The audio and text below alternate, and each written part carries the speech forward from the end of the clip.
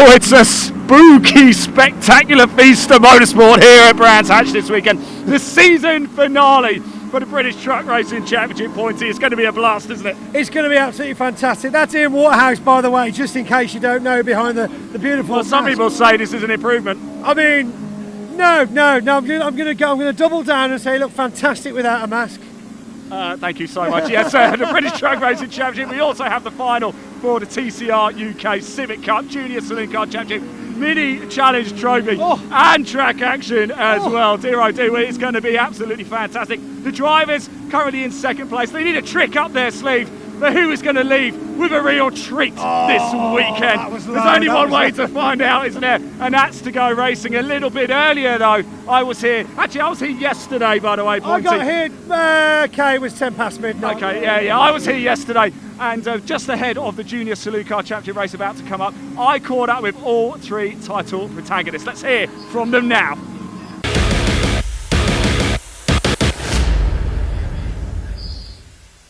So the 2025 Junior Saloon Car Championship comes to a close this weekend at Brands Hatch, and we have three drivers separated by just 17 points. We've got Josh Salvadori, Wilf Butler and Ollie Kerr here. And Josh, you currently sit top of the pile. What would it mean to you if you can get the job done this weekend? It's a pretty good achievement. I just want to make family and team proud, and show that the hard work we put in pays off. Ollie, we'll come to you next as well. If we just pass the mic down there, it's been a season of consistency for you, hasn't it? I think, it has definitely been a season of consistency. Obviously, the beginning of the year wasn't our strongest, but once we kind of fixed all the issues with the car, we kind of took our stride, and we're definitely getting triple pole at Silverstone and Croft. And then obviously consistently staying on the podium has definitely helped us to kind of claw our way back in the championship. What will it mean to you then if you can come out on top this weekend? Obviously, after doing it for 3 years, it'd be quite a special thing to win, and obviously as being a dad and lad kind of team, it'd be pretty special. Excellent. Wilf, we'll come to you now. Of course, you've been lightning fast this season, but perhaps a little bit of bad luck has just dropped you back a little bit. Yeah, I mean, obviously after the last round we had Owen just got back into the championship lead, and then unfortunate failure. So yeah, it'll be hard work for us this weekend, but we'll see what we can do. Anything can happen, and what would it mean to you if you can be the one who comes out on top? Yeah, it would be massive. Like Ollie said, just 3 years in the championship, it would just be such a special way to end it off and make parents proud and team proud. I'm sure they already are proud of you. Josh, let's come back to you and tell us your season highlight in 2025 so far. There might be another one coming up. I don't know, I think we've had some good moments. Triple pole at Donington to start the year, that was a good way to start the year. Thruxton, me and Wilf having some good battles, and last minute overtake to go from third to first, that was a pretty good moment. Good stuff. We'll pass it down, but Wilf, let's come to you as you're in the middle. What's been your season highlight so far? I'd probably say Silverstone circuit, winning there. I mean, it's just an amazing feeling watching F1 drivers race from that track, and having the joy of being there and holding a trophy there is just it's just amazing. Ollie, what about you? I think you might have already touched on one a bit earlier. I think kind of our highlight of the season is getting Silverstone and Croft triple pole back to back. I think that was a pretty cool moment. Right, you've got the microphone, so you might as well hold on to it for a second. You've been with JSCC for a few years now. What's been the biggest thing you've learned in your motorsport journey so far? I think the biggest thing I've learned throughout my career in the JSCC is definitely the racecraft and how to kind of come out of the pits and push straight on.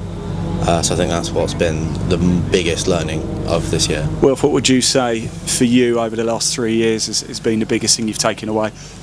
I'd say from when I was younger in my karting sort of years, you learn a lot about racecraft through there, but when you come into JSCC, it's learning how to manipulate like a heavy car around what other people are doing, and just getting pace out of a car. It's completely different to everything. So yeah, it's really learning a lot about weight transfer and all of that. Josh, same question really for you. You've had a bit of time to think about it as well. Yeah, same kind of thing with these two guys, but another big thing is track limits. Yes, track limits.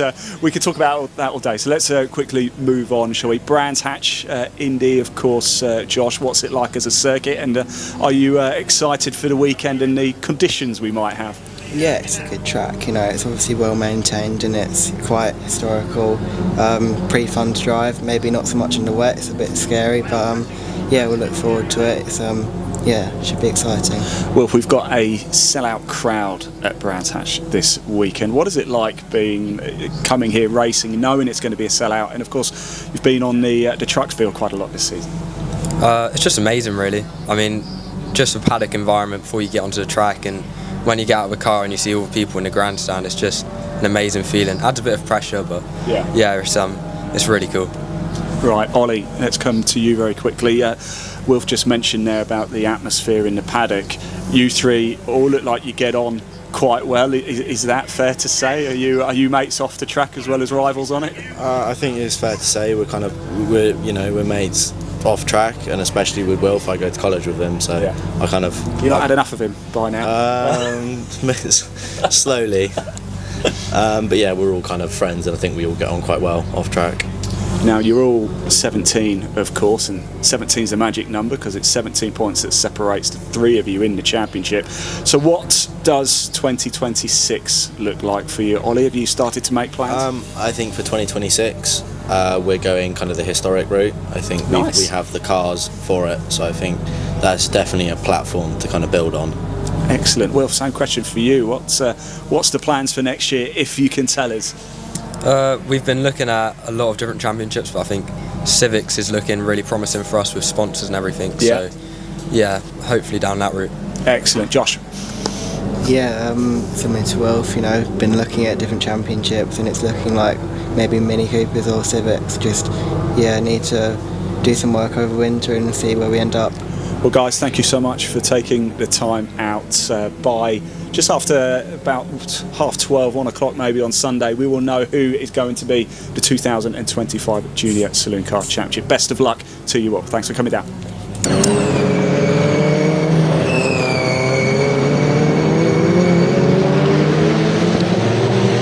To hear from our contenders there in the Junior Saloon Car Championship. It's a very good morning from trackside here at Brands Hatch Race, the home of motorsport in the southeast of England, here on BARC TV for the penultimate time in 2025. Dave Goddard here taking you through the action today.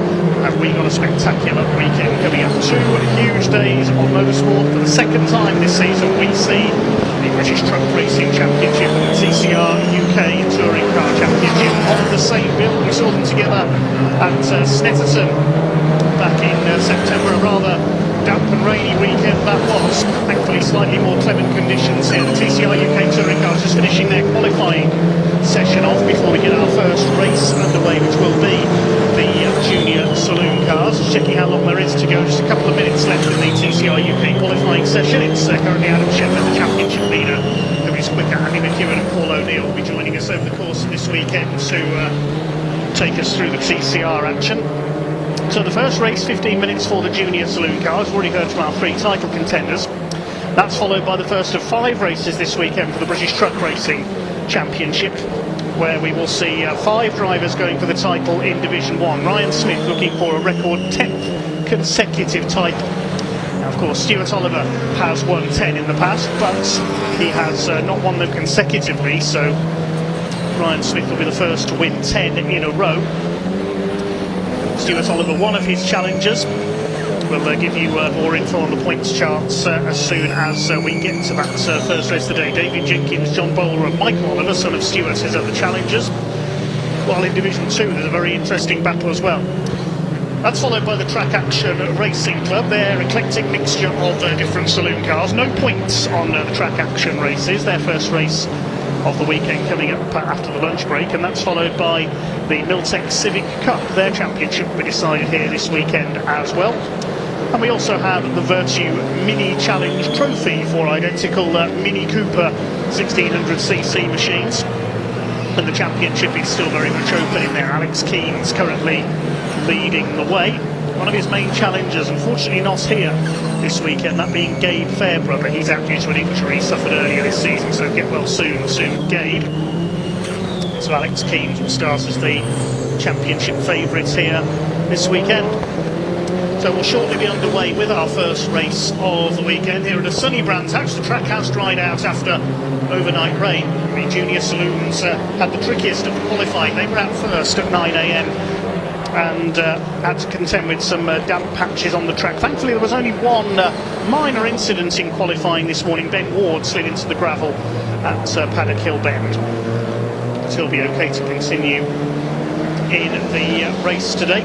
First of 3 races this weekend for the Junior Saloon Car Championship. And we'll just look at the points in that division. It is Josh Salvadori, who we've just heard from, who leads the point standings. He's 14 points clear of number treble 2 Ollie Kerr, with number 70 Wilf Butler 3 points further back in third. So 17 points cover the top 3 in the championship, and it is double points this weekend as well.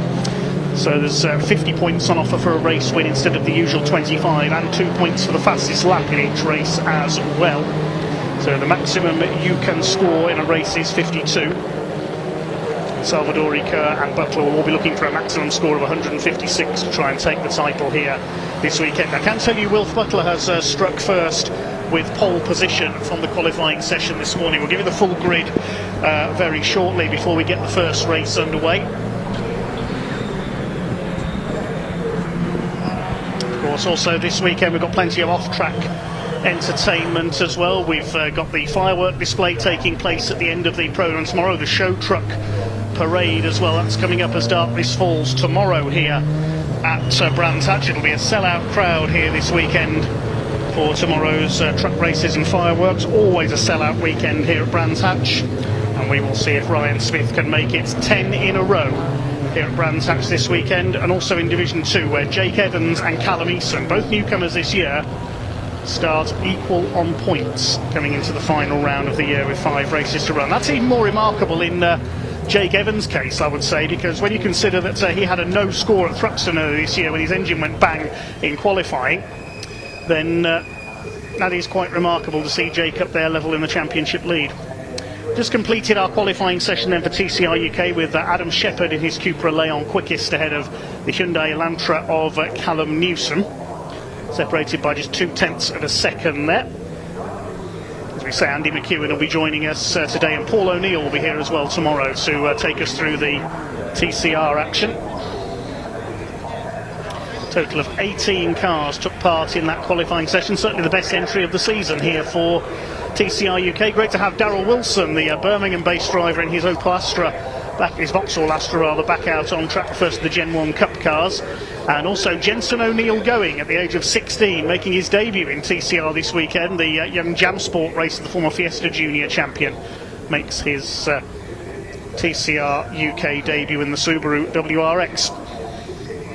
Well, there are the junior saloon cars then in the assembly area, waiting to go out on track for race number 1 of this weekend here at Brands Hatch. Must begin this weekend by saying a very big thank you to all the volunteer marshals who are here this weekend, all the other officials who are present as well, giving up their time so we can go racing this weekend here at Brands Hatch. It's the penultimate BARC TV weekend of the year. Of course, we have the Brick Car into the night race here at Brands Hatch next Saturday afternoon and evening. And I'll be back with you for that one as well as we race into the darkness here at Brands Hatch to round off our season 2025 here on BARC TV. So we should hopefully have, for our first race of the day, the junior saloon cars, we should have 16 identical Citroën Saxos about to make their way onto track. And it is one of our championship contenders on pole. Wilf Butler, third place in the championship. Ben Butler, he races Mighty Minis. Wilf Butler on pole with Louis Austin alongside him. It's one of our newcomers this year. Great to see Louis up there, his best ever qualifying effort on the front row of the grid. And an even better effort, arguably, by Jake Wardle, number 3, to put his car third on the grid. A superb effort from one of the newcomers this season. He's only competed in a couple of rounds. He's only 20th in the championship, so Jake Wardle could be a spoiler here in car number 3. Ollie Kerr will line up 4th on the grid in the Simpson Race Exhaust number treble 2 car. Josh Salvadori, the championship leader, is only 6th behind number 23 Max Scharfegger, so it'll be interesting to see him coming through here in the Lightning McQueen liveried number 110 car. Here's your full grid. Wilf Butler and Louis Austin on the front row of the grid, separated by just a few hundredths of a second. Jake Wardle, an excellent effort, his best ever qualifying up there on row 2 alongside Oliver Kerr. Matt Scharfegger and Josh Salvadori on row 3. Row 4 is Ollie Smith, this year's top rookie, alongside Matthew Swatton in the Kersley Motorsport car. And completing the top 10, Joe Wood in number 7, Martin Wright, last season's scholarship winner in number 14. On row 6 of the grid, number 87, Leon Holly starts alongside 35 of Tom Algar. Penultimate row, treble 3, which is Alexi Powell, alongside 98 Bailey Roberts, the bright green car. And the final row, 42, Sherry Ann Powell, and 64 Ben Ward, who slid off at Paddock Hill Bend in qualifying, but the Kersley Motorsport team have got that car up and running again. He starts from the back. So 16 Saxos out there. Just looking down from my commentary box window, they are all present and correct on the grid, as well as all the officials, recovery crews and so on this weekend. I must say a big thank you to our camera crews as well, in particular our cameraman Elliot, who's up on the roof of the hospitality building alongside my commentary box on the home straight here. It's pretty windy here at Brands Hatch today, so fair play Elliot for braving the conditions up here on high. There's the view from Elliot's camera looking down at the Brabham Straits. Cars plunge into the famous Paddock Hill Bend. They are about to set off on their green flag lap to warm up their tyres. Plunge their way through Paddock Bend, then up Halewood Rise into the right-hander, the 180-degree right-hander at Druids. It's down the hill into the left-hander at Graham Hill Bend, bottom bend as some drivers call it. Then along the Cooper Straits, which is not 100% straight, it curves gently to the left. Then it's into the left-hander at Surtees, the right of McLaren, past the entry to the Grand Prix loop, then through Clearways and Clark Curve to end the lap. So they head round on their green flag, warming up that then, the 1.2 mile Indy circuit in use here at Brands Hatch. There's Ben Ward, back of the grid following his off in qualifying. This will be a 15-minute race. The fastest lap in qualifying was a 1 minute 2.3 for Wilf Butler, so I suspect we will see that bettered here in slightly drier conditions. He's in the white and black car on the front row of the grid. Louis Austin, great to see him up on the front row for I think the first time this season in the green, white and black machine. Will start alongside him. Also in green and black is the number 3 of Jake Wardle, local man from Maidstone, on row 2. Starts alongside treble 2 Ollie Kerr in the Simpson Race exhausts car. Business owned by Matt Simpson, former British touring car race winner, recently made a comeback on the short ovals in National Hot Rods. If you want to follow the live timing for this event, incidentally, you can do so at tsl-timing.com. tsl-timing.com. And watch for Josh Salvadori from row 3 as well, the red car on the outside, starting next to Max Scharfegger, the grey and Dayglow yellow car. First race of a very busy weekend of 17 motor races here at Brands Hatch coming up then. The green flag is waved at the back of the lineup. The revs begin to rise in the 1600cc Citroën Saxo VTRs. Race 1 of the weekend for the junior saloon cars about to get underway. Here we go, down towards Paddock Hill Bend. Good start by Ollie Kerr from the second row. He's out-dragged the number 3 of Wardle. Josh Salvadori slots in behind him. He's already gained 2 places on the run into Paddock Hill Bend. It looks as though Wilf Butler has held his lead from pole position. It's Louis Austin in second place as they head up Halewood Rise for the first time. Ollie Kerr in third place. Salvadori is in fourth. Kerr going for the inside. He's not wasting any time in attacking Louis Austin. He's going to try and go through for second place, and he's done so. Salvadori is up there, but he'll be on the outside for Graham Hill Bend. And Louis Austin holds third place. Jake Wardle has dropped down into fifth from his lofty starting position on P3. There's Joe Wood, the number 7, a little further back in the pack, the orange and black car. They're all round the first couple of corners. Okay, up towards Surtees and McLaren for the first time. First 2 have broken away very slightly there. It will be Wilf Butler who leads the first lap of the weekend here at Brands Hatch, chased by Ollie Kerr. With Louis Austin in third place. Down towards Paddock Hill Bend they come for the second time. Relatively small field of 16 cars, but still plenty of battles all the way down it. Up Harewood Rise they come, the two white cars out in front. It's Butler ahead of Kerr. Here comes Josh Salvadori at the inside, attacking Louis Austin. There's Wardlow's who's lost a couple of places, and a mistake there. We've got somebody off at the back as well. The car that was in the gravel there in the background, I think, is Martin Wright, number 14, that's gone off at Paddock Hill Bend. He's tangled with Leon Holly, I think, the number 87. It's side by side for third along Cooper Straight. Going for the inside is Louis Austin. Behind them, Max Scharfegger. Salvadori will have the inside line for Surtees and McLaren, but I think the safety car is going to be scrambled here, possibly because of that car on the edge of the circuit at Paddock Hill Bend. We'll confirm who it is in a moment. I think it's Martin Wright, the Cornish driver in number 14. Yes, it is. Damage to the front of his car where he's gone into the gravel. So the safety car will be scrambled.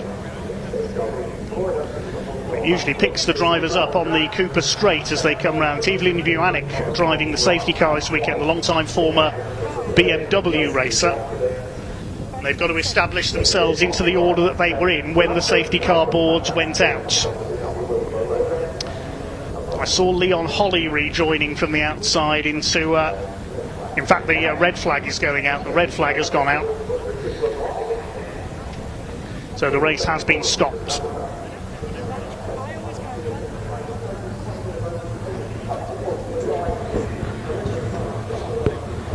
So the marshals attending Martin Wright's car. Try and see again what happened here.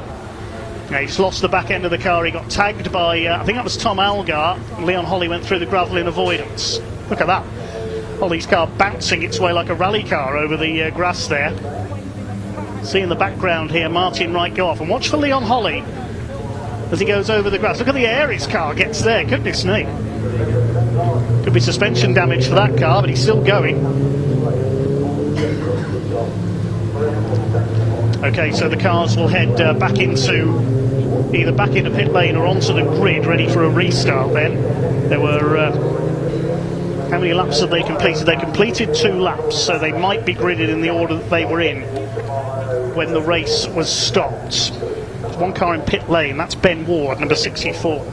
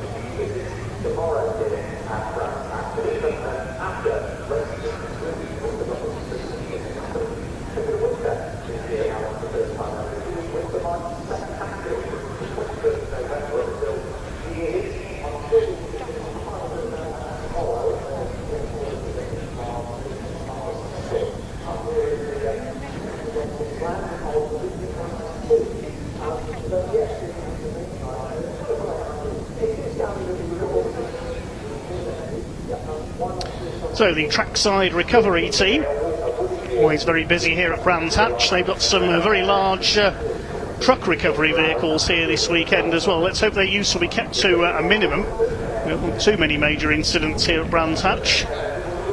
So the flatbed truck being brought in to recover Martin Wright's car, having lost the back end of the car there coming out of Paddock Hill Bend. He spun it, he was clipped by...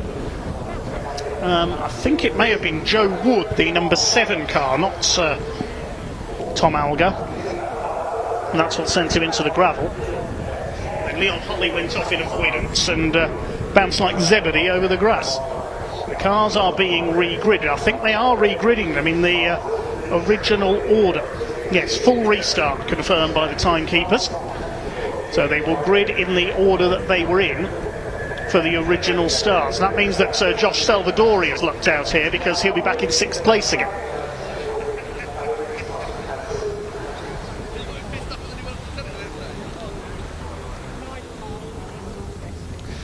Thanks for all your comments coming in on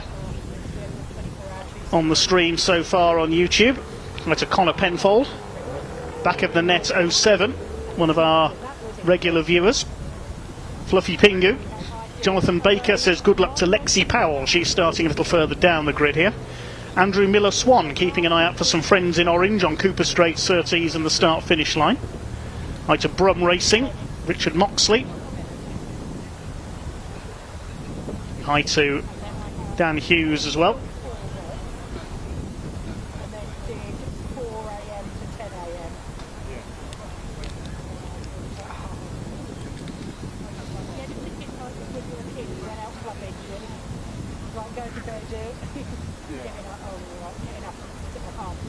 Martin Wright's car is now almost onto the recovery wagon.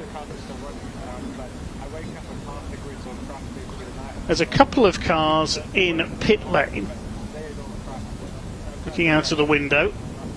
Ben Ward is one of them. And Wilf Butler's pulling into the pit lane as well.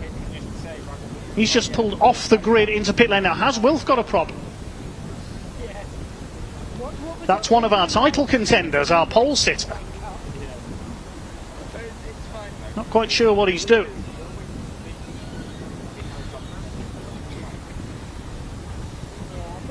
I really would love to do something different, something more, something to do. I mean, like I say,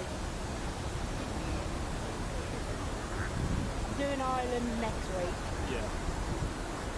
which is classified as being abroad because it's Southern Ireland. But it's done that much what you can. Yes. Well, I think so. But we've had to submit a one of them working abroad letters. We had to get one of them to send to them because it was like it's an international service. Because it's not my United Kingdom. Which when I we're going to do it over.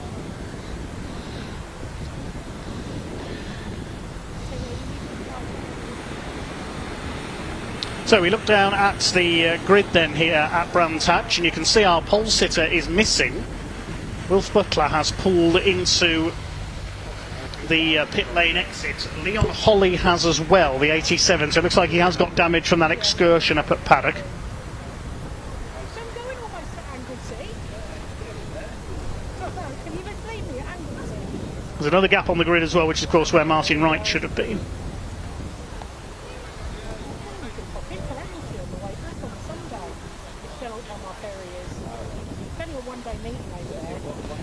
So if Wilf Butler has dropped out, that's going to possibly drop him out of championship contention. I've never been to Ireland. If a ferry's not till late in the day, then I think.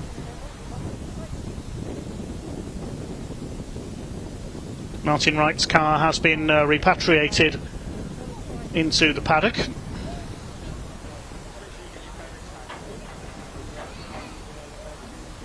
Hopefully he'll be able to repair that damage for race 2, which is coming up later this afternoon at 3:15 PM. It is scheduled.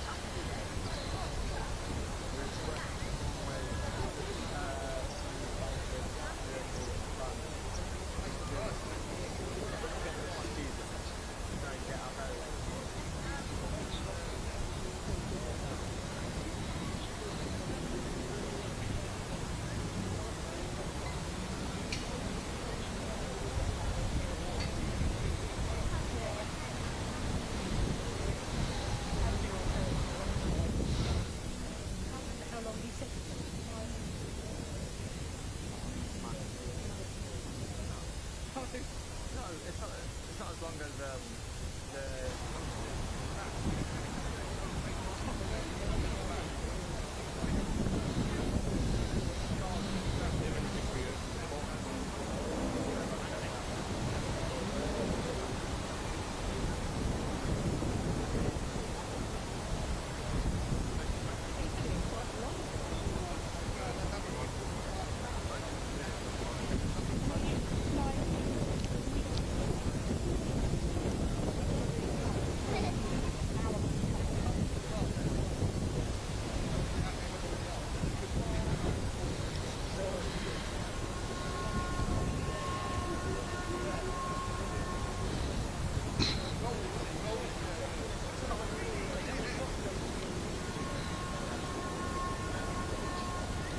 Well, there is Ben Butler's car. I think he is going to restart from the pit lane. You can see he's lined up there behind Ben Ward.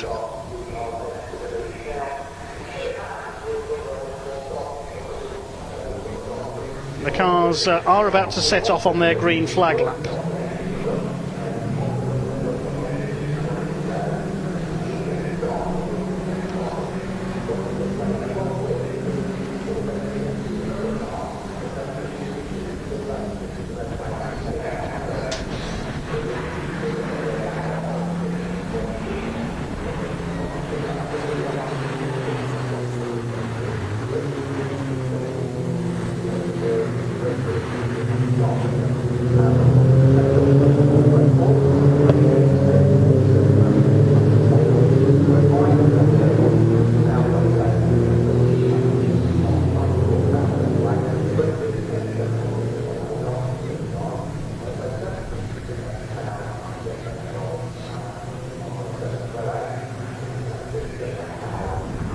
Shortly to line up for the second attempt at our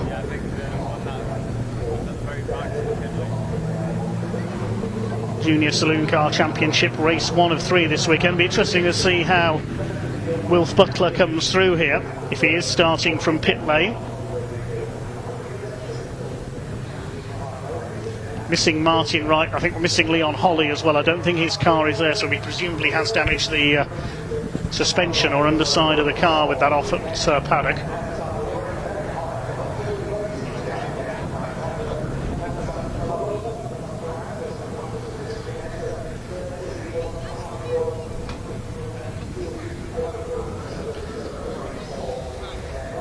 So up to the grid they come. There'll be Louis Austin on his own on the front row this time.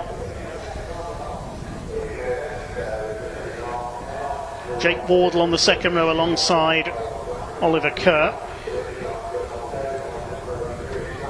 And Matt Scharfecker and Josh Salvadori on row 3.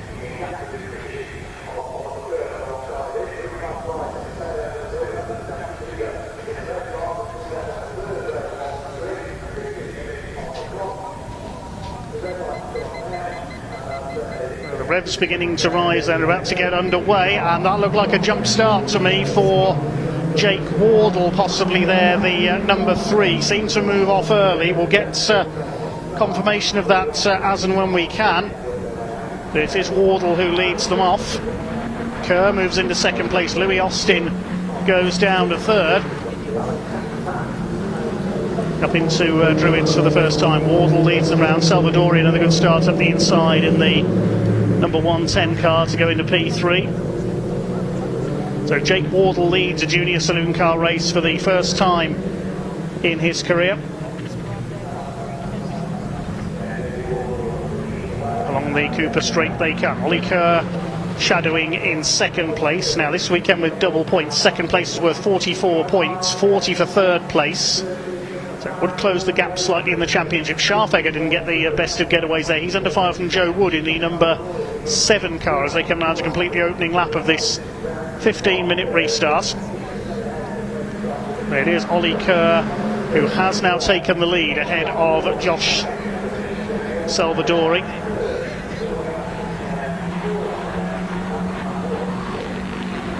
Through Paddock Hill Bend they come, couple of cars sliding out wide. It is Kerr who leads the way. Battle is joined between the championship contenders at the front. Wardle shadowing them in third position. Then Austin in fourth. Ollie Smith rounds out the top 5, brother of Harry Smith, who won the championship last season.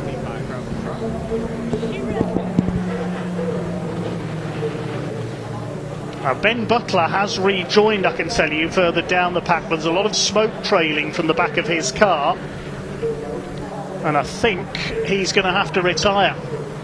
So he'll just get the couple of points for starting the race, and that could have spelled the end of his championship hopes. So Wilf Butler rather, I think has pulled off at the end of that lap. I saw out of the window Wilf Butler.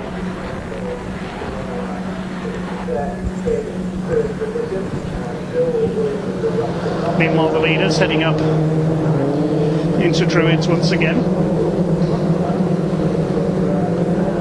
Josh Salvadori continues to shadow Oliver Kerr for the lead.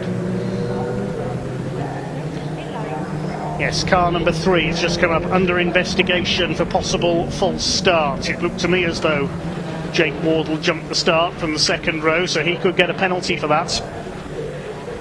4th place behind him is Austin. There's Smith in 5th. And Matthew Swatton in 6th position in the red, white and blue, the Kersley Motorsport car. So Wolf Butler will go down as a DNF there. He'll get just 2 points for that, with his car having unfortunately gone up in smoke. He's pulled into the pit lane. And that, I think, could well write him out of the championship at the end of this race. His 2 rivals up there at the front, Kerr ahead of Salvadori. Wardle still there in 3rd. Confirmation, Wardle will get a 10-second penalty for a false start. So he did jump the start, so Jake Wardle in 3rd place. A 10-second penalty. 4th place behind him, that's Louis Austin, then Ollie Smith, Matthew Swatton. Then there's a gap back to Max Scharfegger, who's under fire here, side by side in 2 surtees with Joe Wood. Tom Algar is next, then Sherry Ann Powell, then Lexi Powell and Bailey Roberts, the bright green car, in behind them in 12th position. Ben Ward rounds out the field.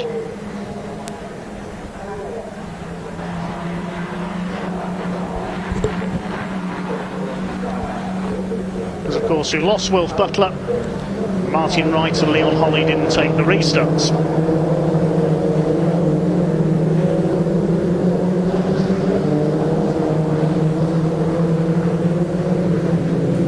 Ollie Kerr continues to lead. The rest of the pack comes down from Druids into Graham Hill Bend. There are the leaders.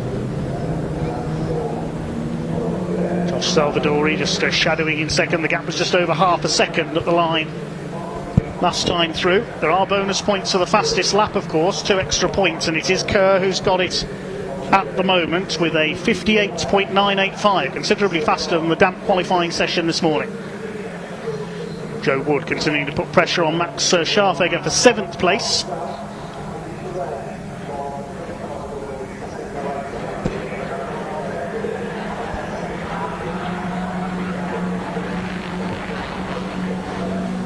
Leaders up through paddock for the 6th time. Another new fastest lap that time through, 58.908 for Oliver Kerr.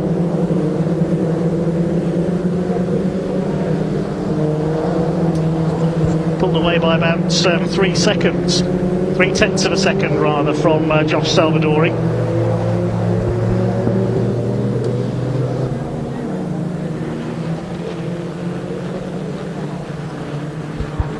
Just seen out of the window, Wolf Butler's car heading back into the paddock, unfortunately. Could that be the end of his championship?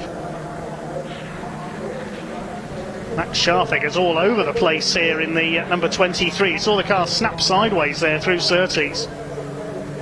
It's like he's got some damage to the right front of the car. Is he heading for the pits? Yes, he is. Something's broken there on the number 23. So another potential front runner in trouble. The gap is up to over a second now between Kerr and Salvadori. Wardle's still there in 3rd, but he'll drop down to about 8th or 9th place when that 10-second penalty is applied for jumping the start. So Louis Austin will inherit 3rd place. There goes Lexi Powell, daughter of Stephen Powell, truck racer. They live just down the road, literally from Brands Hatch, in Rootham Heath.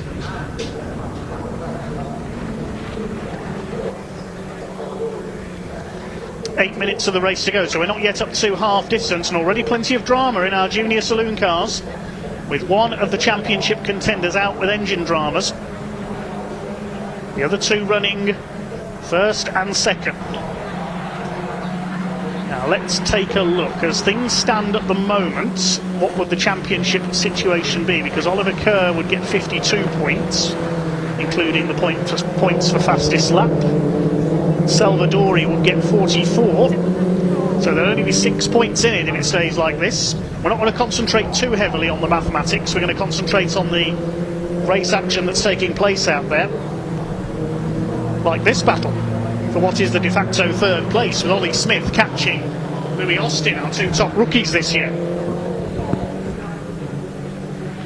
They've got Matthew Swatton not far behind them as well in the Kersley Motorsport car. We saw Harvey Kersley racing in this series last year. His father Alex prepares the cars. Ollie Kerr continuing to lead the way. There's the other Kersley Motorsport car, Ben Ward, at the back of the field. The leaders are coming up towards Paddock Hill Bend. Down the roller coaster section, you can see Ollie Kerr has pulled away on that lap quite considerably. The gap is now 1.25 seconds. Still Kerr has the fastest lap, and we'll get the 2 bonus points.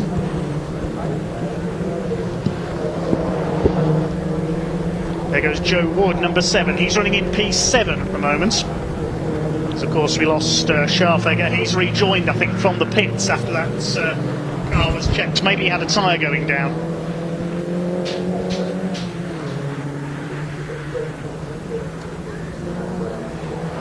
Smith being reeled in now by the Kersley Motorsport car of Swatton. He's quite a way clear of Joe Wood by about 7 seconds. There's Wood. Behind him, Tom Algar, the number 35 in 8th place. Sherry Ann Powell and Lexi Powell round out the top 10.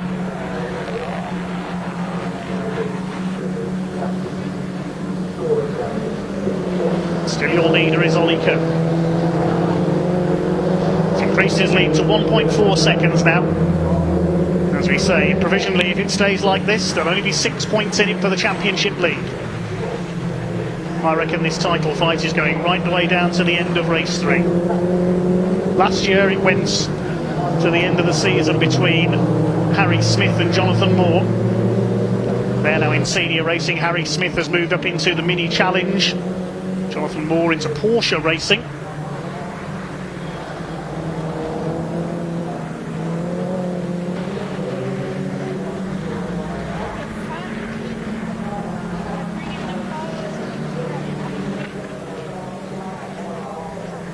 There's Lexi Powell, number treble 3. Certainly a learning year for her. She's chasing Sherry Ann Powell.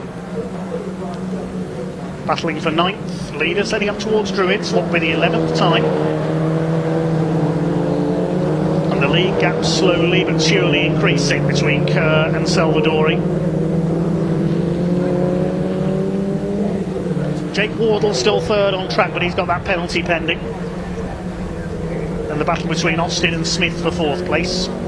Swatton in 6th.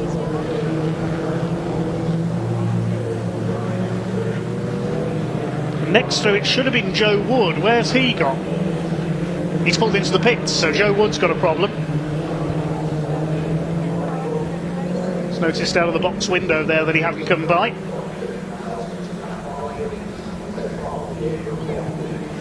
There's the bonnet up on Joe Wood's car, unfortunately. Looks like he could be out of the race.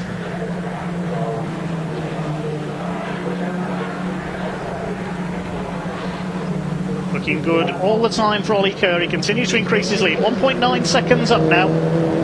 Salvadori in 2nd. There's Wardle. Here's the fight for 4th. Chased by Matthew Swatton.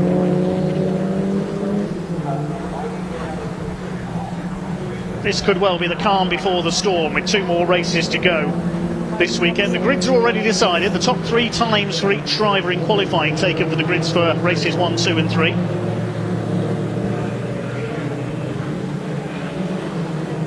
Louis Austin still holding off Ollie Smith. His brother Harry won the title last year. There's Tom Algar. He's now 7th for the demise of Joe Wood. The Powells 8th and 9th. Bailey Roberts in the car his brother Kyle raced last year, rounding out the top 10. Ben Ward is now 11th. And Matt Scharfegger is still running, but a couple of laps down after his pit visit.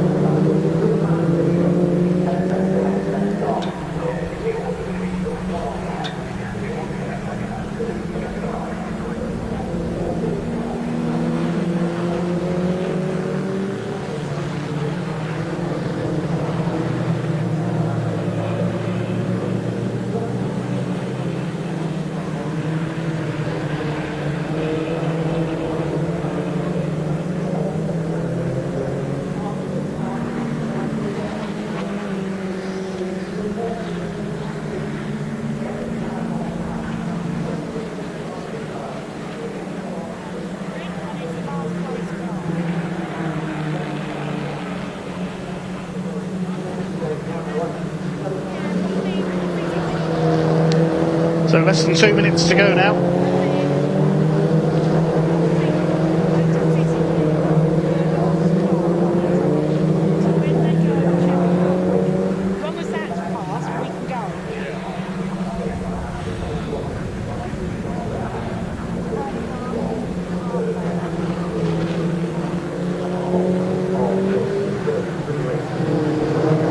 Between the Powells, Sherry-Ann under fire from Lexia, and a quick look up the inside there into Druids. That's for 8th place. Matthew Swatton has got a penalty as well, 5-second penalty, presumably for exceeding track limits one too many times. I did see him get the black and white driving standards flag earlier on. Less than 1 minute to go now. The last lap board is being prepared for our leader Oliver Kerr.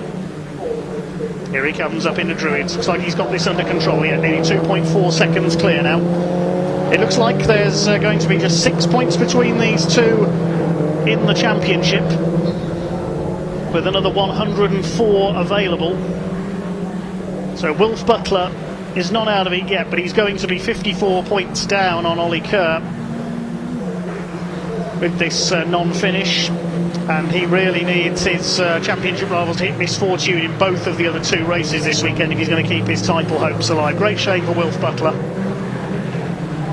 It is going to be a win for Oliver Kerr.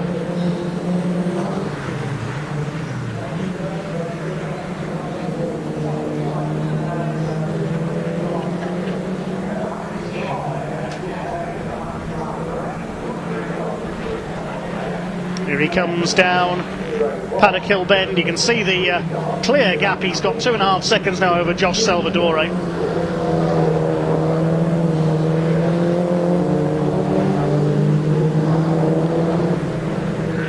Down to Graham Hill Bend for the last time.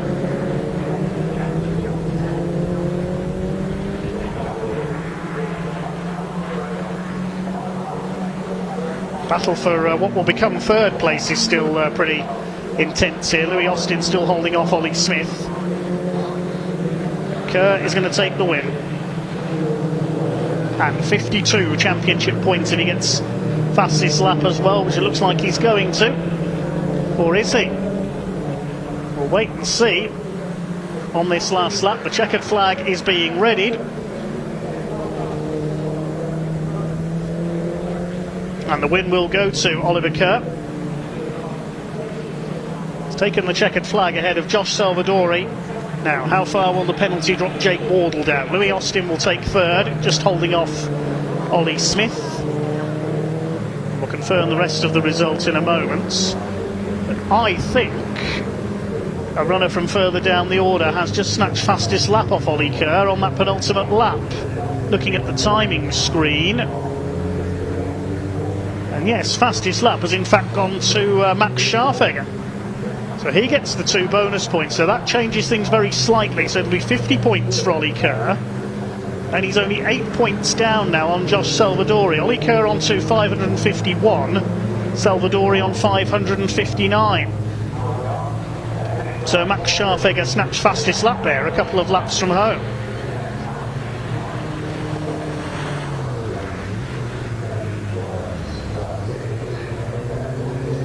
2.9 seconds, the eventual winning margin for Ollie Kerr over Josh Salvadore. Louis Austin completes the top 3 ahead of Ollie Smith. Matthew Swatton completes the top 5. Jake Wardle's penalty for jumping the start drops into 6th position. Great shame for Jake. Then Algar, the Powells and Bailey Roberts round out the top 10. Ben Ward 11th. Max Scharfegger rejoined to take 12th place and set the fastest lap as well. We lost Joe Wood and sadly we lost Wilf Butler as well, and a couple of cars, of course. Martin Rice and Leon Holly didn't take the restarts.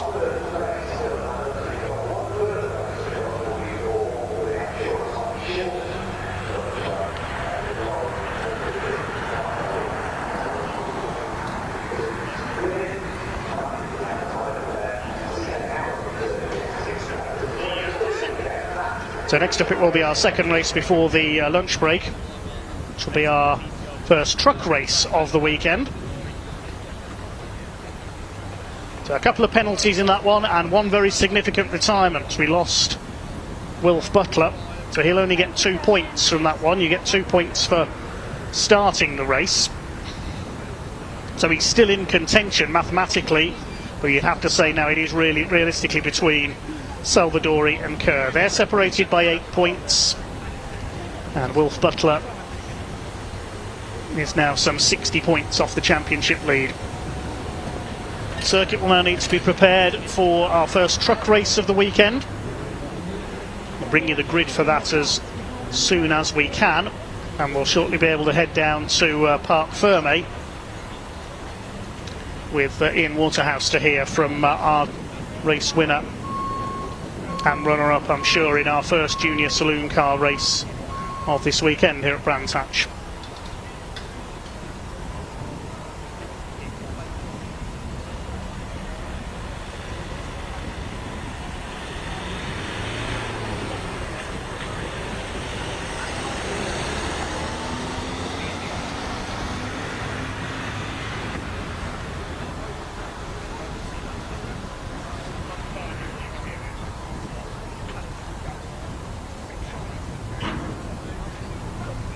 Yes, hello everybody, welcome down to Parc Ferme for the first time today. We're not too sure where our top three are, but what was quite important in that race was Max Scharfegger actually took the fastest lap, so we'll grab a quick chat with him whilst we do wait for our outright top three to come in as well. Max, you seemed pretty determined there, didn't you, to get the fastest lap, and you got it. Yeah, I was pushing quite a lot. I'm quite glad I got that. Because you're right in the mix for the rookie trophy, not quite where you wanted to finish on track. In fact, quite a bit of work still to do, as if you need a lot of luck to go your way later today and tomorrow, of course. But I think with that, you might have just about kept yourself in the hunt. Yeah, hopefully, yeah. What did you make of the race? It was quite hectic, wasn't it? Yeah, it was very hectic. I had to come in halfway through because I had 2 punctures on my right-hand side. And then once I got back out, it just turned into a time attack. Excellent. Well, look, well done anyway. At least you got something out of it. Top man, Max Scharfegger, fastest lap of the race there. We've got the trucks heading out. Let's just stay with us a little bit longer if we can. These two had a good battle, didn't they? Sherry Ann Powell and Lexi Powell. Girls, you had a great race, Anna. You were going toe-to-toe, weren't you? Yeah, it was odd. good. That was odd. Did you? Yeah, but you enjoyed it, right? In fact, I saw you, Lexi, this morning qualifying power sliding around Graham Hill. That was scary. As the season's gone on, though, you seem to have really got to grips with the car. Yeah, much better now. Excellent. Sherry, you enjoyed yourself? Yeah, I enjoyed myself. It was hard. Excellent. Thank you so much for talking to us. We don't have our top three. We will catch up with them a little bit later, though, of course. We believe it's down to 6 points. Ollie Kerr, of course, taking the win there. Josh Salvadori in second. The top two in the championship going toe-to-toe. Let's hand back to your commentator, Dave Goddard, right now.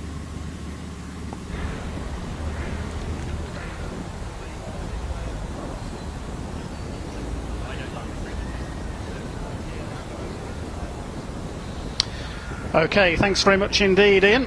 It is now time for our first big rig race of the weekend. The circuit is just being set up, and well, we have no fewer than 5 title contenders in Division 1, and in Division 2, of course, our 2 leaders are level on points heading into this weekend. What a weekend this promises to be for the British Truck Racing Championship for their grand finale.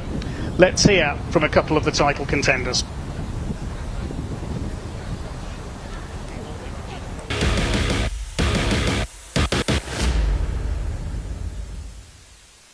Right, the British Truck Racing Championship draws to a close this weekend at Brands Hatch, and it is going to be a blockbuster event. I'm here with your current championship leader, Ryan Smith, and the man who's trying to hunt him down, Stuart Oliver. It's quite significant, this as well, because if Ryan does take the title this weekend, it'll be a 10th successive title, which will also draw him level with you, Stuart Oliver, into the all-time record books as well for titles. So, Ryan, what will it mean to you if you can get the job done this weekend? Well, look, Stuart's been in the sport a long time. You've missed one important thing out. Stuart's also the European champion as well. So, you know, well, Stuart's been there, done it. He's been in it a while longer than me, but, you know, even at his ripe age of 55, he's still flying. But, you know, for me, it's Stuart will probably say the same. It's deja vu. We've had this for. He had some incidents, crashes near the final before. With Dave Jenkins the same. We've been there before, and you know we're going to try and get the job done. We're going to be safe on track to finish first. First you must finish. Yeah. And if we let anything slip, Stuart will be there, and Dave and Michael behind, and the rest of the championship. It's picked up. It's leaps and bounds ahead of where it was, and yeah, it's all to play for tomorrow.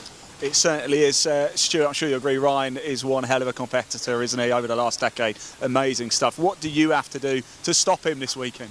Yeah, I've just got to do my bit, you know what I mean? I've just got to race. There's quite a gap, but you never say never. Like Ryan rightly said, to finish first you've got to finish. Yeah. You know, I never want to see somebody lose points or positions through breakdowns, accidents, whatever. You know, we are here ultimately to put a show on. You know, British truck racing has gone up and up over, you know, Ryan, myself, Dave, all the competitors. You know, I think it's fair to say we've brought the level of the championship up, and you know, we all know it's a sellout this weekend, so we must be doing something right. And I think it's because we put a show on. You know, I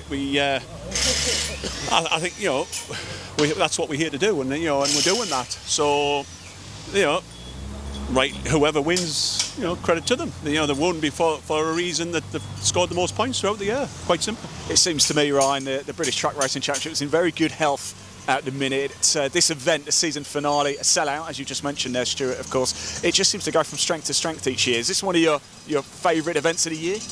Yeah, of course, it's the grand final, you know, but if you go back to Le Mans, you know, we are putting a really, really good show on as a championship. We all need to take credit, and the promoters as well, and Bach. But, you know, tomorrow it comes down to, like Stuart rightly said, you know, the best man will win over the weekend, and the points table at the end of the year don't really lie. So look, Stuart's probably the same as me. When you've won it as many times as he's won it, and won it as many times, of course the desire for both of us is probably going to still be there to want to win it that much. But you know, we've got used to it now, and there's a little bit less stress. You asked me 5 minutes before race one tomorrow morning, and that might be different. I'll leave that to Pointy. But now standing here, I'm calm. I know what we have to do. You know, the championship's fierce. We just need to concentrate on our job, and the rest will take care of itself. Guys, I really appreciate you taking the time out of your day. Thank you so much. Best of luck, Ryan. Best of luck, Stuart. And yes, here we go. The British Truck Racing Championship season finale about to get underway.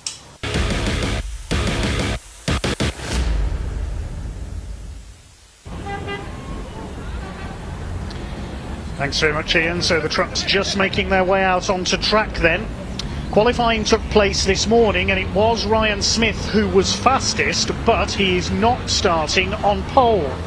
Ryan was docked 3 places on the grid for overtaking under a yellow flag during the qualifying session, so perhaps the first controversy of the weekend has already taken place. The front row then will be number 69 David Jenkins, the man who's third in the championship, alongside number 33 Neil Yates. Ryan Smith lines up on the outside of row 2 in his Daimler Freightliner alongside 101 Martin Gibson. Row 3 is Stuart Oliver, looking for title number 11 today, and he starts alongside the number 11 truck driven by Nathan Smith, son of David Smith, who normally races that machine. Row 4, number 95 is Ricky Collett, and he starts alongside Adam Bint. Good to see the number 5 machine back out there. Row 5 is number 12, Michael Oliver. That is the son of Stuart, of course, alongside 3, Stephen Powell, local man from just down the road from Brands Hatch. Row 6 of the grid will be number 86, Tom O'Rourke, and 14, John Bowler, whose team has worked overnight to change the gearbox in his MAN after a failure yesterday in practice. Then we've got on row 7 our 2 title contenders in Division 2, equal on points heading into this one. Callum Eason, number 26, and number 10, Jake Evans. Dutch visitor Willem Bredek in his Volvo comes over for this event every year, starts alongside number 96 of Bradley Harvey.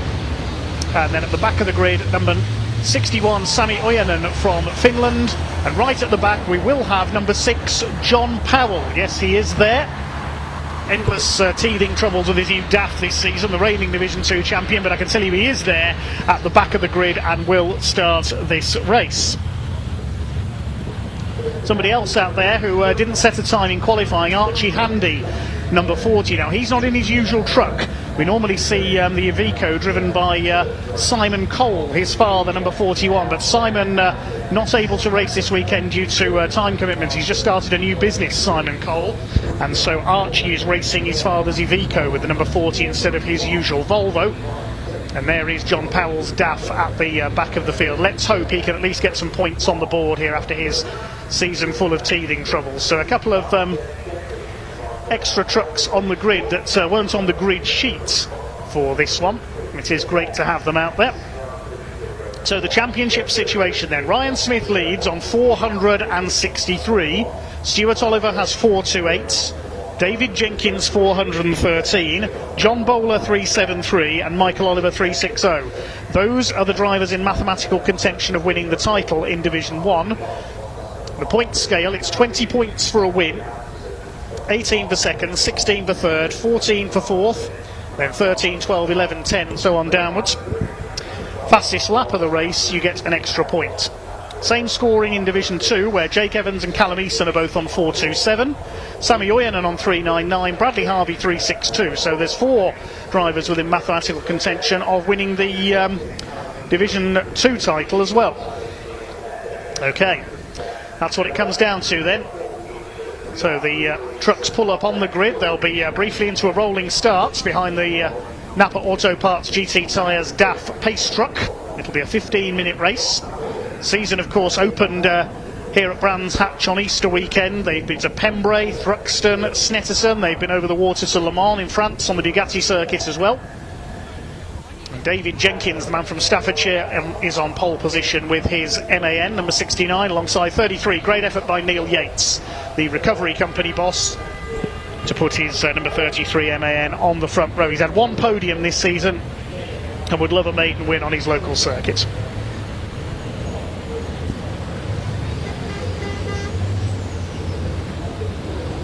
So off they go on the rolling lap then. Looks like we've got ourselves a convoy here at Brands Hatch. And there's certainly been, well, we're going to have a firework display tomorrow. There's certainly going to be some fireworks here from the British Truck Racing Championship. Big thanks to all the partner sponsors of the championship as well. There's quite a list of them. They are Napa Auto Parts UK, GT Tyres, Neil Yates Recovery, their boss is on the front row. MB Commercial, that's Tom O'Rourke's business, Scotsman. Total Care, Sylvie Fleet Management, BWOC, suppliers of sustainable fuels, that's all these trucks run on. Transport Monitoring Solutions, Truck and Driver Magazine, Freyhaft Trailers, Valvoline Oils, LTS Global Solutions and Rydam Universal Limited, who are the race wheel supplier. Tracking field of 19 trucks out there. And I'm really looking forward to this one. A 15-minute race to kick off the final weekend of the season for the British Truck Racing Championship. How long is it going to take Ryan Smith to come through from 4th on the grid? He'll be fired up, ready to channel his aggression into this first race of the weekend, as he always does, following that penalty after qualifying, where he was penalised from 1st to 4th on the grid for overtaking under yellow flags. There's Stuart Oliver in the second of the bonneted trucks, the number 7. These trucks weigh around 5 tonnes. They have over 1,000 horsepower under the driver's right foot. And this is going to be something very special indeed.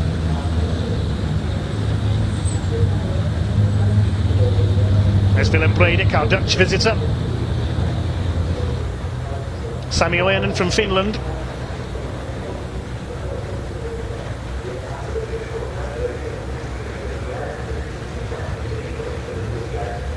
So into pit lane comes the pace truck. We're about to get this one underway. David Jenkins and Neil Yates on the front row of the grid. Hell about to be unleashed on the Brands Hatch Indy circuit as the revs rise. Over 19,000 horsepower is unleashed down towards Paddock Bend. Good start by Ryan Smith from the second row up into third, but it'll be David Jenkins who leads around the first corner. Are they all going to make it round? Jenkins runs a little bit wide. Neil Yates trying to get a run on the inside. Here comes Ryan Smith in third. It's Martin Gibson in fourth place. One truck ploughing off. That's Bradley Harvey, the Division 2, number 96 in John Powell's old truck. It looks like everybody making it round. Great to have Adam Bint back out, the number 5 Mercedes. Missed the last couple of rounds due to budget constraints. Battling with Stephen Powell there in the number 3. But they've all made it round the first couple of corners. Tom O'Rourke out onto the grass there briefly as they came through Graham Hill Bend. Bradley Harvey, I can tell you, has rejoined at the back of the field. Tom O'Rourke attacking Stephen Powell, who didn't get the best of getaways there. Behind them, John Bowler on the back foot heading into this one after that gearbox failure in practice yesterday. Stuart Oliver ahead of his teammate Martin Gibson. There's Ricky Collett, always goes well here at Brands Hatch, and round the outside goes Stephen Powell ahead of Adam Bint, but there's a fair bit of smoke trailing. I hope that truck of Stephen Powell's not leaking fluid there, the number 3. Last thing we want is everybody skating off going into Paddock Hill Bend. Still your leader is David Jenkins. Ricky Collett side by side with the number 11, driven by Nathan Smith. No relation to Ryan Smith, incidentally. Nathan is the son of David Smith, who's been racing that truck for the duration of this season. Well, I believe it's Nathan in the truck. It was David listed in the programme, but Nathan on the grid sheet. He's under fire there from, I think that's Michael Oliver in the number 12. David Jenkins leads the way then from Neil Yates, who's coming under fire now from Ryan Smith. Can Neil Yates hold off the championship leader, the man looking for title number 10 in a row? I don't think that's ever been done in British motorsport. Stuart Oliver's won 10, but he took a year out in the middle of that run to win the European Championship. There have been rumours of Ryan Smith moving on to race in the FIA European Truck Racing Cup, but again, all depends on budgets and time. Truck racing, a very big budget sport. There's a feature on the championship in Motorsport News this week, so you can find out more info. Then it's the Team Oliver trucks in behind Ryan there. That's Stuart Oliver 4th. 5th behind him is Martin Gibson. Then I get back to Ricky Collett, the heavy haulage boss from Lincolnshire, from Yorkshire rather, in 6th position.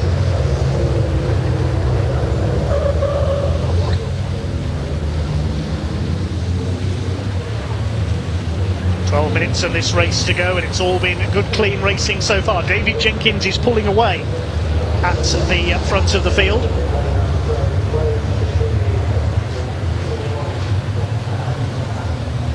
Across the line they come. Neil Yates still holding on to 2nd place in the number 33. It's an impressive drive by Neil on his local circuit.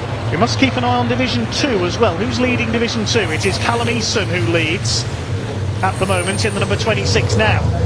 If he can stay in front in Division 2, that will put him into the lead of the championship by just a couple of points. Of course, we've got to keep an eye on who's going to take fastest lap for the extra point in Division 2 as well. Fastest lap at the moment in Division 1 for the more powerful trucks is with David Jenkins.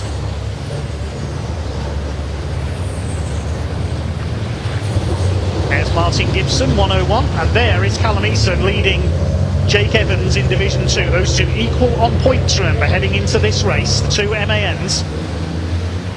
Callum Eason, both his parents have raced trucks, Wayne and Joanne Eason. Callum in his first season driving, well, I think he's the ex-Andrew Fulcher MAN.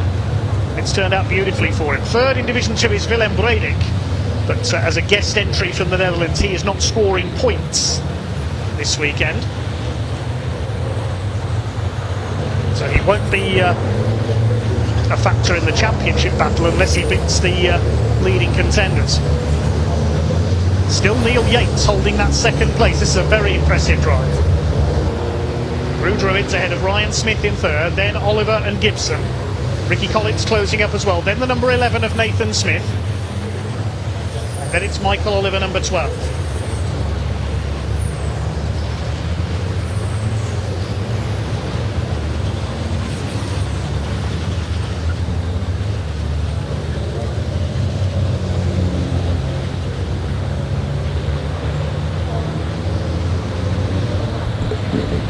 10 minutes of the race still to go.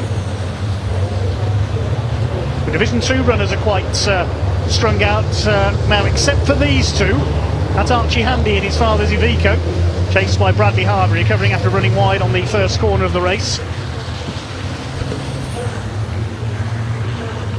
And they are battling for 17th overall out of the 19 trucks who started. John Powell, I can tell you, is still running. He's been into the pits in the meantime. They're still teething troubles with the DAF. And now Ryan Smith is starting to turn up the heat on Neil Yates for that 2nd place. He could have a look here running into Surtees, try and go through, but Neil Yates closes the door. You don't want to run over the grass there.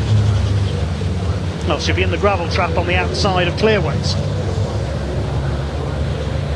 It's all allowing David Jenkins to get away at the front of the field.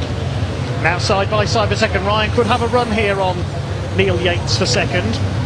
They're nearly 5 seconds behind David Jenkins, but of course the top 3 in Division 1 in the Championship have to run with air restrictors on their turbos, NASCAR style, to inhibit their performance slightly and make things a bit more even. I think that is affecting Ryan Smith here, although he's up the inside into Druids. He could get P2 here. Has he done it? Yes, he has, up into second place. It's taken him till lap 7, but Ryan Smith now up into second. And now down to the business of trying to catch David Jenkins, who's nearly 5 seconds up the road. Just over 8 minutes of the race to go. This is going to be certainly a heck of a chase for Ryan Smith. Stuart Oliver still 4th, Martin Gibson in 5th. Here's a battle further back. This is Adam Bint in 11th place and 11th in Division 1. John Bowler behind him. John Bowler seeing his championship hopes ebb away with those gearbox problems in practice yesterday. Team worked all night to replace the gearbox on the number 14 MAN. There are the Division 2 leaders. It's still Callum Eason. Jake Evans has been ahead of the points in Division 2 for pretty much the whole season. And now seeing Callum Eason about to snatch the championship lead away from him. Smith in the number 11 up there on the outside. That's Nathan Smith battling with Michael Oliver and Ricky Collins.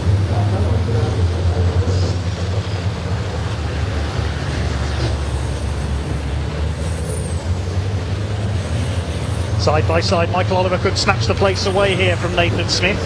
He's going for P7. And for race 3, of course, of the weekend, the top 8 in this race, the results are reversed to give the grid. So P8 starts from pole. And so this lot possibly fighting for pole position for race 3 of the weekend. Race 2, it will be the second fastest times from qualifying. Ricky Collett now being pursued by Michael Oliver.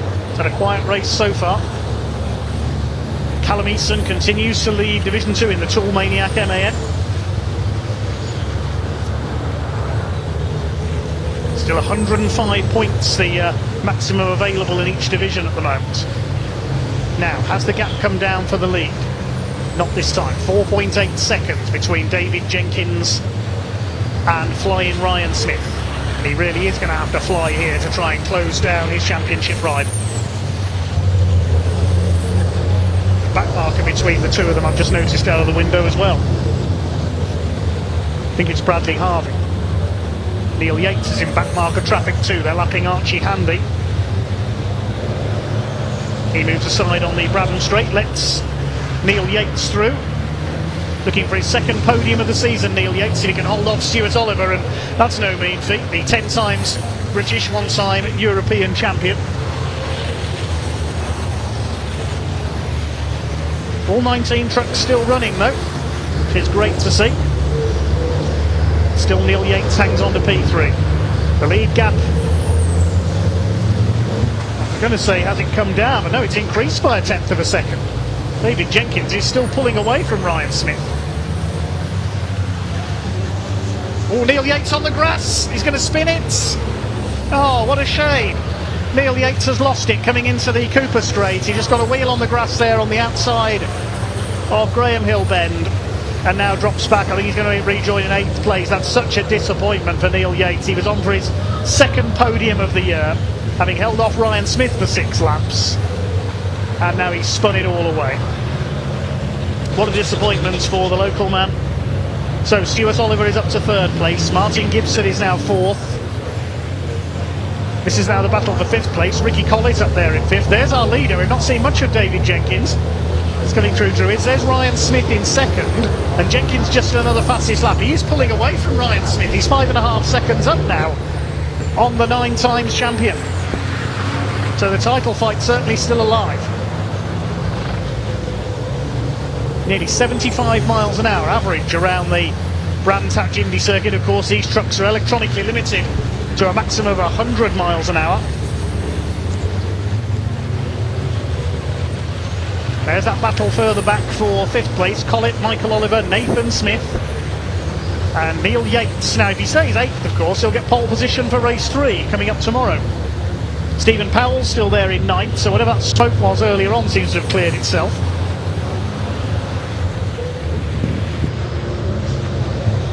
Trying to have a go at Michael Oliver. Michael Oliver having a go in turn at Ricky Collett, the truck racing veteran from Halifax. I don't think they're going to catch David Jenkins. 3.5 minutes of the race to go. Looks like he's got this one, barring any major disaster. He's got this race in the bag. Look at this, 3 of them, almost 3 wide going into Druids there. Collett, Michael Oliver, Nathan Smith having a terrific fight. Now it's 4 because Neil Yates, the recovering number 33, is up there with them. Through Graham Hill Bend.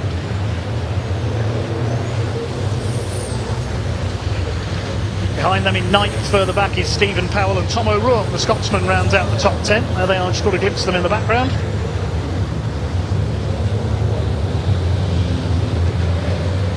David Jenkins still leads by 5.5 seconds. The MAN pilot who started on pole is heading for victory.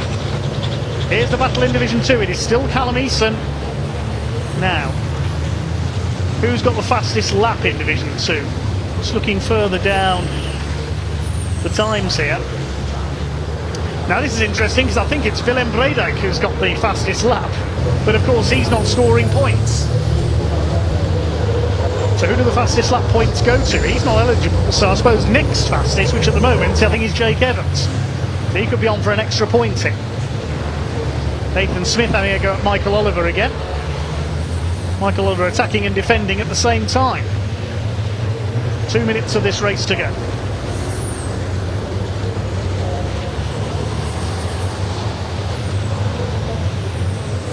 Can Ricky Collett hang on? The 5th position. Not been the best of seasons for Ricky. He missed the opening round at Brands Hatch because his engine wasn't ready. The best result he's had this year is a 3rd at Le Mans. David Jenkins has lapped several of the Division 2 runners. He's got past Sammy Oyanen there, the Finnish driver. There's Ryan Smith, just got a glimpse of through Druids.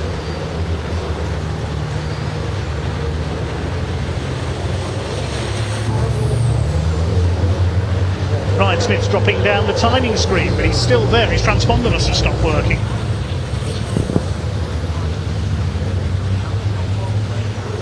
There he is.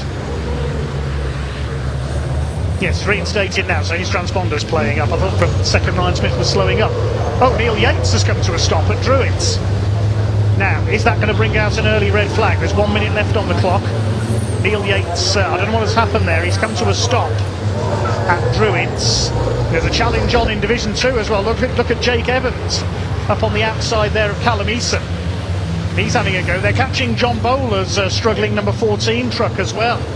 And they'll be hoping he doesn't get in their way as they come into the Cooper Straight here, because John clearly suffering with problems here.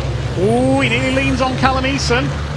Get out the way, says Callum. I'm fighting for my class lead. He's got round the MAN there, and now Jake Evans has got to get past him as well. It's all playing into the hands of Callum Eason. There's only a few seconds left on the clock now. I think they're coming round to start the final lap this time.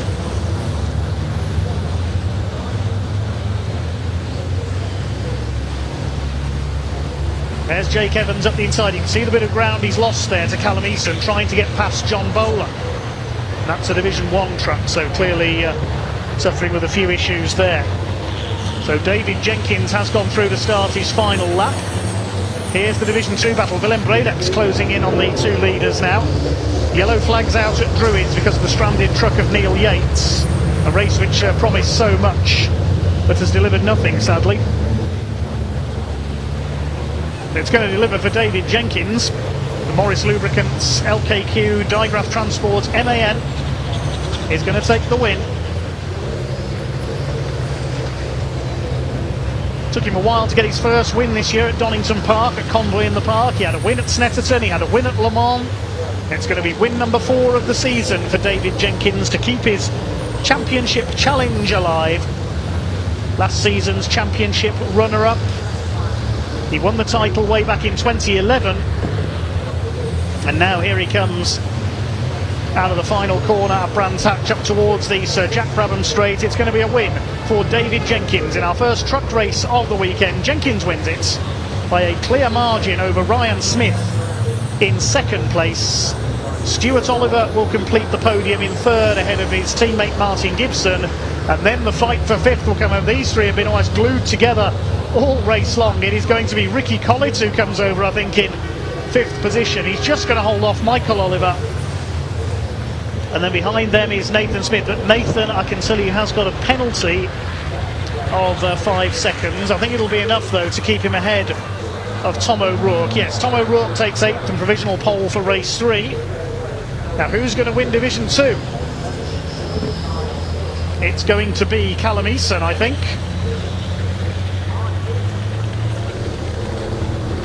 Here he comes out of Clearways and Clark Curve for the final time, and Callum Eason draws first blood in the Division 2 battle ahead of Jake Evans, and Willem Bredek comes over in third, and they beat John Bowler, who's struggling again with his MAN. So we'll put the points into the spreadsheet shortly and try and work out who has taken what chances in the championship. David Jenkins got fastest lap as well, so it's 21 points for Jenkins, 18 for Ryan Smith, 16 for Stuart Oliver.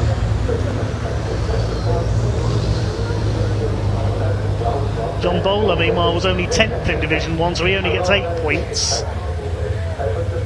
And Michael Oliver was 6th in Division 1, he gets 12. So Ryan Smith is on 4.81, Stuart Oliver 4.44, David Jenkins 4.34 by my calculations. Another 84 points up for grabs.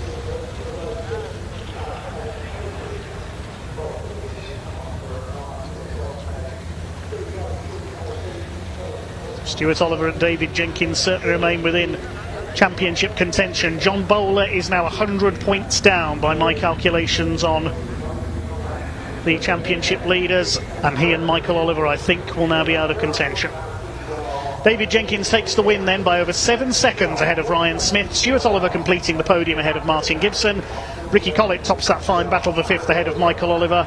And the penalty for Nathan Smith, in fact, does drop him back into 9th position. Stephen Powell takes 7th, Tom O'Rourke 8th and provisional pole for race 3. Adam Bint rounds out the top 10, then Callum Eason defeats Jake Evans to win Division 2. Willem Bredek takes 3rd, but of course he doesn't score points. John Bowler next home, struggling with the MAN. Behind them Sammy Oyen and Bradley Harvey. Archie Handy was the final finisher. We lost Neil Yates up at Druids, and John Powell pulled into the pits. 17 trucks go the distance in our first truck race of the weekend. We'll await Pointy down in Park Ferme shortly to have a word with some of the drivers, and then we head into our lunch break here at Brands Hatch.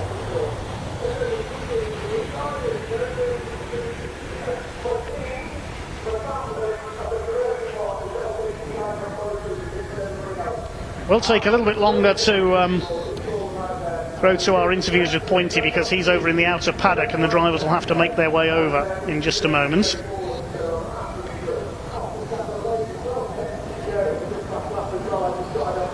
In the meantime, I will work out the points in Division 2. So 20 points go to Callum Eason, 19 I think to Jake Evans, because Jake got fastest lap.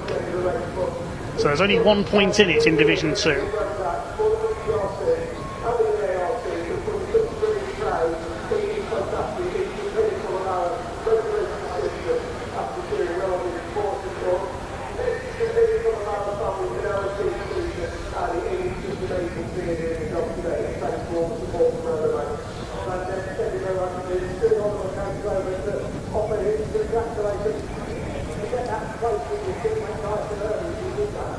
So it looks like provisionally there's just 1 point in it in Division 2. And in Division 1, I think Ryan Smith's lead over Stuart Oliver is now 37 points. So no titles decided yet.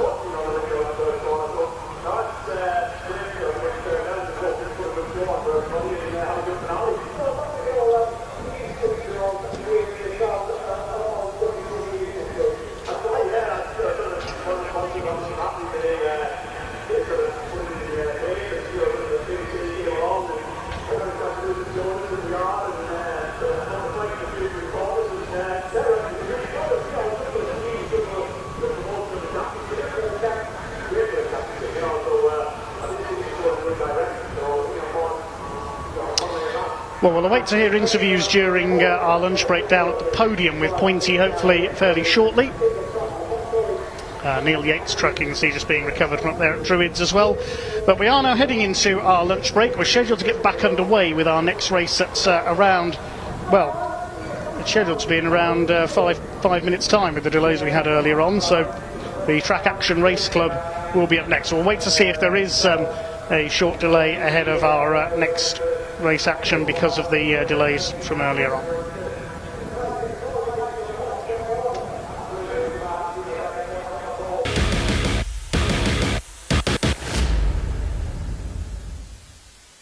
It is a huge weekend for the Junior Saloon Car Championship, and the rookie title will be decided here at Brands Hatch. We've got Ollie Smith, Max Scharfegger and Matthew Swatton here. 61 points separates the three of you, but I believe there's roughly about 150 points or so still up for grabs, so it really could go any way indeed. But Ollie, you currently occupy the top spot at the minute. What will it mean to you if you can get the job done? Quite a lot, to be honest. Or you just need to... Oh, there you go. Go again. Ollie, what will it mean to you if you can get the job done this weekend? A lot, to be honest, because I think me and the team have put a lot of hard work into it this year. We came into it hoping to win it, so the fact that we've been leading it from start to finish, start to now, has been quite a big thing for us. Yeah, just hopefully take it. Max, let's come to you, and it's been some season, hasn't it? What would it mean to you if you can become rookie champion? Yeah, it would mean quite a lot. We've progressed a lot this year. Started off on a bit of a back foot, and we've just been slowly catching up. Matthew, same question. It's a similar story to all these lots, to be fair. I think it would be a massive highlight for me if I did win rookies. I've got, well, I don't know how many points, probably about 30 or 50 something away from Ollie, but it's still achievable, and I think it would mean a lot to me, especially because I've came from rental cars, and a lot of my competitors used to do professional owner karting, and they do a lot of testing as well, which I'm not really that vulnerable. Like, I don't do as much testing, so I think considering the raw pace, I think I'm quite proud of myself how I've been this season. I think it's 61 points you're behind, but more than doable, isn't it? What's been a season highlight for you in 2025? I think it was Snetterton when I qualified P4. I think especially this season, nearer the end, I've always been that like P5, P6 in that way, and I always want to improve. So when I heard that I'd got P4 and P5, I was very happy. Excellent. Max, what's been a season highlight for you? I would say Croft, where we got three P4 finishes, 3 P4 qualies, and a rookie clean sweep. Nice. Ollie, same question. Probably be Silverstone. Yeah. Took away first podium and new lap record, which was a massive thing. Yeah, certainly, and to do it at Silverstone as well. What a great venue. Right, whilst you've got the mic, let's just stick with you for a second. It's been your first season, of course, for the rookies, for JSCC. What's been the biggest takeaway from you? What's been the biggest thing you've learnt this season? A lot about the car. Yeah. Setup-wise, we've gone from being very safe, conservative, to having it quite loose, and just improving it every round. Good stuff. Max, what's been the biggest thing you've learned in 2025? I'd just say getting more used to the car, wet weather driving. Yeah, you might have to do a bit. Might have to do a bit this weekend. Yeah, hopefully. Matthew. Yeah, similar story. I think it's just being yourself as well. I think that shines out a lot in the paddock as well, because if you be yourself, then everyone can just, they'll like you. If they don't like you, then it's fine. It's just if you're yourself, then it's fine. 2026, where are you? If I can get the sponsors and everything, hopefully doing it again. Excellent. Max? The same story as Matthew. Yeah. Ollie? Same exact story. That's the right answer, guys. Well done. Right, yes, the Rookie Championship will be decided by Sunday lunchtime. We will know who is going to be the championship. Best of luck to all of you guys. Thank you. Thank you.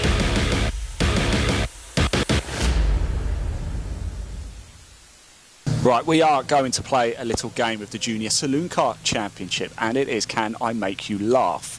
I've got some jokes, some off the top of my head, some I've had to borrow the internet for. And if you laugh, you are... Stop looking, Tom. Stop looking. Tom, you like a laugh? Yep. Vicky, you like a laugh? I absolutely do. Excellent. Matthew, you like As a laugh, always. don't you? Max, you like a laugh. And Ollie, you like a laugh, don't you, as well? Little secret, this is take 2. Ollie was already out from round 1. If you laugh, you are out, okay? I went to buy some camouflage trousers the other day, but I couldn't find any. Oh, everybody's still in, okay. Ollie's hanging on over there, look, just about. I went to the doctor, I said, doctor, you got anything for wind? So he gives me a kite. Oh, come on, Ollie, that's a good one. Okay, I was in the bar the other day, I was in a pub, and a bloke walks in with a roll of tarmac underneath his arm. He goes, pint for me, one for the road. Oh, come on. Oh dear, that was a really good one. Okay, I used to have a handle on life, but then it broke. Tom, come on, Tom, that's funny. Don't laugh, whatever you do, don't laugh. Okay. Don't you hate it when someone answers their own questions? I do. Wow, you guys are like steel. That does make sense. Oh, right. Yes, yeah, well explained. I know they say that money talks, but all mine says is goodbye. Okay, let's see if we can find another one. Right, this is a good one, and this is the last one. Okay, if you don't laugh at this, then I'm going home. Never trust atoms, they make up everything. My science teacher said that. Yeah, well, you guys and girls are like steel. That's it, I can't make you laugh. Just get out on track, have a good time. I'm going to sit here and cry now. Bye, everyone.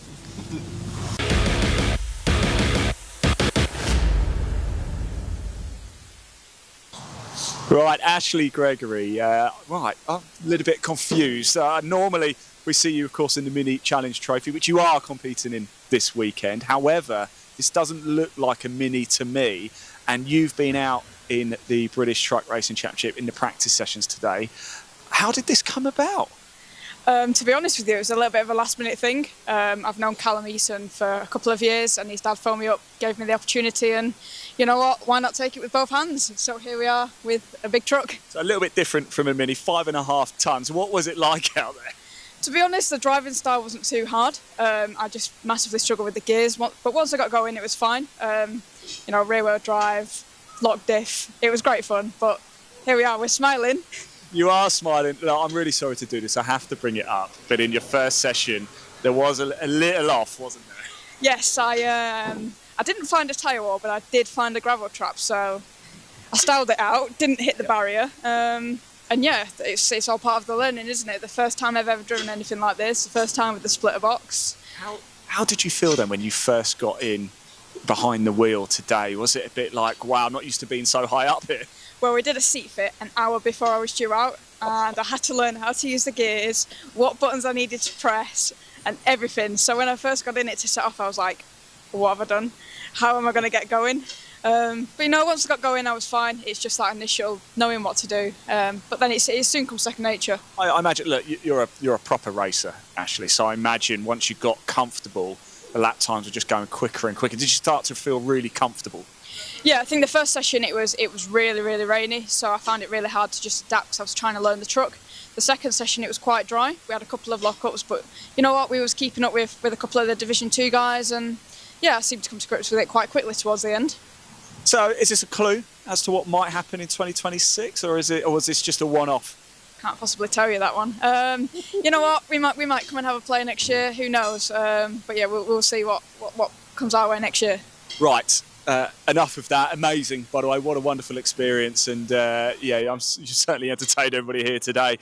But we've got the important stuff this weekend of the racing action with the Mini Challenge Trophy. It's been some season for you, hasn't it? Yeah, it's been incredible. I mean, you know, this is our third year in Mini Challenge. The first year we finished 17th overall, last year 10th overall. This year we haven't been out of the top 6. You know, we've been fighting for podiums, race wins, everything with the top boys. You know, still a privateer, so it's been absolutely amazing. And to be honest, it's quite surreal to even be on this grid. So yeah, we're just going to try and finish it off in a good way, and hopefully finish in the podium places. Ashley, it's been a treat this season. Thank you so much, and hopefully, go on. When's the next running race? You want to go again? We do need it. Okay, deal. Next year, I will be on my toes. You will be in that. We'll have a race. It's a deal. Perfect. Ashley Gregory, thank you. It looks like I've got 2 microphones, but just for now, I'll talk to you guys at home whilst we wait for the crowds to gather here, first of all, I think it's important to just make a quick apology to the guys at home for missing the interview. There's a breakdown in communication with the circuit, which meant that the camera crew weren't where the circuit stopped the drivers. So we do apologise. We will be speaking, of course, to Dave Jenkins, who, as you saw, just got the first podium win of the weekend. So massive congratulations to Team 69 Dave Jenkins. We will be chatting to him very shortly. But of course, the one we've all been watching, Division 2, as Callum Easton takes that top spot with the full 20 points, and the extra point for fastest lap means that he's now 3 ahead of co-contender Jake Evans. So we're waiting for some drivers to arrive now. Ian, whilst we've got you, it's not like you not to be in the right place. In fact, most of the time you get me out of trouble. So what happens? You know, bird's eye view. We've got about 15 parc fermes here. We've got one in the outer paddock where we are right now, and that's where we were told the trucks were going to be, but they stopped in the other parc ferme at the top. So we have decided, we've made an executive decision, we're just going to spend the rest of the day in the alien paddock. And we'll flag people down. Nice knowing you then. yeah. No, I mean, so I think we're going to just go back to end of the pit lane for the interview straight after the race.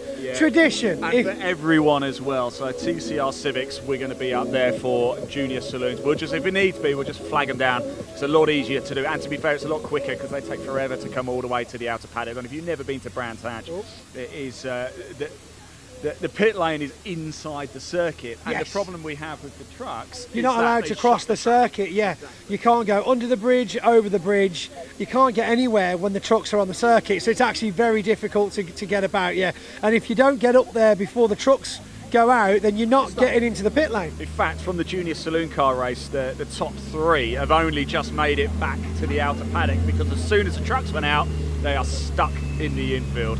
Although the pedestrian bridge is open, you can't get a car through it. No, you can get under the pedestrian tunnel, but it's another about 10-15 minutes walk around the top of the circuit as well. It is. Yeah, my music stopped. Do you all want to see what I have to do? Go on, turn it on. A little look behind the scenes here. Press the button again. Magnificent telly, this, isn't it? Absolutely phenomenal. And now, actually, just talking about Callum Easton there, right? Because yesterday, Ashley Gregory took his car out for a spin. It's truck. It's truck, sorry. Car. Cool, truck, Do you know, I got confused because because somebody just tried to call me in my ear. And we spoke to her. In fact, we just heard from her actually on the live stream as well, because I did interview her yesterday after it. Right. And what an experience that must be, though. Oh yeah, I mean, look, I've only had probably 3 instances where I've been a passenger in a race truck, and it's such an exhilarating experience. The speed is crazy. Callum, he knows the process, doesn't he? I'll tell you what. We can put this on so everybody can hear you at the same time. How's that? Come a bit around, but come behind me. Here we go. Right. Don't be too loud, otherwise it'll start echoing on us. So, fantastic result. That is what you were looking for to start the weekend. We're now 3 points ahead of Jake Evans, of course, coming into the weekend dead tie with the points. That fastest lap could have made things a bit more exciting, couldn't it? Yeah, it could have done. He kept us on our toes the whole way through. We had a gap, but it was there and then it wasn't. It was there, then it wasn't. We had a bit of an altercation with one of the other drivers that was holding us up a little bit, defending when, I don't know if he had a problem or what. But we managed to get past. So did Jake safely, and he managed to keep chasing. So that's what this weekend's going to be tight. Very tight, very tight. Very good start to the weekend. Speaking of good starts to the weekend, we might as well do this like we've never done it before. Dave Jenkins, come on in for a moment, please. Again, so apologies to both of the drivers taking the top spots for us being in completely the wrong place, basically. But Dave, massive congratulations. Brilliant start to the weekend for you at Brands Hatch, and that's got to make you and the team feel brilliant.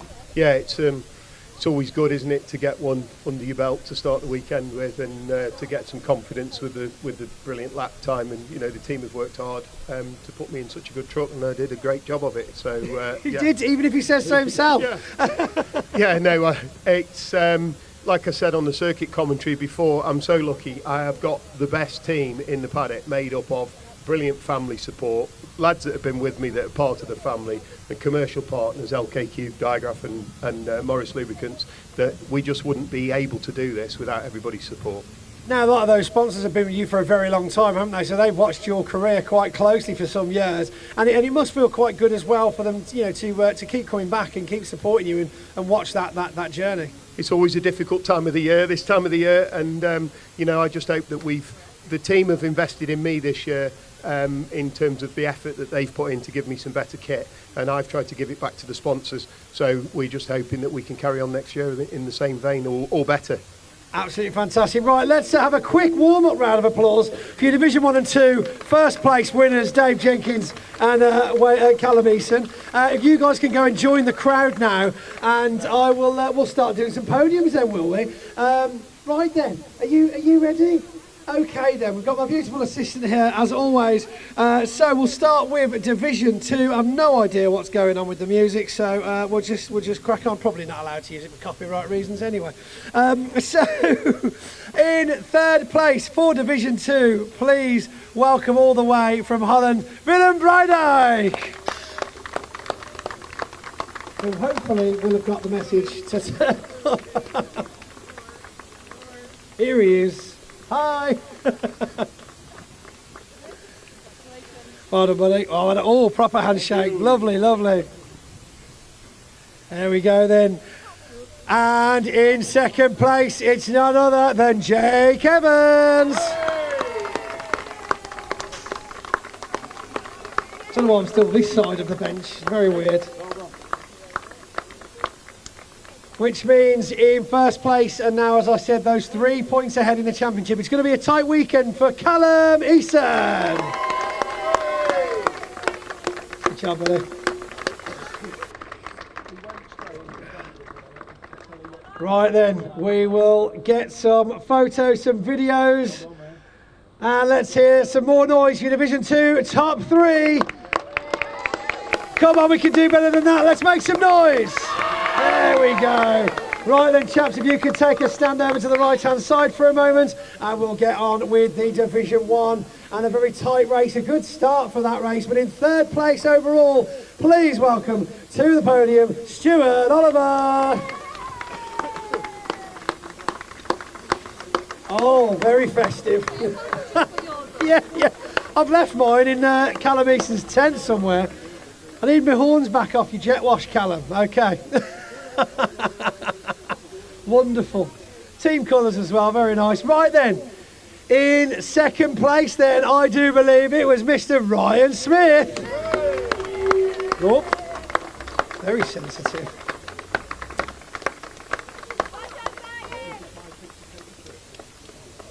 But taking the top spot, and I need you all to really dig deep for some noise again now, ladies and gentlemen. First place, Division 1, Dave Jenkins.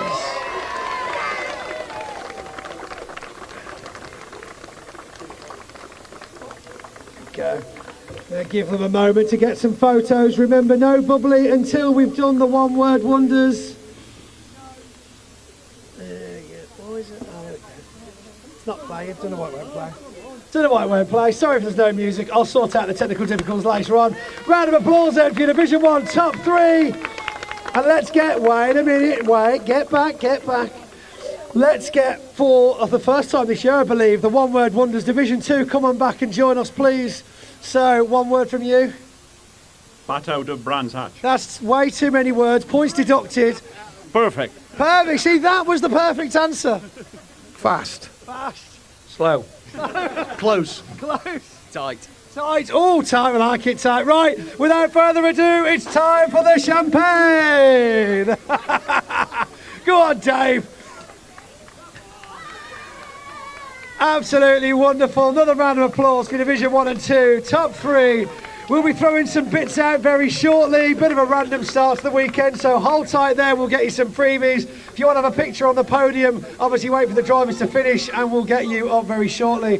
But from here on the 24/7 live stream here at Bark Live, and of course the British Truck Racing Championships YouTube stream, we've got plenty more to come today, haven't we? Yes, we have. Thank you so much, Pointy, for doing that. Really appreciate it. Coming up next, sorry, it goes so quick. We got track action. They're about to head out on track. We're going to make our way back into the pit lane, and we'll see you very shortly. Let's hand back to your commentator, Dave Goddard, very soon.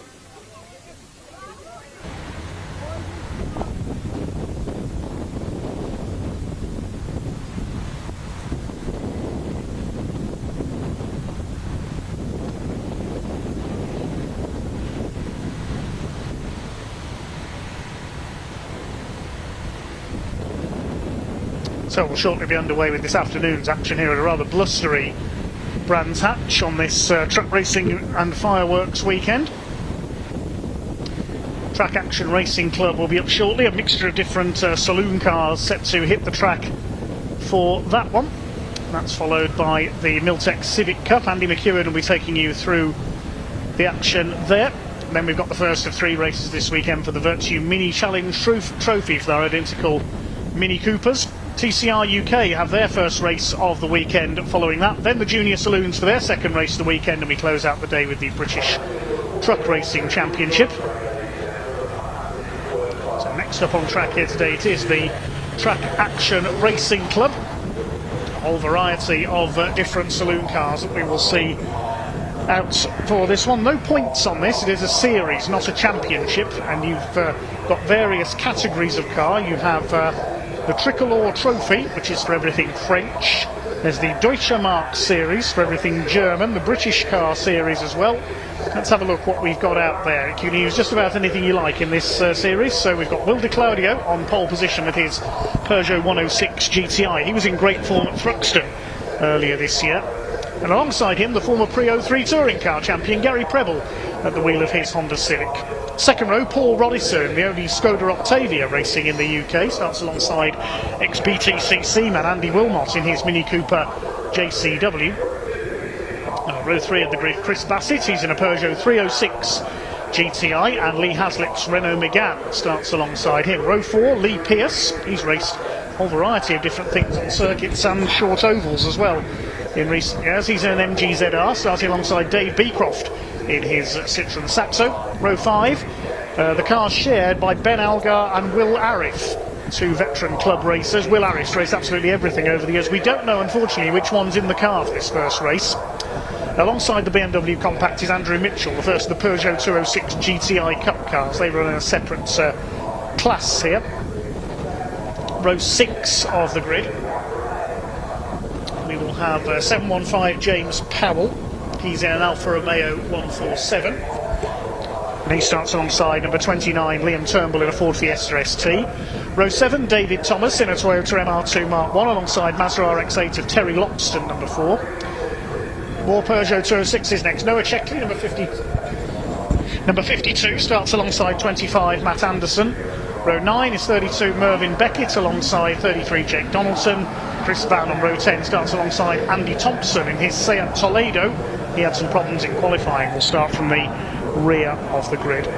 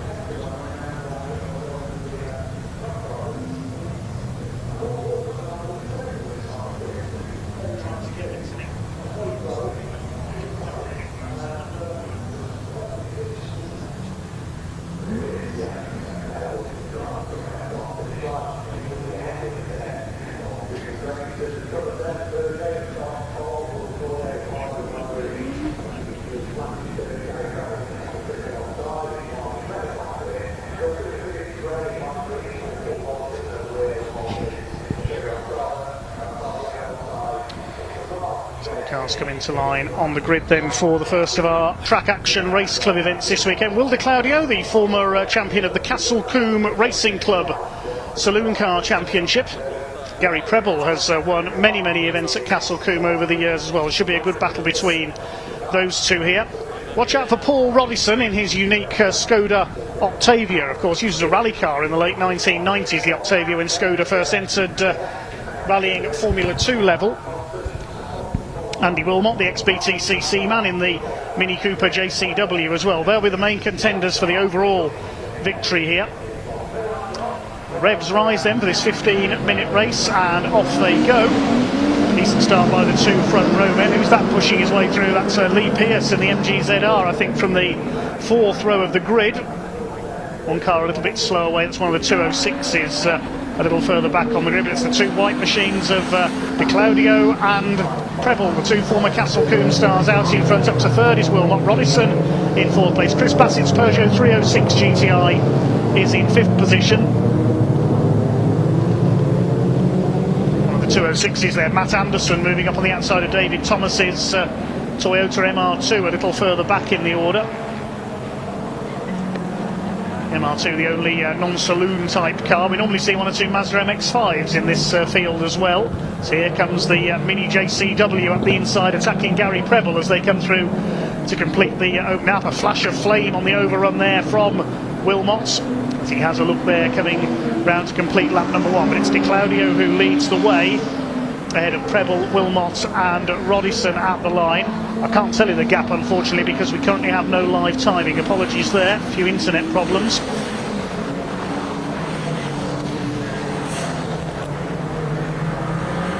So we'll try and sort that out as this race goes on. There's Lee Pearce in the ZR a little further back. You can see there's loads of different subclasses in this race. So the top four all leading their classes. In fact, 8 of the top 9 are currently leading their classes. And whoa, sideways there, that's the Alfa Romeo of James Powell, the Alfa 147. He loses out to the Mazda RX-8 of Terry Loxton as a result there. Loxton coming under fire from Powell as he tries to recover, going through Surtees and McLaren.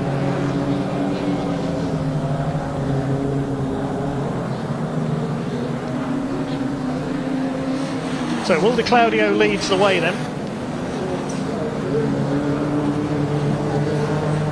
Wilmot still third, then Rodison.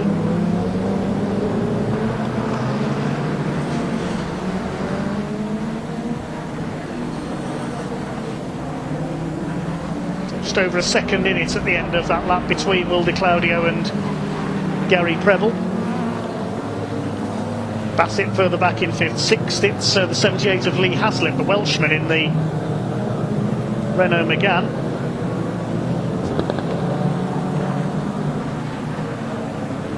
Here's a battle further back. This is Liam Turnbull in the Fiesta being chased by Noah Checkley, the man from Birmingham, in the Peugeot 206.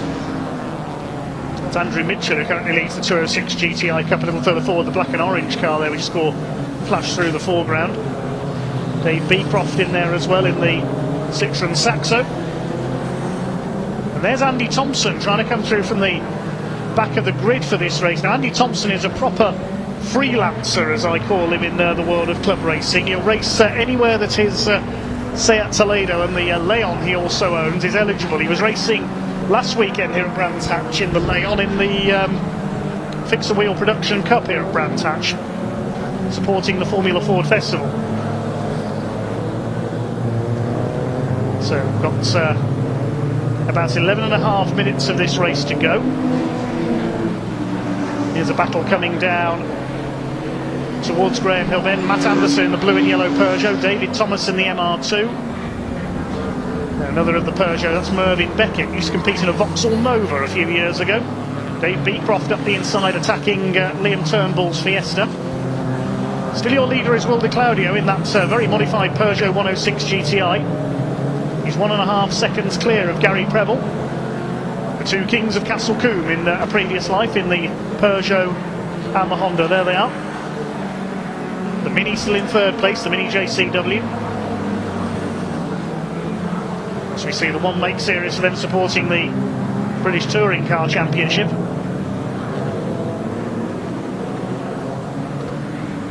Gary Preble laps one of the 206s.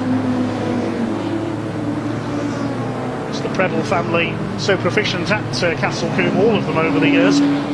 Wilmot in third position. He's raced a whole variety of one-make series in the past. Seen him in TCR UK as well, British touring cars and many more. Paul Rodison still in fourth place. And there he is, the big Skoda. Behind him, Chris Bassett's Peugeot 306 GTI. So plenty of Peugeot GTI models out there.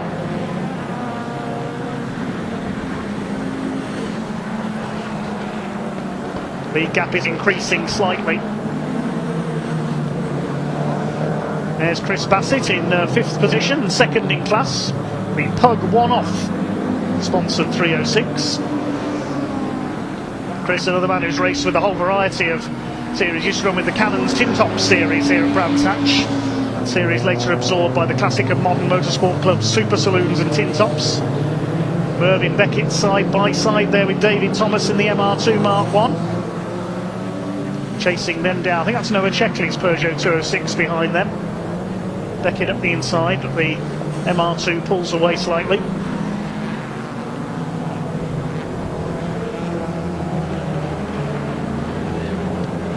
There's Gary Preble. You can see he's got the lights flashing away there at the back markers.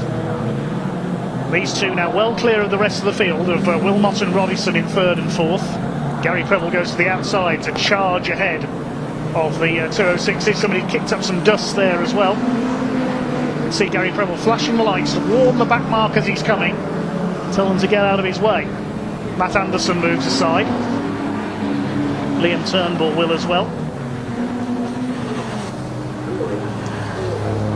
Andy Thompson has pulled into the pits. I can tell you the Seat is out of it, so more problems for him persisting from qualifying.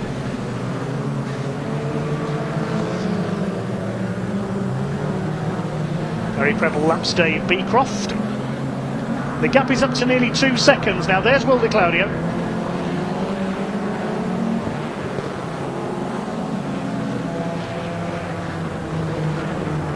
There's the battle for third, in among the back markers then. Coming towards Surtees.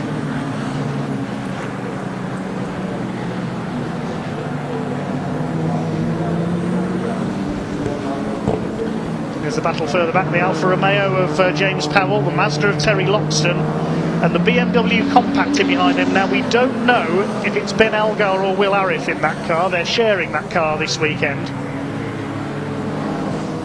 Now, Will Arif has raced everything over the years, from single-seaters and small hatchbacks right up to ex-Juan Manuel Fangio Jaguar D-types. Oh, there's a tangle at Druids, and Paul Rodison had to go off in avoidance there, I think. That's Liam Turnbull's Fiesta facing the wrong way. I'm not certain what's happened there. But Rodison was definitely on the grass on the inside. Whether he was just avoiding that or whether he tripped over the Fiesta. Really? We'll have a look at a replay here. Oh, Rodison up the inside on Andy Wilmot, and yeah, he just missed his braking point and hits the back of the Fiesta. So Andy Wilmot going to the outside, Rodison rally crossing his way back on, and Liam Turnbull can't get the Fiesta going again. I think that's the end of his race.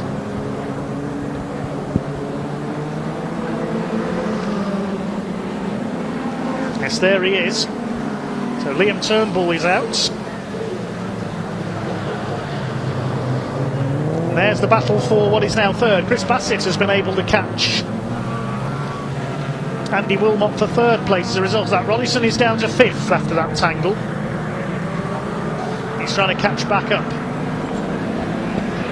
No change up front, it is still Will de Claudio. He's flashing his lights at the back markers now as well. He's got Terry Loxton's Mazda RX-8, a rotary engine car ahead of him there, goes through. Lee Pierce up the inside. Takes one of the 206s, that's number 33, which is Jake Donaldson. Who's leading the 206 GTI game? It's Landry Mitchell, number 95. Lee Pierce, who's raced bangers, he's raced 1300 stock cars, raced Honda Civics as well. He's raced just about everything in the last few years. There goes Gary Preble. What's the gap now? It's down to about 1.5 seconds now, so Preble has closed slightly on race leader Will de Claudio. Just over 5 minutes of the race to go.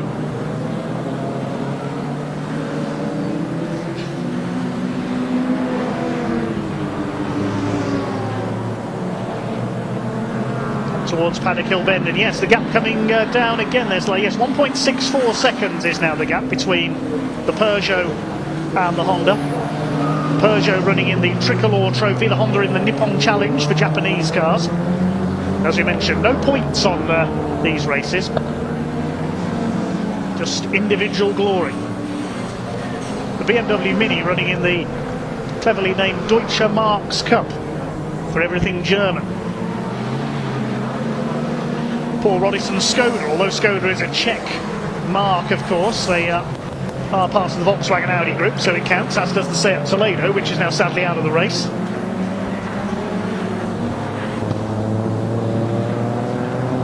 Here's a battle further back. David Thomas again having a go at Merv Beckett's 206. Goes through. That's the fight for 14th place. There's the split for British cars as well. Who's leading that at the moment? It is Lee Pearce in the MG-ZR. The Alfa Romeo of Powell running in an invitation class because there is no split for Italian cars in the Track Action Racing Club. Well, not yet anyway. Maybe this could be the start of something. Maybe we'll see more Italian cars come in.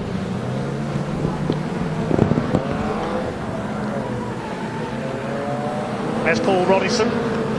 Now he's caught Andy Wilmot's Mini once again. This is the fight for what is now 4th place, because Chris Bassett's gone through into 3rd. That 306 is running well.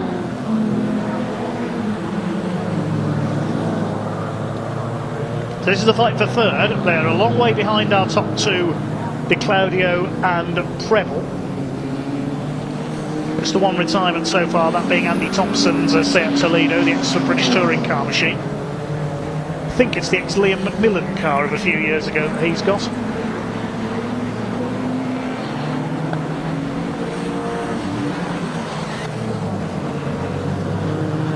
There's Terry Loxton. He's being lapped by our top three, and he's still chasing James Powell's Alfa Romeo. Saw them have a bit of a tangle early on. Moves wide, lets the quicker runners through. They're about 13 seconds down on the top two now, this battle for 3rd, 4th and 5th.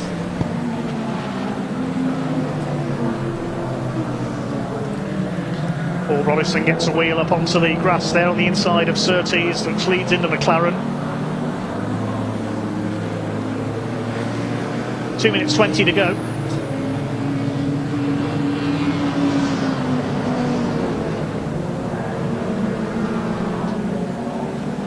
I thought that was the Mini then for a second, pulling to the inside. It's one of the 206s, similar colours, pulling out of the way. Now can Paul Roddison get the Skoda up into 4th?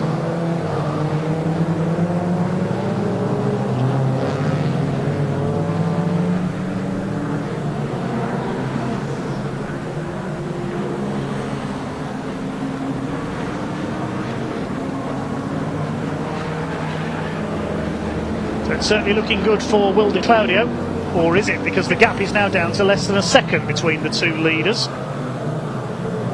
Is Gary Preble going to be able to catch him? Here they are. And look, Gary Preble flashing the back markers out of the way. He's almost with Will de Claudio now. We could be in for a close finish here. A couple of laps to go in this race 1 of the weekend for the Track Action Racing Club. Race 2 is first thing tomorrow at 10 AM. Look at the way Gary Preble is going here. Closing down Will de Claudio. They've had some marvellous battles already this year, especially at Thruxton. Shame we haven't got Sean Govard's little Citroen AX GTI to make it 3, because it would be a great battle between those 3 as well. So here they come. The last lap this time for de Claudio and Preble. It's the gap as they cross line, 9/10 of a second. Can Gary Preble snatch the win?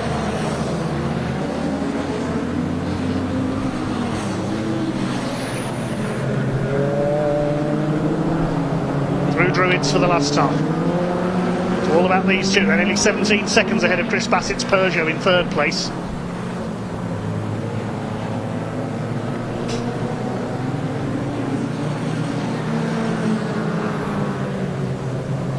Through the Cooper straight up towards Surtees, then into McLaren. Is Preble going to get close enough? Dave Beecroft gets out of the way in the Saxo. Is it going to be checkered flag this time for Will De Claudio? It is. They're going to come up towards the line. Gary Preble's not going to get close enough. Will De Claudio wins our first race of the weekend for the Track Action Racing Club by 0.7 of a second over Gary Preble. And who's going to be third? It's going to be Chris Bassett in the Peugeot 306 GTI.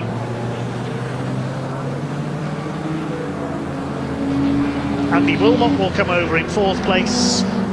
Paul Rodison, after his tangle with a back marker at Druids, will take fifth.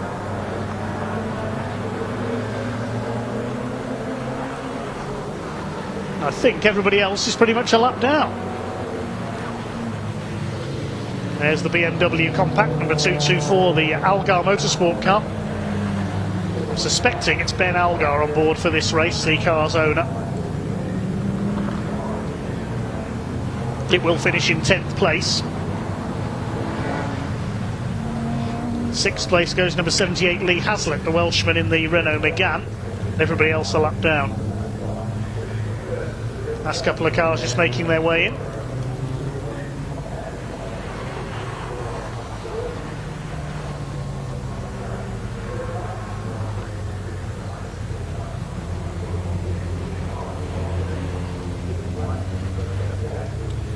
Give you the provisional result then of the Track Action Racing Club. The win goes to Will De Claudio by 0.7 of a second ahead of Gary Preble, and they were well clear of Chris Bassett in third position. Andy Wilmot takes fourth.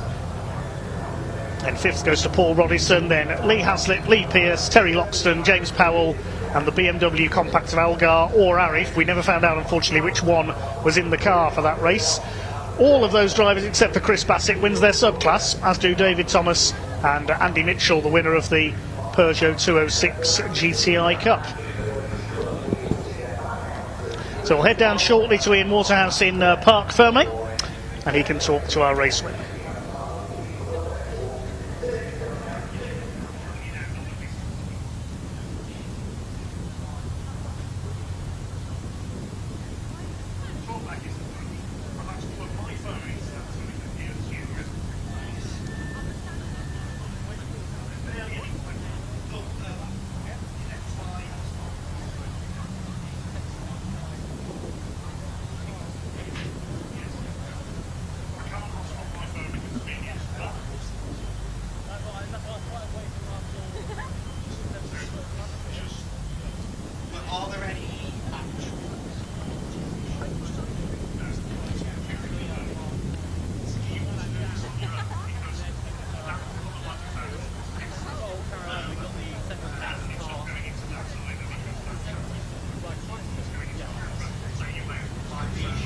Another brilliant race from Track Action. Gary Preble right in front of us, coming home in P2. We'll grab a word of him very shortly, but congratulations to Will De Claudio, who takes the race win. Chris Bassett coming home in third place. We'll grab a chat with Gary very shortly indeed. We've got, there's Dave Beecroft, everybody. Give us a wave, Dave. Thank you very much. Good stuff. Plenty of action coming up throughout the course of the day. We are live on YouTube at the British Automobile Racing Club, TCR UK, and of course the British Truck Racing Championship. Whichever one you're watching at, please do hit that like button, hit that subscribe button as well. Let's get these drivers shown to as many people as we possibly can.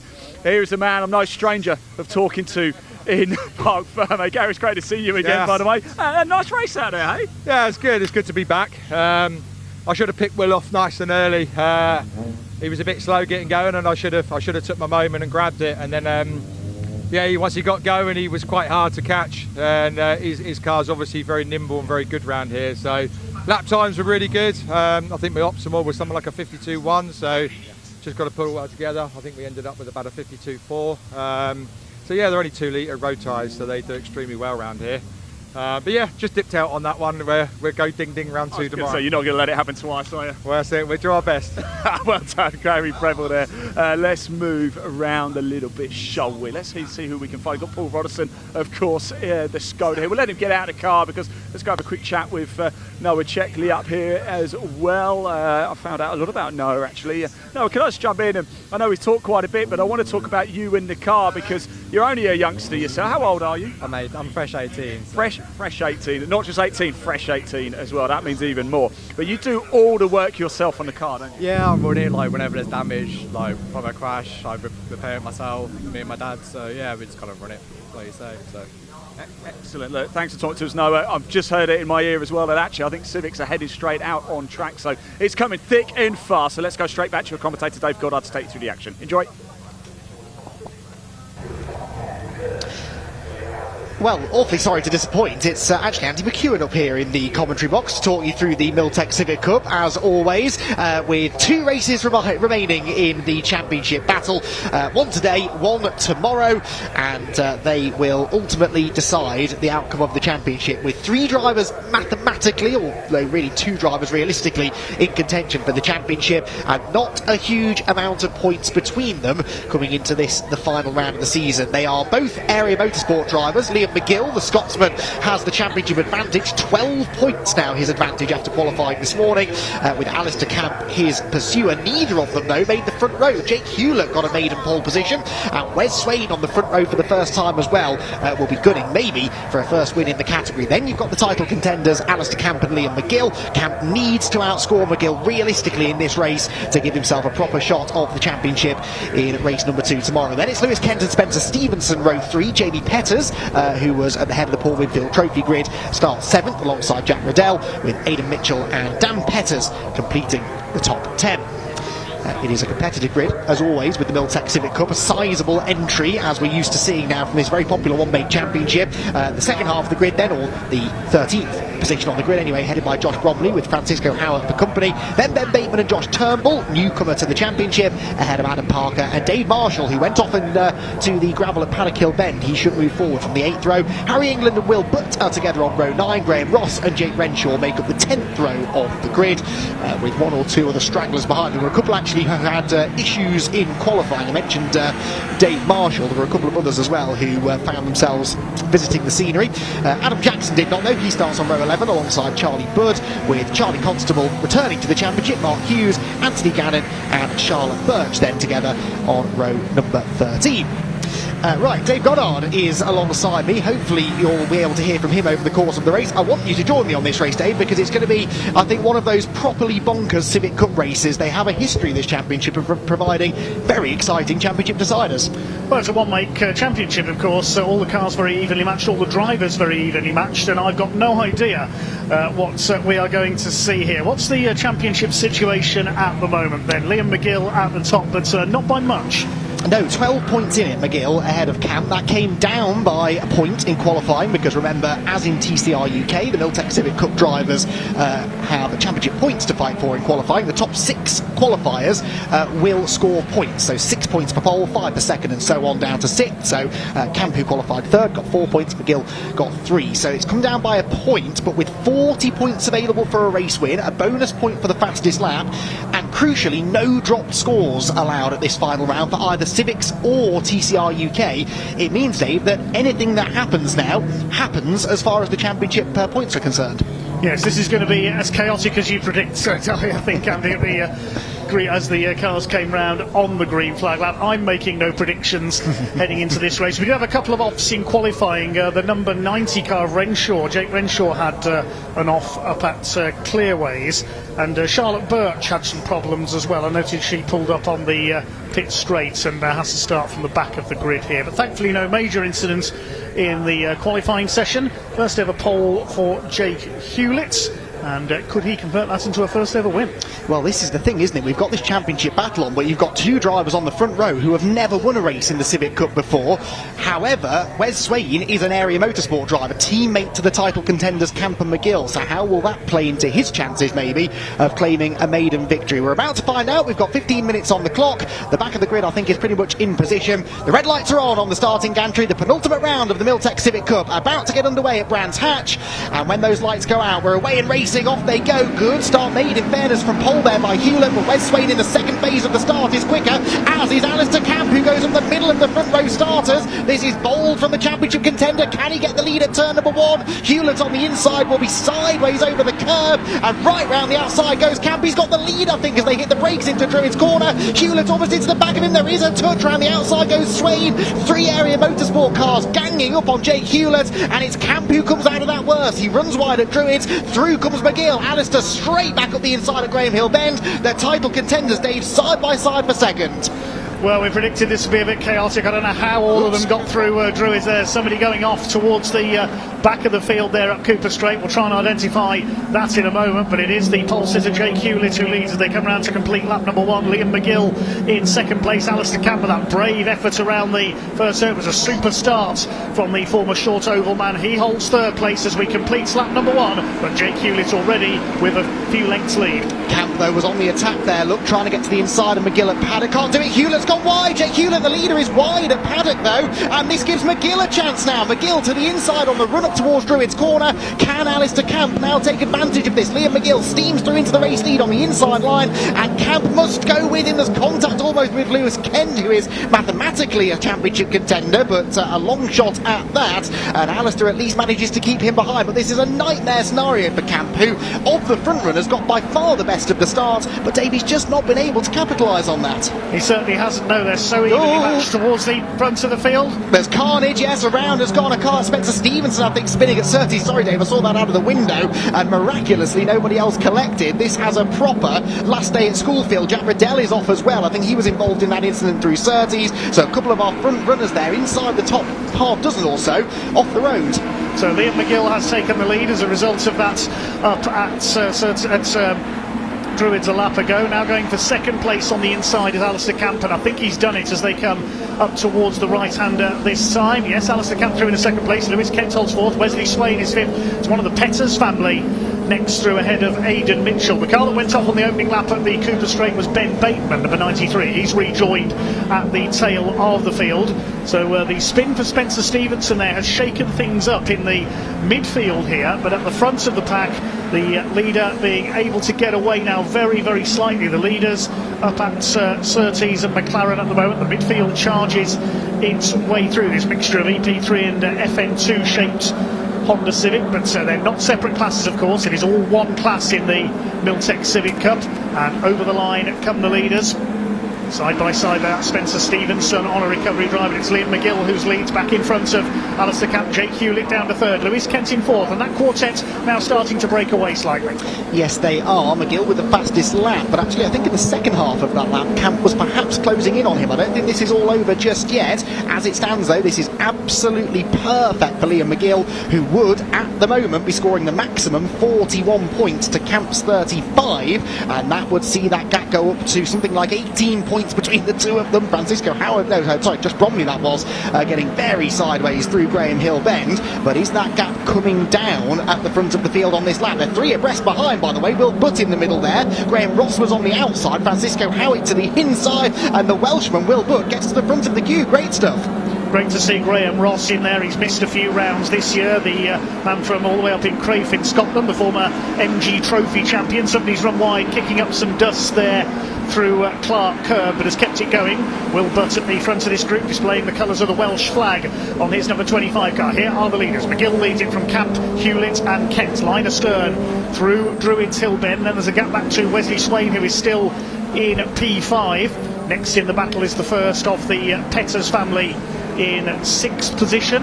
It's the number 322 car of Jamie Petters. As they go along Cooper Straight once again. Liam McGill it is, the blue and pink car leads the way. Still that battle going on further back there. You can see Will Butt and Graham Ross dodging around on the Cooper Straight. There was a bit of rubbing between the two of them there. And on the inside there, that's Aidan Mitchell trying to take Jamie Petters. Dave Marshall has come through nicely after his problems in qualifying. He's on their tails into the top 10 now as they come over the line. Petters is caught on the outside line, so Dave Marshall might go through here into paddock. Indeed, I think he will. He's got the preferred line, hasn't he? Inside line usually prevails in these conditions, and through indeed he will go. That's a brilliant drive, recovery drive from Dave, as you said, after his gravelly excursion at Paddock Hill Bend earlier on this morning, and he is now up into 7th position. Lead gap, by the way, is coming down. Camp, crucially, has snatched the fastest lap away from Liam McGill and is within a couple of car lengths now of his teammate. So whilst the midfield battles, as ever in the Miltech Civic Cup, are very entertaining, shortly I think we will have to turn our attention to the leaders. Josh Bromley gets a headbutt there from Spencer Stevenson. It is all-out warfare in the midfield, isn't it? It certainly is, yes. Typical Miltech Civic Cup action, but they're starting to break into groups now out there on this 1.2 mile Brandtach Indy circuit. Dave Marshall going for the inside on Aidan Mitchell here. They're side by side coming out of Clark Curve. The leaders come up across the start-finish line, then down towards paddock. It is still Liam McGill who leads the way. Here's a group further back in the order. The number 12 car of Spencer Stevenson on his recovery driving there. He got the treble 3 of Harry England on his tail. The leaders come out of Druids. The gap still about the same there between Liam McGill and Alistair Camp. They swing their way into the left-hander at Graham Hill Bend. Jake Hewlett's just looking on in the number 17 car from third. Lewis Kent's dropped a couple of car lengths here back into 4th place. Wesley Swain still looking on from 5th position as well. New fastest lap though for Jake Hewlett, 53.08, very impressive. Which is significant, of course, because that means neither of the title contenders now are taking that bonus point as it stands anyway. McGill, I think, seemingly now responding maybe to the threat that was being applied by Alistair Camp. Yes, purple second sector that time, so Liam McGill quicker through the second half of the lap than anyone else has been so far. I had a really interesting chat with Alistair Camp this morning though, talking about the benefits of the EP3 against the FN2. Of course, McGill in the older EP3, Camp in the slightly newer FN2, and Alistair reckoned the first half of the lap is where the FN2 is strong, through Paddock, Druids, Graham Hill Bend, but for whatever reason the second half, Surtees, Clearways, Clark Curve, that's where the EP3 was really strong. So it's a tale of two halves really around this particular circuit, but over the course of a lap, very, very little to choose between them. There meanwhile is Dan Petters, brother to Jamie, and they are running pretty close together actually. 8th and 9th they were across the line. You can see them there, the two blue and yellow cars. Dave Marshall at the front of this group though now, Dave, is in 6th position. What a drive this has been from Marshall. Superb drive by Dave Marshall, an early contender for drive of the weekend in the Miltech Civic Cup. His next target though is quite a way up the road, Wesley Swain in 5th place. Over the line they come. Next through is Aidan Mitchell, then the Petters boys in 8th and 9th. The next group is headed up by Josh Bromley in the 37. Now Alistair Camp is trying to challenge once again, putting the pressure on Liam McGill as they come through Druids Hill Bend. Just under 7.5 minutes of the race to go, so we've just gone past half distance. Jake Hewlett looking on. He knows if these two should trip over each other, he's going to take advantage and take the lead of the race. McGill, interestingly, purple first sector, so for all I'm saying that the FN2 is better through the first half of the lap, Liam McGill proving me wrong. Camp, though, looks closer now, oddly, than he did a lap ago at Clearway, so this gap really is ebbing and flowing by the corner. He's running out of time, though. We're into the second half of the race now, less than 7 minutes to go. As it stands, of course, the championship is still very much alive. It's not like Camp has to beat McGill to keep his championship hopes alive, but he does really need to try and take points out of McGill in this race, rather than see that championship margin diminishing. They head up now towards Druids. Snatch of the rear brake there from Liam McGill as the unweighted right rear wheel just sort of drags along the ground. He's doing a brilliant job so far, Liam, though, of just keeping Alistair Camp at arm's length. Campy, I'm sure, is throwing everything at this, but just can't quite get within striking range. So just over 6 minutes of this race to go. Here's that midfield battle, Scotland, Wales, England all together. Graham Ross is in there, the number 90 of Jake Renshaw, who had that shunt up at Clearways in qualifying. They've got ahead of Will Butt in there as well. And who's that in behind them as well? I think that's Francisco Howitt, the ex-junior saloon car racer in the number 50. A frantic four-way fight going on between that quartet, and there's three of them going out ahead of them. That's Bromley, Stevens and England. At the inside there, that's Jake Renshaw coming through from a little further back than he's used to on the grid. He lost his fastest lap time from qualifying as a result of bringing out the red flag. Now attacking Graham Ross in the number 96 as they go down the straight there. Is Ross going to hang on around the outside? Will Buck trying to fight back as well in the number 25. Terrific fight going on in the minor places. Great battles everywhere you look. And all they come together. Off goes Graham Ross and he's over. Oh no. Oh, that was so unfortunate. A tiny tangle with Will Butt, who look has spun at the top of the hill as well, and they just got locked together. They couldn't get away from each other down through the dip, and it's that typical Paddock Hill bend rollover, isn't it? It looks very spectacular. I'm sure Graham Ross didn't enjoy the feeling, but often looks a bit worse than it is. That may, though, require the assistance of a safety car, because that car, I would say, is in a slightly dangerous position. And is that going to mean now then that the safety car comes out? Spencer Stevenson launches up the inside of Josh Bromley. Spencer Stevenson has made some brilliant overtakes on his recovery drive after that lap 2 spin, and he got past Josh Bromley there. That is for a position inside the top 10. In fact, more than that, it's for pole position in race 2. Remember, top 10 grid reverse for race 2 tomorrow, and at the moment Spencer Stevenson has put himself in prime position to start at the front in the second race. The safety car is scrambled though, and that's not good news for Liam McGill. He had the biggest gap that he's had all race, 7/10 of a second over Alistair Camp. That, of course, will now vanish. Graham Ross, I can tell you, is okay. Just looking out of the window, I saw him walking away, so the Scotsman has escaped that incident unhurt. But the safety car now picks up race leader Liam McGill. That was the last thing he wanted to see, because, as you say, Andy, he was just starting to break away at the front of the field from Alistair Camp. Now, how long have we got to go? Just over 4 minutes. I'm hoping this is a quick safety car period, that the marshals can get Graham Ross's car clear of the gravel trap, and we can finish under green flag conditions. Red flag. The red flag is coming out, so maybe that's to ensure that we will finish under racing conditions and we'll have a sprint for the line. Quite possible, yes, because we've done 2/3 race distance, but not 3/4. So this is where there are some decisions to be made in race control. They will be very aware of the fact that we have time constraints to be thoughtful of. This is what happened. Look, Will Butt tries to follow Jake Renshaw through on the inside at Paddock, and they just touch. They both get into a slide. They get tangled together. Really unfortunate. That wasn't particularly anybody's fault, I'd say. And as the car goes in sideways, it digs in and rolls over. It hopefully won't have done too much damage, as you said. Absolutely, Dave. Graham Ross got out of the car in one piece, but yeah, just the tiniest of touches when the car is fully loaded at the top of the hill. From there, they were both passengers. Yes, just the slightest bit of contact there, and poor Graham Ross, all the way from Scotland. It's going to be a long journey back. Hopefully he can get that back out for race 2. It looks like only fairly minor bodywork damage there. The car holding together as it just flipped through the gravel there. I must say full credit to Elliot, our cameraman there, who picked that one up perfectly from his position alongside our commentary box up on the roof of the hospitality suites.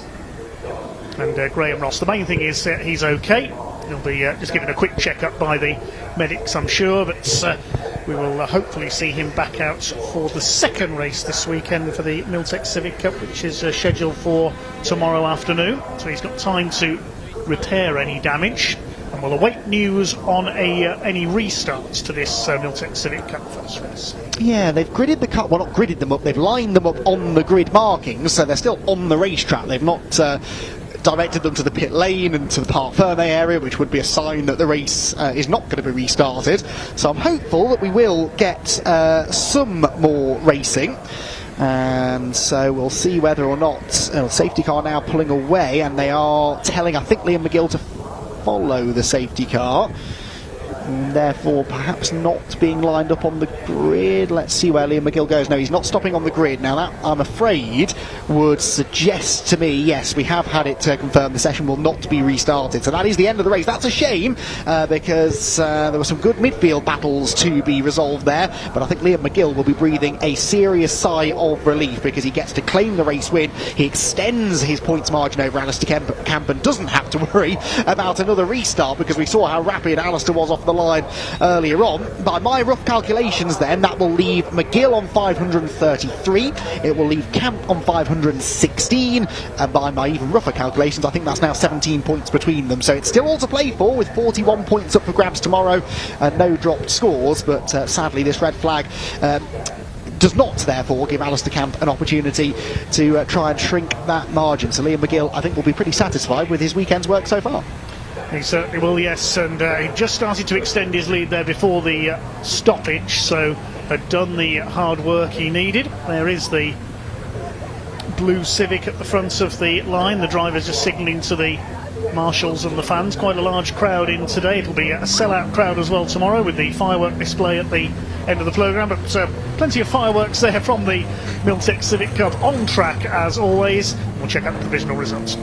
Yes, Liam McGill, a winner once again in the Miltech Civic Cup, and a really important step towards his championship victory, which he hopes he will secure tomorrow. Alistair Camp was second ahead of Jake Hewlett. He'll be disappointed having started on pole, just got sort of boxed out in the early stages there. Lewis Kent fourth at his home track, Wes Swain fifth, then Dave Marshall, brilliant drive to sixth ahead of Aidan Mitchell. Daniel and Jamie Petters eighth and ninth, and Josh Bromley, because the result went back a lap, will end up back in 10th position. So provisionally pole position for tomorrow's second race goes to Josh Bromley, not to Spencer Stevenson, who had just made that move, but the results of course go back to the previous completed lap, and so Bromley re-inherits that 10th place. Stevenson 11th, Harry England 12th, Graham Ross was 13th, Jake Renshaw was 14th, Will Butt I think is being classified as 15th. I think he was actually still going at the time of the red flag. He had a spin, but I don't think his car stayed at the side of the road, so I reckon the Welshman will be classified in 15th, from Francisco Howard, Charlie Constable, Adam Parker, Jack Riddell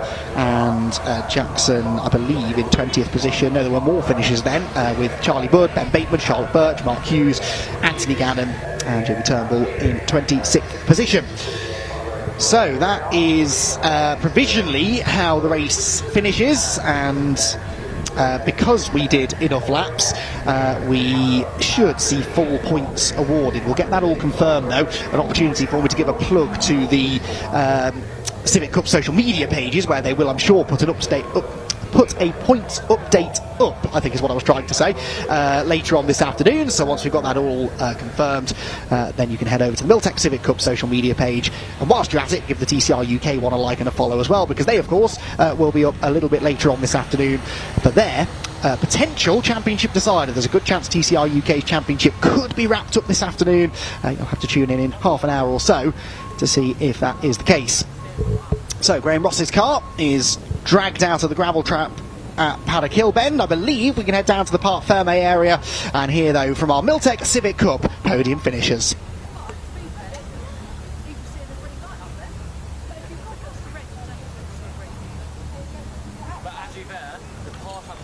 Liam, you never want to be in these circumstances under a red flag. However, you were leading. It's never quite ever in complete control, is it? But you were the leader and you were going well out there. Yeah, it kind of reminds me of the start of the year.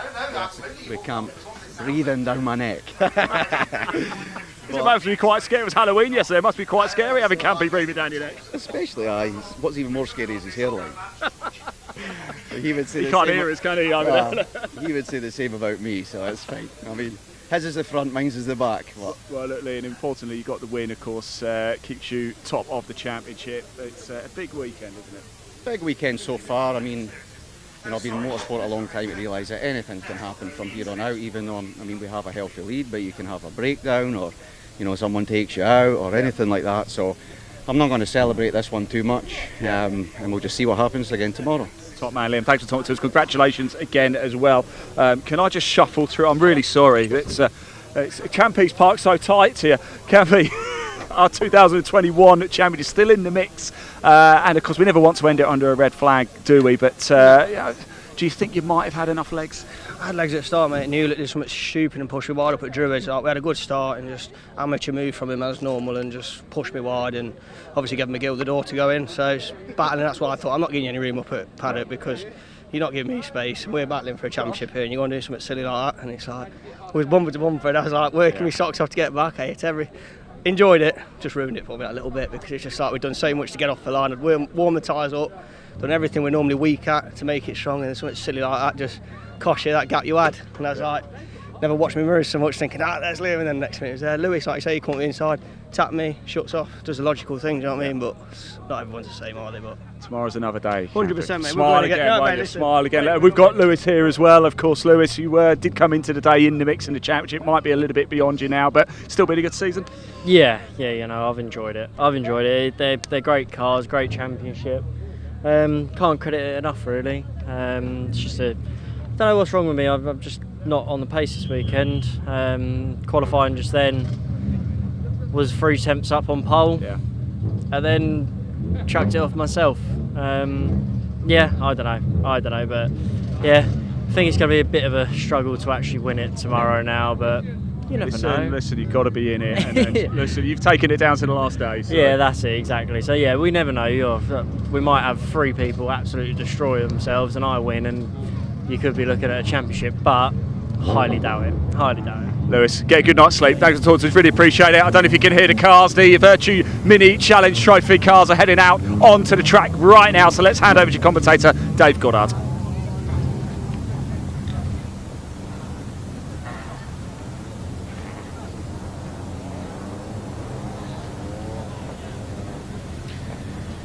So cars heading onto track then, and we await the grid to be confirmed for the Virtue Mini Challenge. First of 3 races for their trophy category for identical Mini Coopers here this weekend. Points chart sees Alex Keens on top with 640 points. Gabe Fairbrother is second in the standings, but not racing this weekend. He's out injured, unfortunately, Gabe Fairbrother, so will not be lifting the title this year. Alfie Garford is still in contention, but he's currently got a score of 21 points to drop. You drop your worst score in the Virtue Mini Challenge. So he's got a score to drop because he's contested every round and scored points in every round so far, Alfie Garford. Could change, of course, as the weekend goes on. But we'll try and keep you up to date on that as best we can. Josh Wilby sits 4th in the points with 555 on drop scores, and Reese Hurd on 529. And with that gold one, where he's gone here. And qualifying took place earlier on today, and it was Ashley Gregory, number 22, who we heard from earlier, tested a race truck yesterday, who was quickest, but that qualifying session doesn't set the grid for race 1, it sets the grid for race 3 of the weekend. So Mini Challenge does it differently. There are bonus points on qualifying as well, so Ashley Gregory, as long as she starts race 3 from pole position, will pick up 6 points towards her championship total. Qualifying actually was stopped slightly early due to an incident coming out of Graham Hill Bend when Murray Richardson ended up rolling his car. Hopefully he'll be out for this first race. The grid for race number 1 therefore sees Luca Marinoni Osborne, the Westbourne Motorsport number 81 on pole. Ashley Gregory, with her second fastest time of the session, is second on the grid. Second row, Leo Purchase alongside Ronnie Smith. And then row 3 is Reese Hurd alongside Henry Foote. Jensen Mason, the former Fiesta Junior star, starts alongside Alfie Garford, one of our championship contenders, and Louis Capozzoli, number 99, starts alongside number 40 of James Sherrington. They complete the top 10 on the grid for the Virtue Mini Challenge race number 1.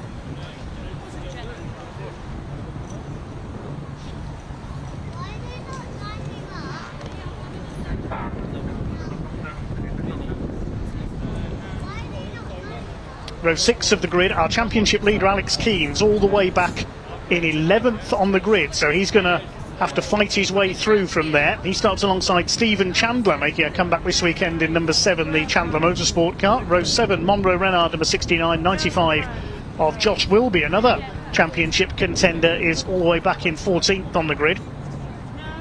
Then on row 8 we have James Taylor alongside Olivier Algieri. Row 9, hopefully Murray Richardson is there after he flipped his car at Graham Hill Bend in qualifying. Starts alongside Louis Fleet in number 610. Row 10, number 72 Matt Luff and 13 of Jacob Baldry, completing the top 20 of this sizeable entry in the Virtue Mini Challenge Trophy. And at the back of the grid, 43 Cameron Wood and 46 Paul Manning. He went into the gravel and brought the red flags out in qualifying at Paddock Hill Bend.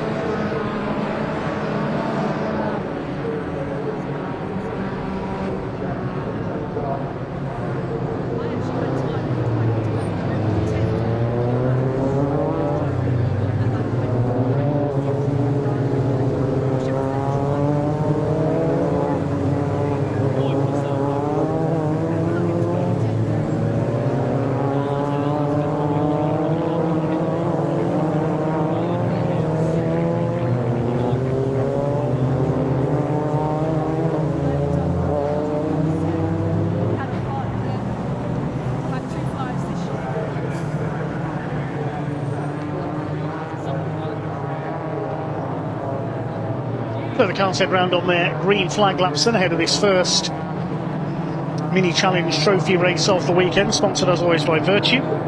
Identical 1600cc Mini Coopers in the trophy category. Of course, we see the more powerful JCW cars regularly supporting the British Touring Car Championship. These are the touring car racers of the future.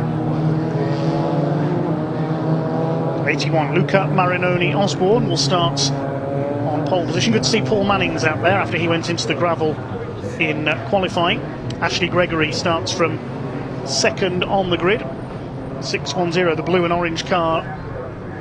171, sorry, the blue and orange car of Leo Purchase will be on the second row.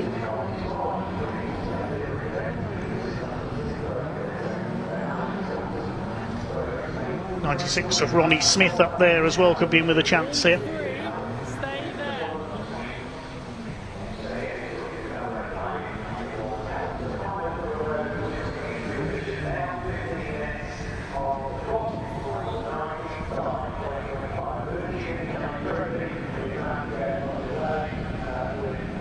Wait the red lights to go out then on race one of the weekend for the Mini Challenge, and off they go.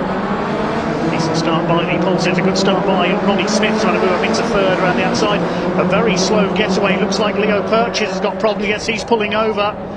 So the first of our leading runners runs into trouble right off the line. He's dropped to the rear of the field. So here come the leaders up towards Druids. The first time they're already going at it for second place. It's string line Ronnie Smith in the middle, he's been taken out. Round goes Ronnie Smith. He's off backwards into the gravel at Druids Hill Bend. He won't get out from there. That will almost certainly be a safety car. So leading the way it is Luca Marinoni Osborne from Ashley Gregory. The purple car there in third place is Henry Foots, the Cornish driver, number 138. As they come round on their opening lap. Now, are we going to see a safety car with Ronnie Smith buried in the gravel at Druids Hill Bend? There's Alex Keanes, the green and yellow car, back in the midfield. Now he wants to move his way quickly towards the sharp end here as he tries to fight for the championship. The leaders come over the line astern. Surely we are going to see a safety car. The red flag is out, in fact. So the race is stopped, and it will be, I suspect, as they've only completed one lap, a full restart, because there's another car stopped up there as well. It is Leo Purchase. His car gave up the ghost off the grid.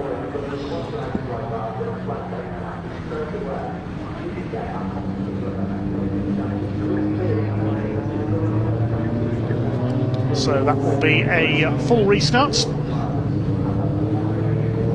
Luca Marinoni Osborne's efforts there were wasted, and he'll have to do it all again from pole position.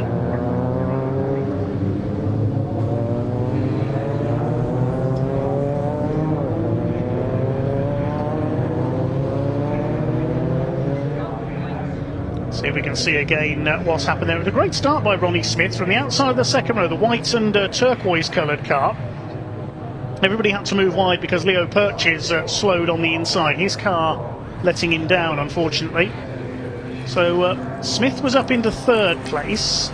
Reese Hurd was in behind him as they headed towards Druids. They tried to go three wide. Ashley Gregory in there as well as they lined up behind the race leader, Luca Marinoni Osborne. So Gregory was on the inside, Smith in the middle, Reese Hurd, the blue at number 59, on the outside. As they turned in, Smith just got a bit sideways and contact with Reese Hurd, round went the 96 and into the gravel.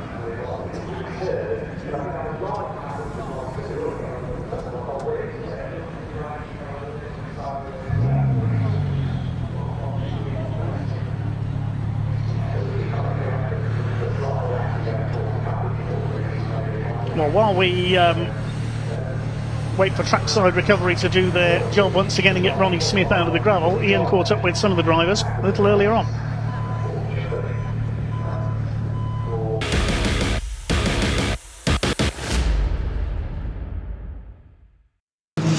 So the end is nigh for the Mini Challenge Trophy season, and I am with Alex Keanes, Alfie Garford and Joshua Wilby here. The three gentlemen who sit in the top three in the championship. Alex, you currently hold top spot. What would it mean for you if you can come out on top this weekend?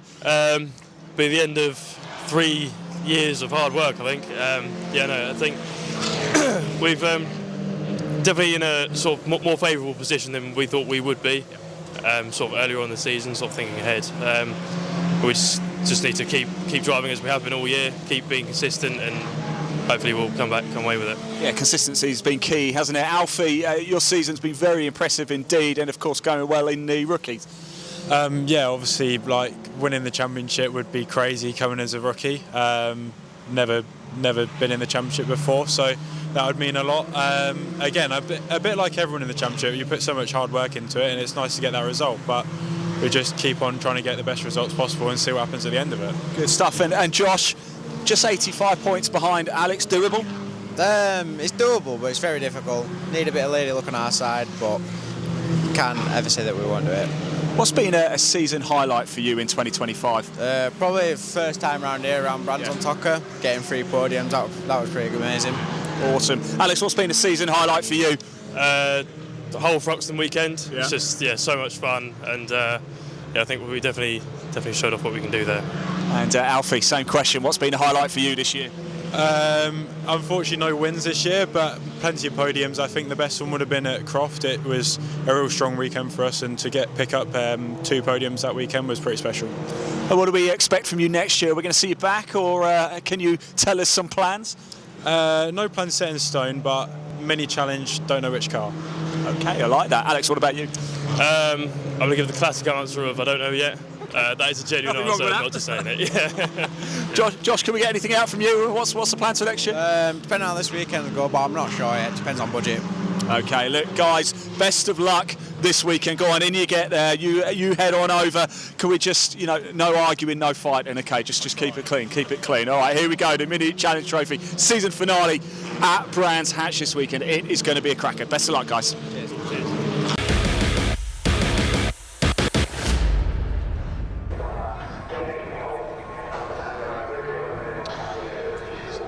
So cars making their way to the grid then. We are missing our second row. No Leo Purchase, no Ronnie Smith, but his car has been recovered from the gravel up at Druids. Thank you, Trackside Recovery. It will be a 13-minute restart for the Virtue Mini Challenge. So 13 minutes, a couple of minutes knocked off, of course.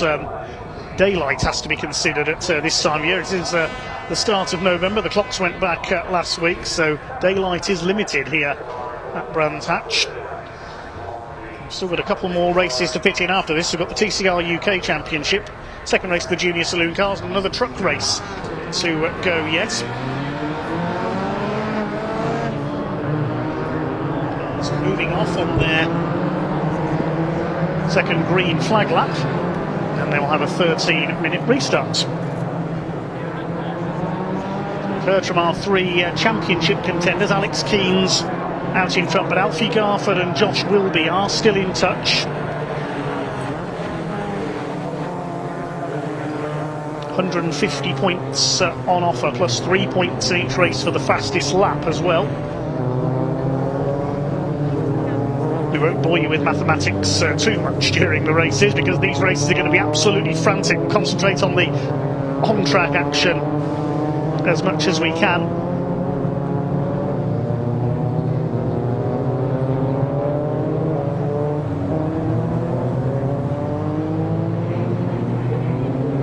Ronnie Smith, I can see his car lining up to start from the pit lane, so he's going to go from the back. So Luca Marinoni Osborne back on pole position. It's the white car with the blue and red flashes down the side. The blue and pink car of Ashley Gregory alongside. She started her career in a rather different Mini up at Wharton Stock Car Club in Lancashire in Mini Stocks on the short oval. And now looking to perhaps have a go at truck racing as well.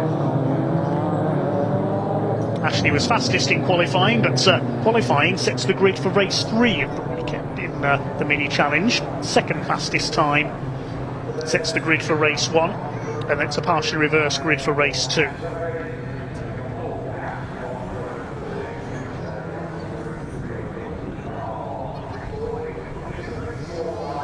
So we're missing the second row. Reese Hurd is back out there alongside Henry Foote on row 3. Watch for Alex Keens coming through from 11th on the grid, the green and yellow. Number 62 car. So all our championship contenders are in the midfield. You'll have to wait for them to fight their way through when the red lights go out, which they are about to. 13 minutes for the Virtue Mini Challenge gets underway. Front row starters with a little bit more of an advantage, but the second row we're seeing it is Luca Marinoni Osborne who goes into the lead ahead of Ashley Gregory. Up into third place goes Reese Hurd in the blue car. Now Ronnie Smith joining in from the pit lane has got some ground to make up here. Will they make it round Druids this time?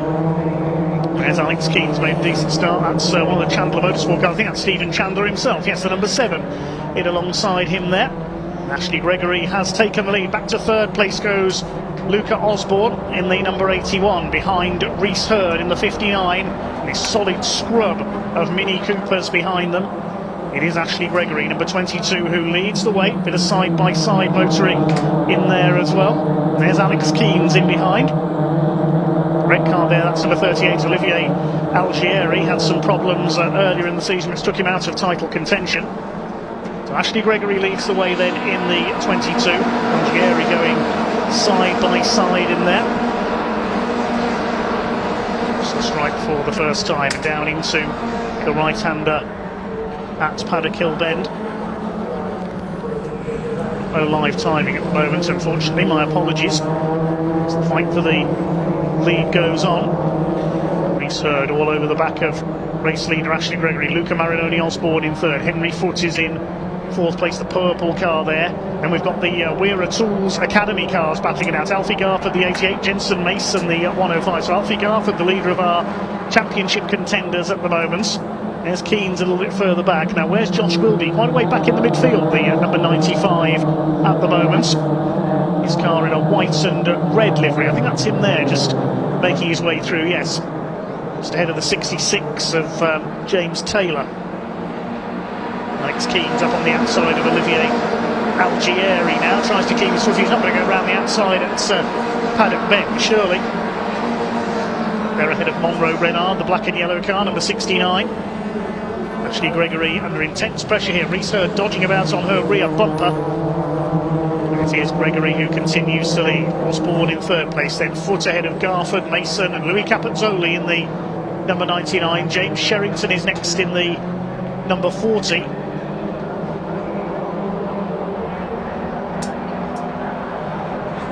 Lee Cooper straight they go once again. Reese Hurd determined to get the lead away here from Ashley Gregory, looking for her second win of the season. Driving for the inside there is Olivier Algieri attacking one of the Chandler Motorsport. That's number 7 of Stephen Chandler. Another ex-junior saloon car man, as are many of this field. Reese Hurd up on the outside. He's going to go for the long way round into Paddock Hill Bend there, side by side into it. Is Reese Hurd going to keep his foot? He's going for the outside. Ashley Gregory, has he done it? Yes, what a move by Reese Hurd. High, wide and handsome, as the late great voice of Brands Hatch, Brian Jones, would have put it, and it's paid off for him. And now Luca Marinoni Osborne's going to second place, and he's got it coming out of Druids. Cracking race here between. Gregory goes down to third. Henry Foote's going to have a go as well. Then it's Garford and Mason in their wheel tracks. It's just this solid line of cars for the lead of this race. The drivers will be absolutely loving this out there. Still your leader is Reese Hurd. Now here comes Garford and Mason through on the inside. They've shuffled Henry Foote back a couple of places. And who's that coming through behind? Henry Foote's gone wide. He's into the gravel at Clearways. That's ruined the Cornishman's chances. He'll have to rejoin at the back of the line and fight his way through. And he joins alongside the 72 there. That is Matt Luff. Matt Luff, the winner of the Audi TT Cup this year. Trying something different this weekend. Reese Hurd continues to lead. Fastest lap of the race by Olivier Algieri. He's carving his way through the field by the look of things. I say, unfortunately, at the moment, I can't give you an exact position, barring from our graphics, because we don't have a TSL timing screen operational in the box at the moment. So my apologies there. We'll try and get that working for you. Looking at the on-screen graphics there, he's up into 8th place now, Algieri in the red car, number 38.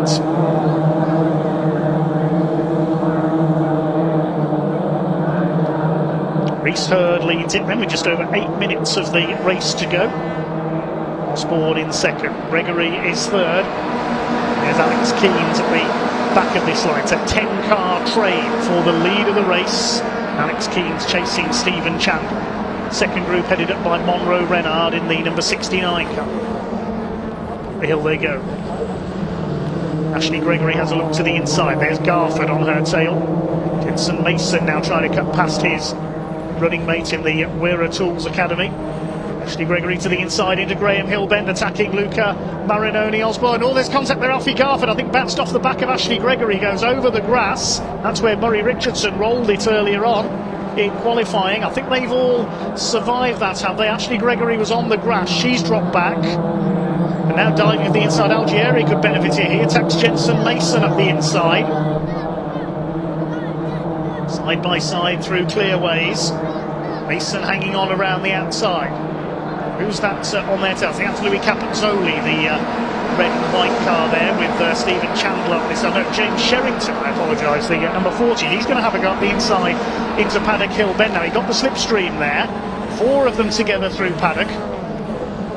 All that battling's allowed Reese Hurd to increase his lead slightly. James Sherrington throws it up the inside into Druids Hill Bend. Past Olivier Algieri, I think he's done it.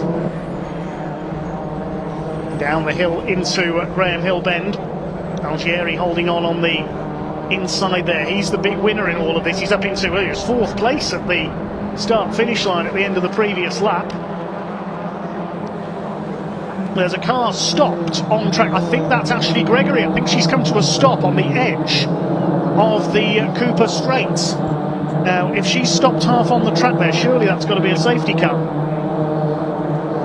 Alex Keens up the inside now as they come out of clearway. They're so close out there.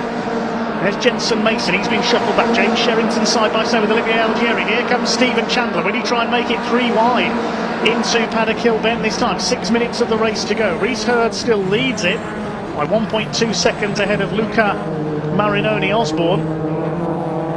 Side by side into Druid. Stephen Chandler goes for the inside. Alex Keens is in the middle of all this. All the championship contenders in there. Just behind them there somewhere is Josh Wilby. That's the white and red car at the back of this group.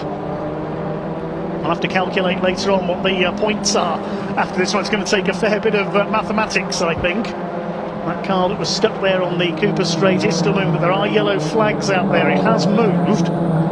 Where to? I saw a yellow flag there. Here's our leader, Reese Hurd. He's missing all the fun behind him. He's getting on with winning this race. As things stand at the moment, the battle of the second is between Luca Marinoni Osborne and the 99 of Capozzoli. He's escaped into 3rd place. He's going for 2nd. Side by side through Paddock Hill Bend. Everybody else trying to be 4th. Thought we're going to lose Luca Marinoni Osborne into the gravel there at Paddock Hill Bend. Everybody else really is trying to be 4th as they come through Druids. Are they all going to make it round? Who's got 4th position? It is James Sherrington. Chandler's come from nowhere into 5th position. They are absolutely loving this. Through Graham Hill Bend. Chandler's going to have to go wide there over the curve. Behind them is Alex Keens. He's running now in 7th place.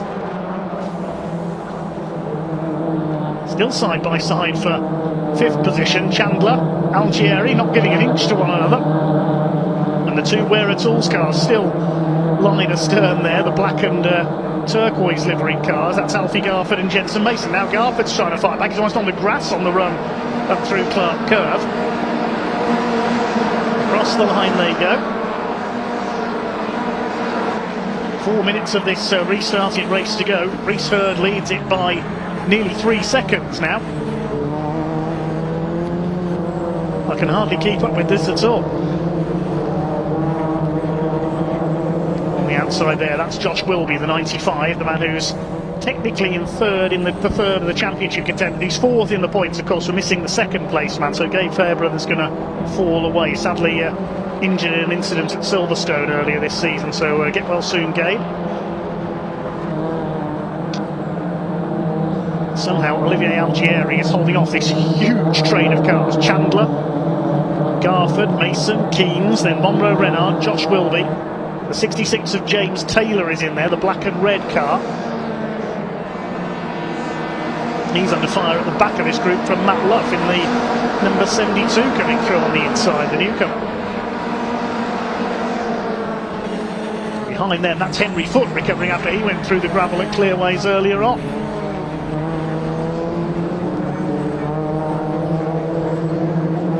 Still side by side in the Druid. Stephen Chandler trying again to take fourth place away. Every time Olivier Algieri has got an answer and will hold the place. Now Alfie Garford trying to go round the outside. This is where they made contact with Ashley Gregory earlier on.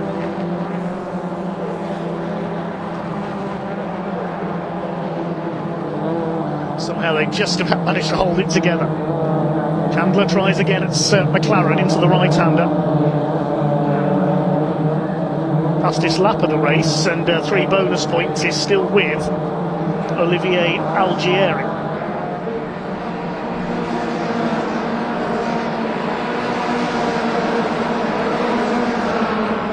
Side by side further back in the order, the 43 up there on the outside, that is Cameron Wood. Getting around Murray Richardson, that's the man who rolled it in qualifying. To see he's back out, the car is repaired. Well done to his team.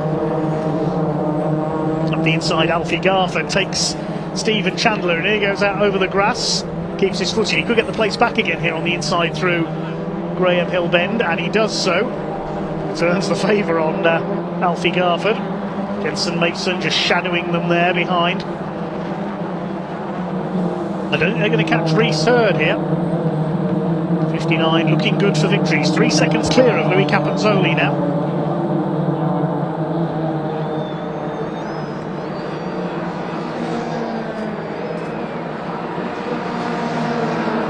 Still Stephen Chandler. He's been side by side with somebody for this entire race, hasn't he? There's Alex Keane still stuck in the midfield. Where is he? 9th place at the moment. Not playing into the hands of the title contenders because Garford is in 6th place. Keane's 9th. Where's Josh Wilby? 12th. Especially with the fastest lap points currently going the way of Olivier Algieri. He gets 50 points for a win. 44, 40, 37, 34, 32 and so on downwards.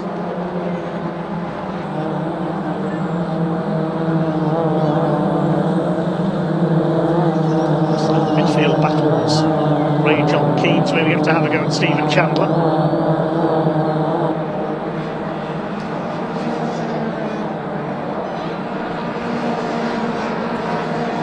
Teams willing their charges on from the pit wall.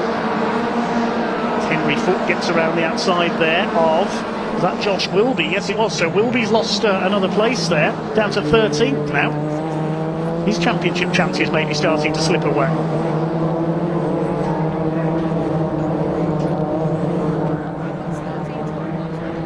There is Reese Hurd.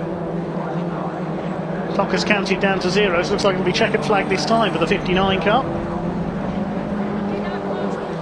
A man from Hitchin, just north of London. He's going to come in to take the victory. He's clear of Louis Capanzoli in 2nd place and Luca Marinoni Osborne in 3rd. Here they come up towards the line. The checkered flag is readied for him. It's going to be a win for number 59, Reese Hurd, in the first race of the weekend for the Virtue Mini Challenge Trophy. Capanzoli comes over in 2nd. Marinoni Osborne, the pole sitter, is 3rd. Then Sherrington comes over in 4th. Algieri is 5th, and he gets provisionally the fastest lap. Alfie Garford in 6th place. And what about our other title contenders? Alex Keane's 9th. Josh Wilby only 13th. Head to the calculators shortly and see what the championship situation is heading into the penultimate race of the season, which is coming up tomorrow morning. Provisional results of that one then: a win for Reese Hurd by 2.7 seconds over Louis Capanzoli. Luca Marinoni Osborne completes the podium. James Sherrington in 4th place, ahead of Algieri, Garford, Mason, Chandler, Alex Keanes, Monroe Renard and Matt Luff all in a solid group behind. Henry Foote was next, recovering after that trip through the gravel. Then Josh Wilby only 13th, James Taylor in 14th, ahead of Ronnie Smith, who came through from a pit lane start on the restart to take 15th place. We await the cars heading to Parc Fermé. Ian will be down there to greet them very shortly.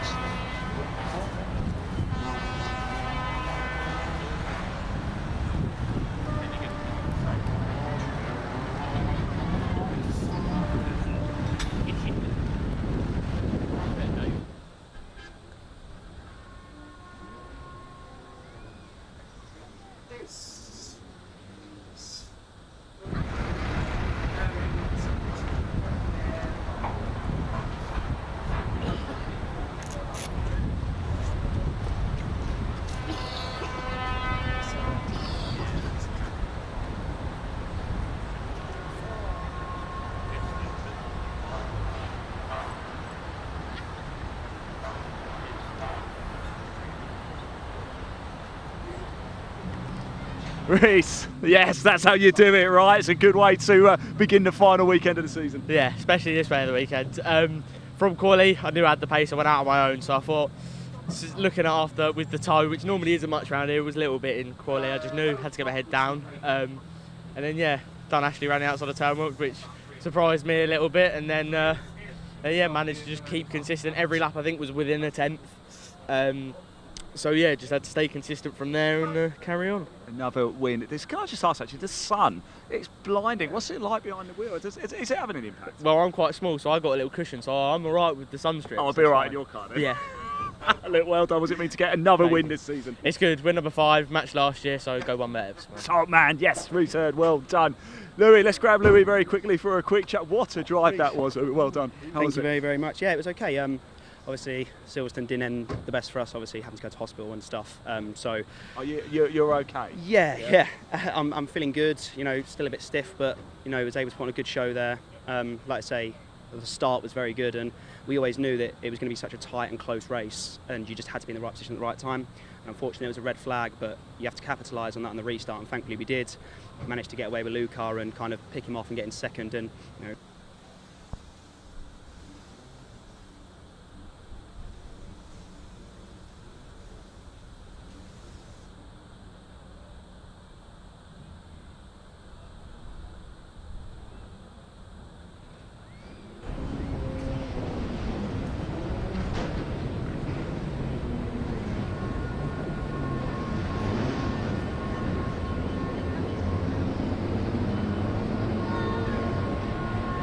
Shepard, who, remember, went into the penultimate event at Snetterton at a deficit to championship leader at the time, Callum Newsham, ended up leaving there with a 33-point championship lead. Those of you who tuned in for the Snetterton event will remember, I'm sure, that Callum Newsham unfortunately suffered an accident in race 2 which demolished the back of his brand new Hyundai Elantra that he'd only purchased just before that round, and unfortunately, because he'd already had 2 non-finishes earlier in the year, it ended up really costing him in the championship. But he is still mathematically at play in the championship battle, is Callum Newsham.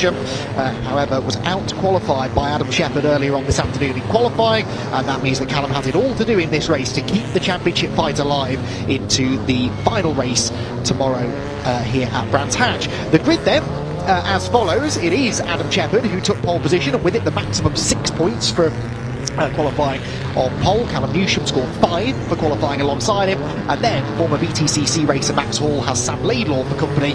Sam, an outside bet of the championship going into the weekend, but he needed to out-qualify Shepherd and Newsham, so he is now mathematically out of contention. George Jackson became the newest winner in TCR UK history. Last time out at Snetterton, got his first victory at the wheel of a Cupra Leon BZ. He starts 5th alongside Brad Hutchison, the best of the Gen 2 cars. Then it's Will Beach and Luke Sargent, row 4, and Harry Blore and Jordan Kerridge to complete the top 10 on the grid.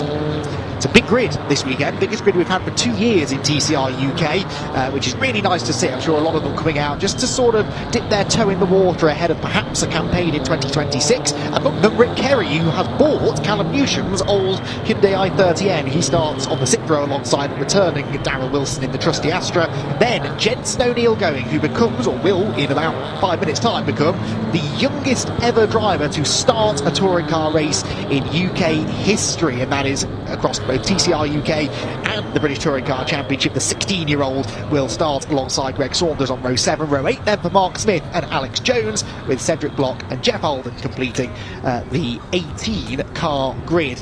It's a big grid of cars and lots of drivers who are just here to try and get some good results at the end of the season. As I said, some of them looking ahead maybe to a full campaign in 2026, and 2 of them looking to try and win a championship. And those 2 drivers will be starting from the front row of the grid together. Adam Shepherd then with a really quick lap time within about 1/10 of a second of the all-time lap record here at Brands Hatch in still slightly greasy conditions earlier on today, and with maximum ballast on board his car. A very, very impressive effort indeed. He will have Callum Newsham for company on that front row. Now, the championship situation is reasonably simple.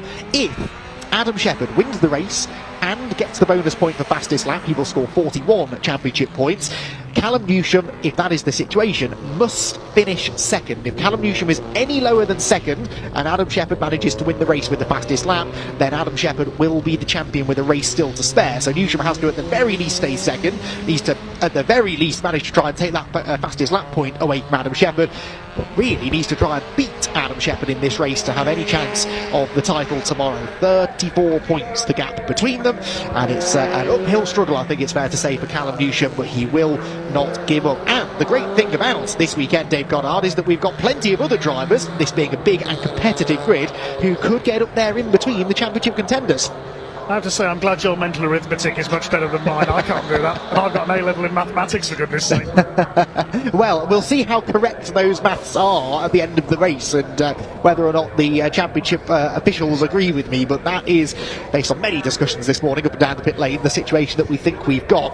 Amongst those drivers then, I think, who could be a factor, Max Hall, we saw him getting properly stuck in on his way to 2 podiums in his TCR UK debut at Snetterton last time out. And then Sam Laidlaw. There's no Steve Laidlaw this weekend. Sam's father Steve, who was a race winner earlier in the year, you might remember, at Silverstone.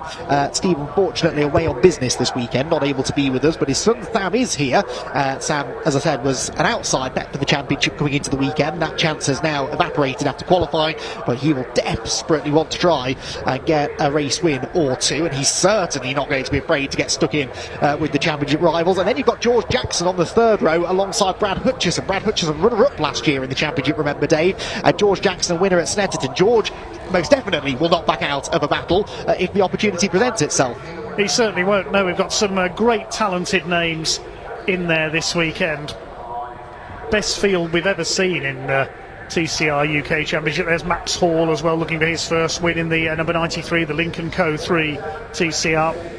Jackson, Hutchison there in the blue and black machine. A couple of returnees as well further down the grid. It's great to see Darryl Wilson back out there, the number 50, one of the original drivers in TCR UK, the Birmingham-based racer. Rick Kerry out in action as well, ahead of hopefully a full campaign next year. Seen Rick Kerry racing with the Classic Touring Car Racing Club in the Peugeot 406 Coupe this year, the BTC Touring car, which he debuted earlier this year. Unusual to see him in on these cars, because throughout his career he's been a BMW man when he appeared in BTCC several years back. And Jensen O'Neill going, the former Fiesta Junior champion, among his other achievements in the Jam Sport Subaru WRX as well. As we said earlier, the youngest ever touring car racer in either discipline in the UK, making history in this first race of the weekend for TCR UK, which will be a 20-minute race.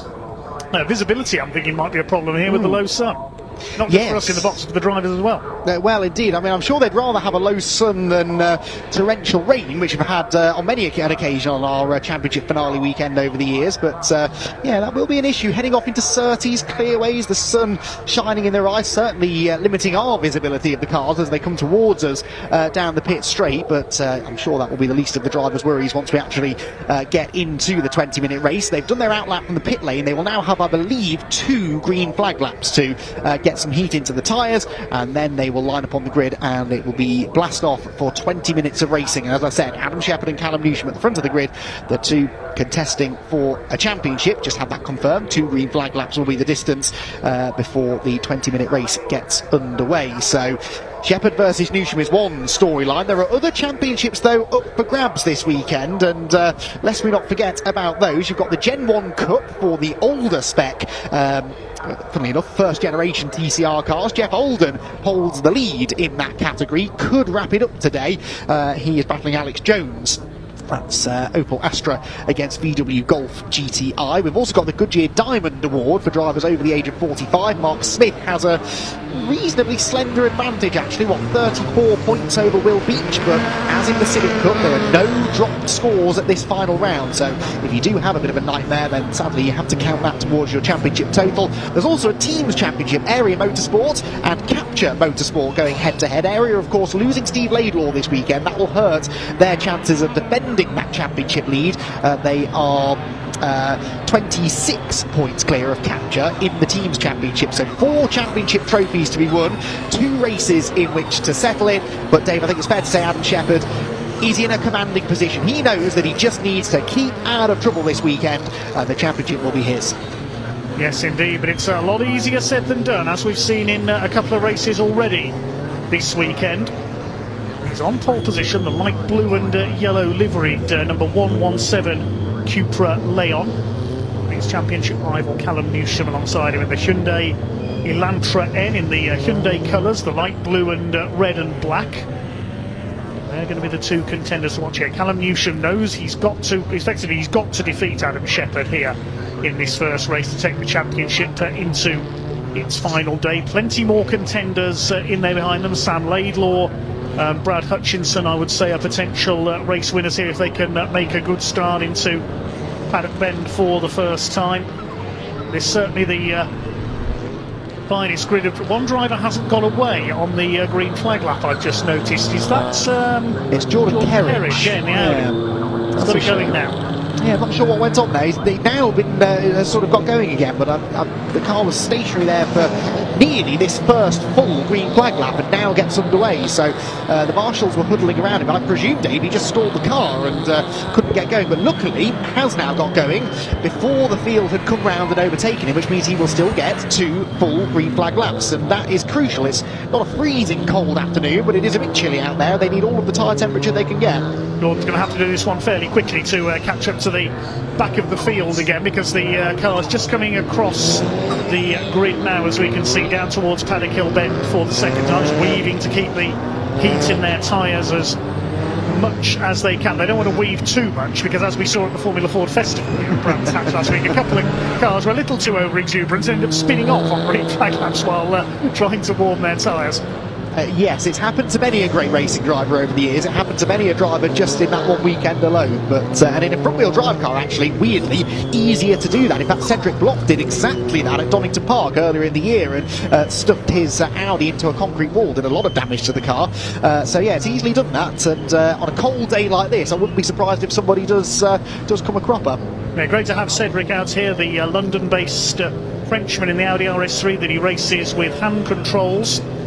He broke his back in a motorcycle racing accident a few years ago, but bravely returned to race again in TCR. He's towards the back of the grid here in his blue and orange Audi RS3, starting back there with Jeff Olden. Cedric Block, one of the contenders in the Gen 1 Cup. Who's the quickest qualifier in Gen 1? In Gen 1 Cup, it was Darryl Wilson. narrowly beating Jenson O'Neill going. Actually, on the point of Jenson O'Neill going, you've reminded me of something quite significant there, Dave. There are a handful of drivers who don't score points this weekend because they are not full season entries. Jenson O'Neill going is one, Darrell Wilson is another, and Rick Kerry the third. So those three drivers do not score championship points. That could be of significance if they get themselves among championship contenders, but it means that in the Gen 1 Cup Championship battle, neither Darrell Wilson or Jenson O'Neill going will be scoring championship points towards that. So that means that Jeff Holden and Alex Jones don't need to worry about those two as they battle each other for Gen 1 Cup victory. There is in fact Jeff Holden in his Astra, 2 Astras on the grid this weekend. Darrell Wilson, veteran racer of TCR these days. He was around in the very first race in March 2018, and here he is quite some years later, still competing in TCR UK and knocking on the door of the top 10. He was pretty happy with his qualifying performance earlier on today. So Adam Shepherd could be 20 minutes away from finally, after so many near misses through the years, finally wrapping up a TCR UK Championship title. Callum Newsham in the Elantra, who starts alongside him on the front row, the only man now who can stop him, needs to beat Shepherd in this race to keep the championship going into Sunday's finale. Place your bets, everybody. 20 minutes of racing here at Brands Hatch, about to get underway. Lights off, away they go. A bad start from Max Hall from third. Sam Laidlaw will get alongside him, but Adam Shepherd has nailed the start from pole position. That's a difficult thing to do, but he will lead unchallenged into Paddock Hill Bend for the first time of asking. Newsham slots into second, Laidlaw third. Is that Hutchison now fourth? It is, who's had a brilliant start, and George Jackson and Max Hall side by side behind him for fifth. The leaders come together, not literally, but very close together through Druids for the first time, and Callum Newsham is on his toes. He closes right in on Shepherd through the left-hander at Graham Hill Bend. He knows, I think, that if he's going to get past Shepherd, it will likely have to happen on the opening lap or so. They come through towards the Cooper Straight for the first time. One car running wide at the back, I noticed, at Graham Hill Bend. That was Cedric Block, but he's kept it going. Everybody else round the first half a lap, all okay as they make their way towards Clearways the first time. Adam Shepherd with the lead, with Callum Newsham on his tail. They're already starting to draw clear of the rest of the field. It's Sam Laidlaw in third place as they cross the stripe for the first time. Hutchison with that great start round the outside of Ford. Jackson up to fifth. Max Hall really fluffed his start in the Lincoln Co, the Chinese-built machine. He's down into sixth position. Then Sargent, Beach, Wilson and Bloor rounding out the top 10 at the moment as the battle starts to join once again for the lead, with Callum Newsham determined not to let Adam Shepherd escape. Well, we didn't see it on camera, but Newsham had a big nibble up the inside of Shepherd at Clearways. I thought for a second they were going to touch. He's really quick through this part of the lap, closes right in on the race leader through Surtees, and Callum Newsham is going to have a proper go at this. If he can try and get past Shepherd early doors, rattle him, he might be able to knock him off his rhythm and possibly go on to win the race. The safety car is out there because Mark Smith's car is in the gravel at Paddock Hill Bend, so safety car is being scrambled, and that means Callum Newsham's attack. Sorry, it's Harry Blur, I beg your pardon. Harry Blur's number 11 all-white Cupra, as opposed to the number 77 all-white Cupra of Mark Smith. Easy mistake to make, I feel.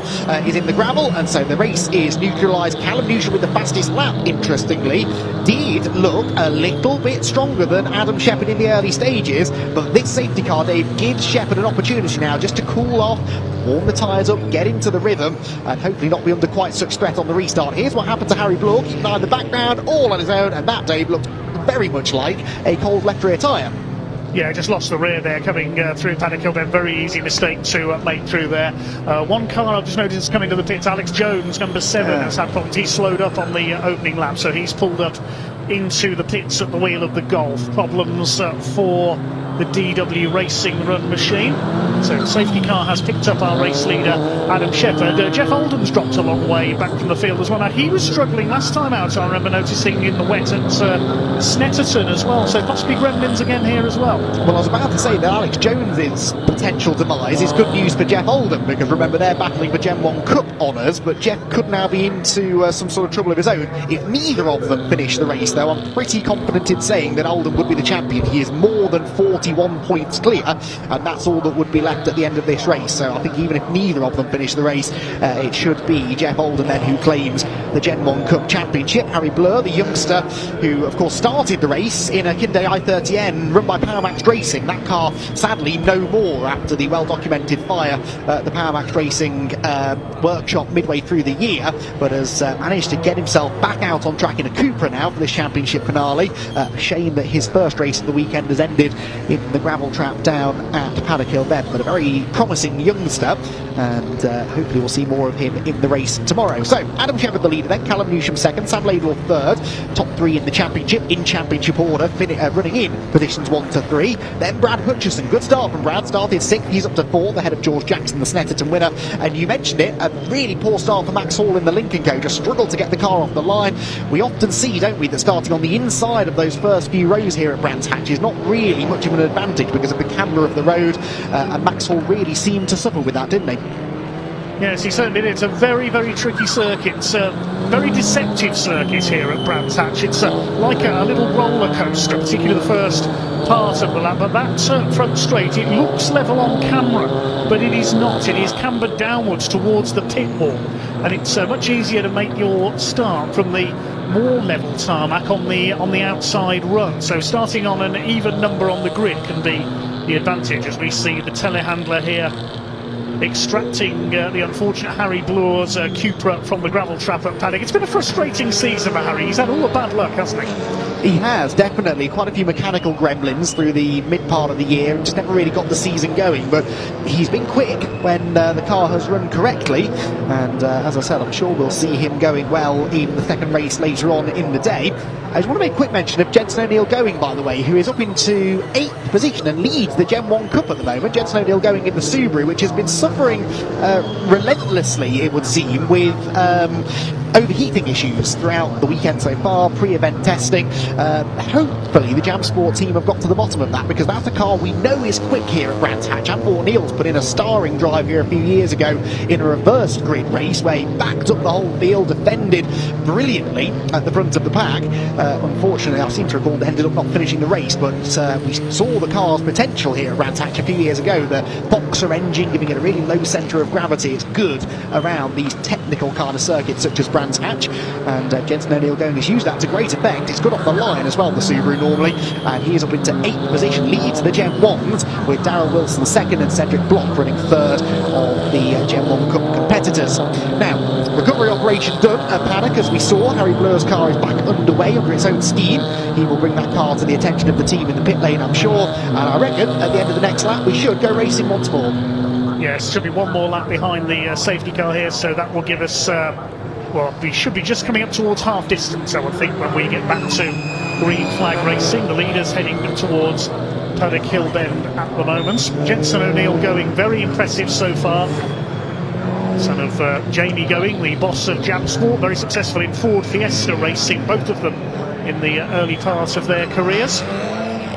Jenson now making the big leap up from Fiesta Junior and so forth into TCR UK at the wheel of that Subaru. Hopefully we'll see him back for a full championship campaign in 2026. Shepherd still your leader. The safety car is picking up its pace. Are we going to see the red lights go out here? I just see a car pull to the outside. Yeah, somebody's come to a stop at Druids on the outside. I've got a bad feeling it's Jenson O'Neill Going. It is. The commentator, sorry Jenson. Jenson, well, that's such a shame, because we were just documenting at length he was going very well, and unfortunately that means that he is going to be going no further, and I also think this will now lead to a delayed... Well, it hasn't led to a delayed restart. The safety car is in, but they're surely going to have to throw it straight back out again, because we've got this car that's stuck in a dangerous position at Druids. Adam Shepherd for now gets the race back underway, but no, the yellow flags and safety car boards are still out. Hopefully they've spotted them as they make their way around Paddock Hill Bend, because they will see that there is a car at the top of the hill. I'm not convinced that's been noticed by everybody just yet as they head uphill towards the braking zone at Druids, but Adam Shepherd had executed a pretty brilliant restart there. He pulled a good few car lengths over Callum Newsham, and yeah, that immediately will disappear once again. And yeah, I'm not convinced you're not necessarily looking towards the flag stands, are the Marshals stands at the green flag lap, because you just expect the race to continue. But yeah, safety car back out again, and another recovery operation for the Marshals to have to be involved in up at Druids. It's been a busy day up at Druids, hasn't it, today? I wonder if Steve Bewers in that pickup truck, the trackside recovery, has got a lap counter on board because he's had a busy day certainly, and I think it'll get busier unfortunately as the weekend goes on. We always see trackside recovery here with their various support vehicles. They've got the big American tow trucks here as well for the British Truck Racing Championship as well. So a very big thank you to trackside recovery for their hard work alongside our marshalling team. We'll use the pickup truck just to move Jensen O'Neill Going's Subaru out of the way. Hopefully that won't take too long, and then we'll be able to get this race back to green flag conditions. It does give me a bit of chance just to do a bit more maths, because we love doing that.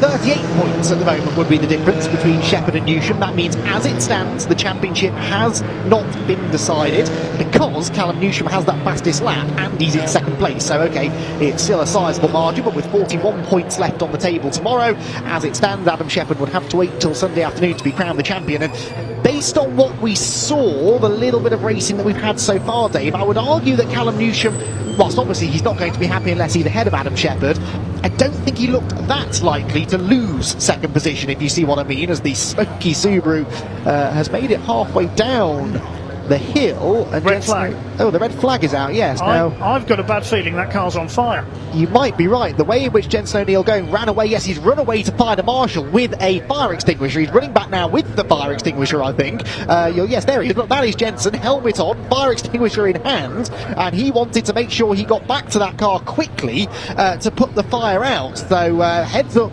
thinking there from Jensen O'Neill Going. Might be the youngest ever touring car driver in history, but he has a really smart head on his shoulders, and he spotted that before anybody else had. I think that for some reason the car had rolled down the hill ahead of the recovery vehicle. Whether maybe he got it fired back up again, I don't know, but he was definitely concerned about something at the front of the car. The fire truck is now in position and will assist, but I think it was Jensen's quick thinking there, Dave, that kept that situation under control.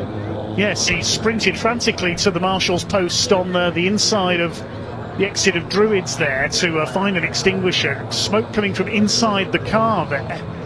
That could have been a potentially scary moment. I hope that's not going to be the end of the Subaru pilots weekend here. So the red flag is out. The cars are forming up on the grid markings on the Brabham straights. Now, how long was left? 10 minutes 18 seconds on the clock, so I'm suspecting a 10-minute restart. He will certainly get a restart at least, yes. We'll have to wait and see how much time we have to play with here. It is currently 3:05. There are other races, of course, that need to take place after this one, so we can't keep going forever with light fading from sort of 4:30ish these days.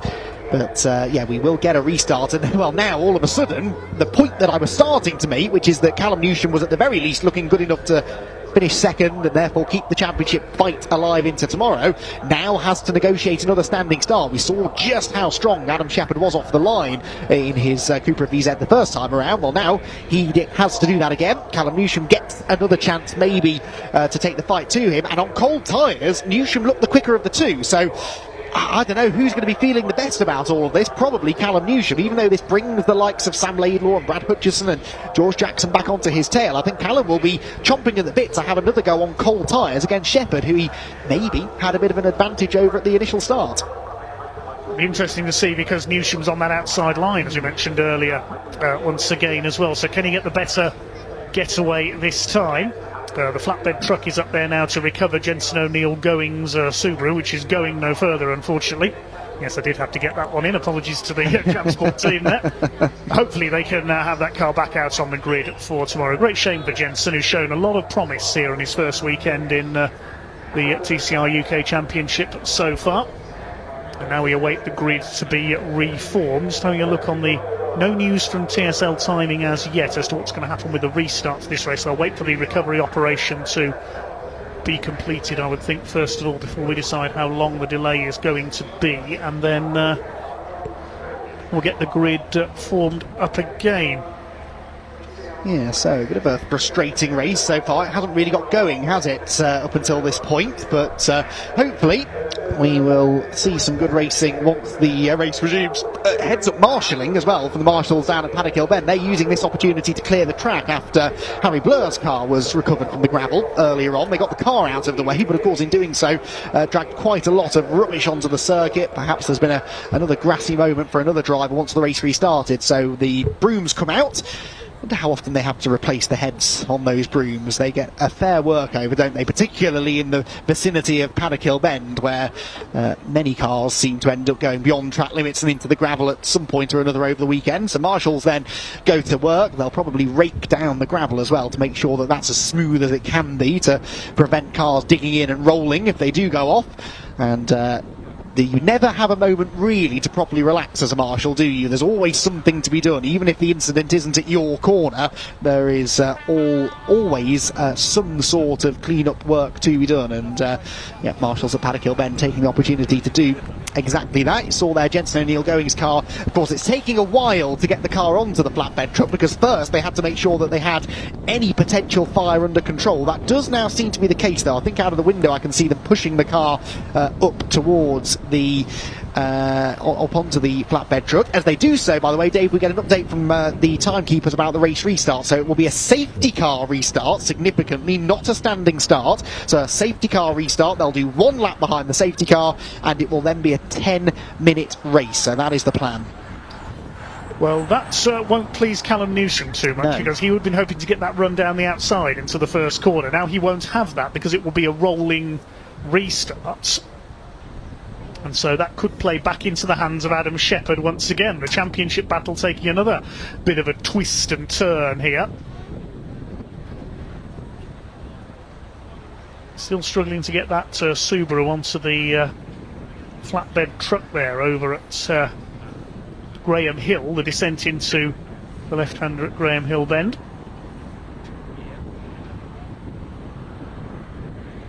We'll be back underway as soon as we can. Obviously every precaution having to be taken here, so thank you very much for your patience everyone during this enforced stoppage to our first TCR UK race of the weekend.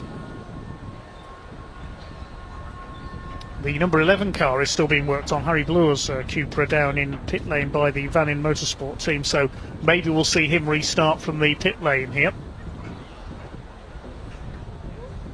Yes, well, not sure, because he wasn't running at the time of the red flag, was he? I'm not entirely sure what they're going to do here. So there is the recovery still ongoing. Got a medical vehicle down there as well now for reasons unknown, so all just taking a little bit longer than we would have liked. And this, I suspect, is why they've decided to go for a safety car restart, because of course all of the time that the cars are sitting on the start-finish area, going nowhere, they are losing tyre temperature, and so the conditions being the fact that it's very chilly this afternoon, the tyre temperature issue will be very much on the mind of those in race control. So rather than having to go through an entire restart process with a tyre rotation lap and bring them back around for 2 green flag laps, just doing 1 lap behind the safety car does seem to be the more sensible option to me. So yeah, doesn't give Callum Newsom much of an opportunity off the restart, but Adam Shepherd will be feeling a little bit more better about that, especially since that restart that he just did, as short-lived as that restart was a very, very good one. He managed to gap Callum Newsom by several car lengths as he accelerated across the line, and that's exactly what Shepherd will now be looking to try and do again. So the recovery vehicles are now leaving the circuit. The flatbed truck is heading into the back entrance, if you like, at Surtees into the paddock. The fire truck heading in behind it. There is the Subaru. Now, as soon as they're back at their posts, we will get this safety car restart underway as soon as the clerk of the course gives the all clear to get this one underway. The medical vehicle's back in position as well. It looks like the circuit is clear. The flashing light is on atop the safety car down there. Just waiting for the marshals to clear the grid, I think, and then Adam Shepherd will be ready to lead the field away in the Capture Motorsport Cupra Leon. ahead of Callum Newsham in the JH Racing Hyundai Elantra. It's a Cupra in third place as well of Sam Laidlaw for Area Motorsports. Yes, Capture will be happy with the way this is going so far. Remember, they do have this teams championship that they're battling for against Area. Came into the weekend, I think, 26 points adrift of Area Motorsport. Well, they are leading. They have an Area Motorsport car in third, but there are other Capture cars up and down the order. So I do think they're going to be feeling quite good, maybe about even stealing the teams championship away at the final round of the season. Right, track is now clear. I see no reason why we can't get the safety car moving very shortly. I can see the marshal just towards the bottom left of your screen has the safety car board in hand. So that suggests that they're going to release the Ford Focus safety car. Indeed, as I say that, I think it's just starting to creep forward. So yes, the race then about to resume. It's a 10-minute restart. Now it says 1 lap behind the safety car and then a 10-minute race. Well, it doesn't say and then, it says and a 10-minute race. Whether the 10 minutes is going to start now or when the safety car comes in, I'm not sure. There we go, I get my answer. It does start now. So the race has restarted. Time in the top left corner of your screen is about 10 seconds out, actually. There are 9 minutes and 50 seconds to go according to the TSL timing screen. Somebody else hasn't got going. Oh, that's Darrell Wilson. That's Darrell Wilson's Astra. And that was the driver, of course, who had just inherited the Gen 1 Cup lead, wasn't it? Because Jensen O'Neill-Going had retired. Darrell Wilson had been running second, and he's now requiring a bit of a push for the Marshals. So hopefully the Marshals can push starts the West Midlander in the Astra. They have done so. He's got it going. There he is. The DW Racing Vauxhall Astra rejoins at the back of the field. Hopefully we'll go back to green flag racing this time by. That might get him in trouble because Darrell Wilson is overtaking behind the safety car. Yeah, exactly. So he's thinking, of course, oh, well, this is a restart procedure. But actually, even so, it's my understanding that because he'd fallen right to the back, he's not actually allowed to reclaim his original starting position anyway. So just hoping that that doesn't come back to bite him. He has overtaken 2 cars. He's going past Cedric Block now, so we will monitor that situation. Anyway, the lights are out on the safety car. Let's try this again, shall we? We're going to have, what, 8.5 minutes of racing there, and Adam Shepherd has gone. Adam Shepherd has gone already. Look at that. He steps on the loud pedal through Surtees, and Callum Newsham was not expecting that, and that means there's another sizable margin between the 2 cars as they accelerate across the timing line. Race restart with exactly 8.5 minutes to go, and it's actually Sam Laidlaw who could be a bit of a threat here to Newsham. He's weaving around in the Cupra in third. He's got his headlights ablaze, and remember, if he gets past Newsham, that will seal the championship for Adam Shepherd. So here we go then. Battle could be joined for second place. Sam Laidlaw trying to move up to attack into grid. So it's still on cold tyres. You saw the rear end step out briefly on Adam Shepherd's car there. It's the Hyundai of Newsham in second place. Laidlaw is in third. Hutchison is fishtailing around slightly as they come down Graham Hill as well. You just see a little bit of a twitch from the blue machine there in fourth position as they make their way along Cupra Straight. But the Cupra going sideways at the start of the straight. Now that was Mark Smith, the Staffordshire driver, the Alfa Romeo Championship winner of many years ago, nearly lost his Cupra as they make their way out of the final couple of corners and up over the line. It's Shepherd from Newsham in second place. What's the gap as they go over the line? It's 1.2 seconds.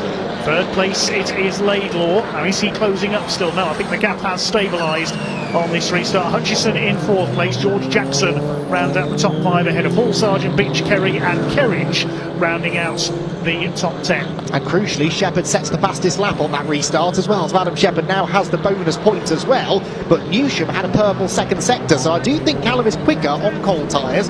He just lost too much ground on the initial restart, didn't he? And now he's having to do it all again just to get onto terms with Adam Shepherd. We'll monitor the sector and lap times with interest. Meanwhile, George Jackson here has got the attentions of Max Hall, who wants to try and reclaim some of the lost ground from the initial start to the race. Remember, starting third did Max in the yellow and blue Lincoln Co. and dropped to 6th off the line. Well, he's closing back in now on the Snetterton winner as they head to the timing line. Newsham snatches the fastest lap back, but only about a 10th and a half quicker than the leader. He will need more than that if he's going to challenge for this all-important race win.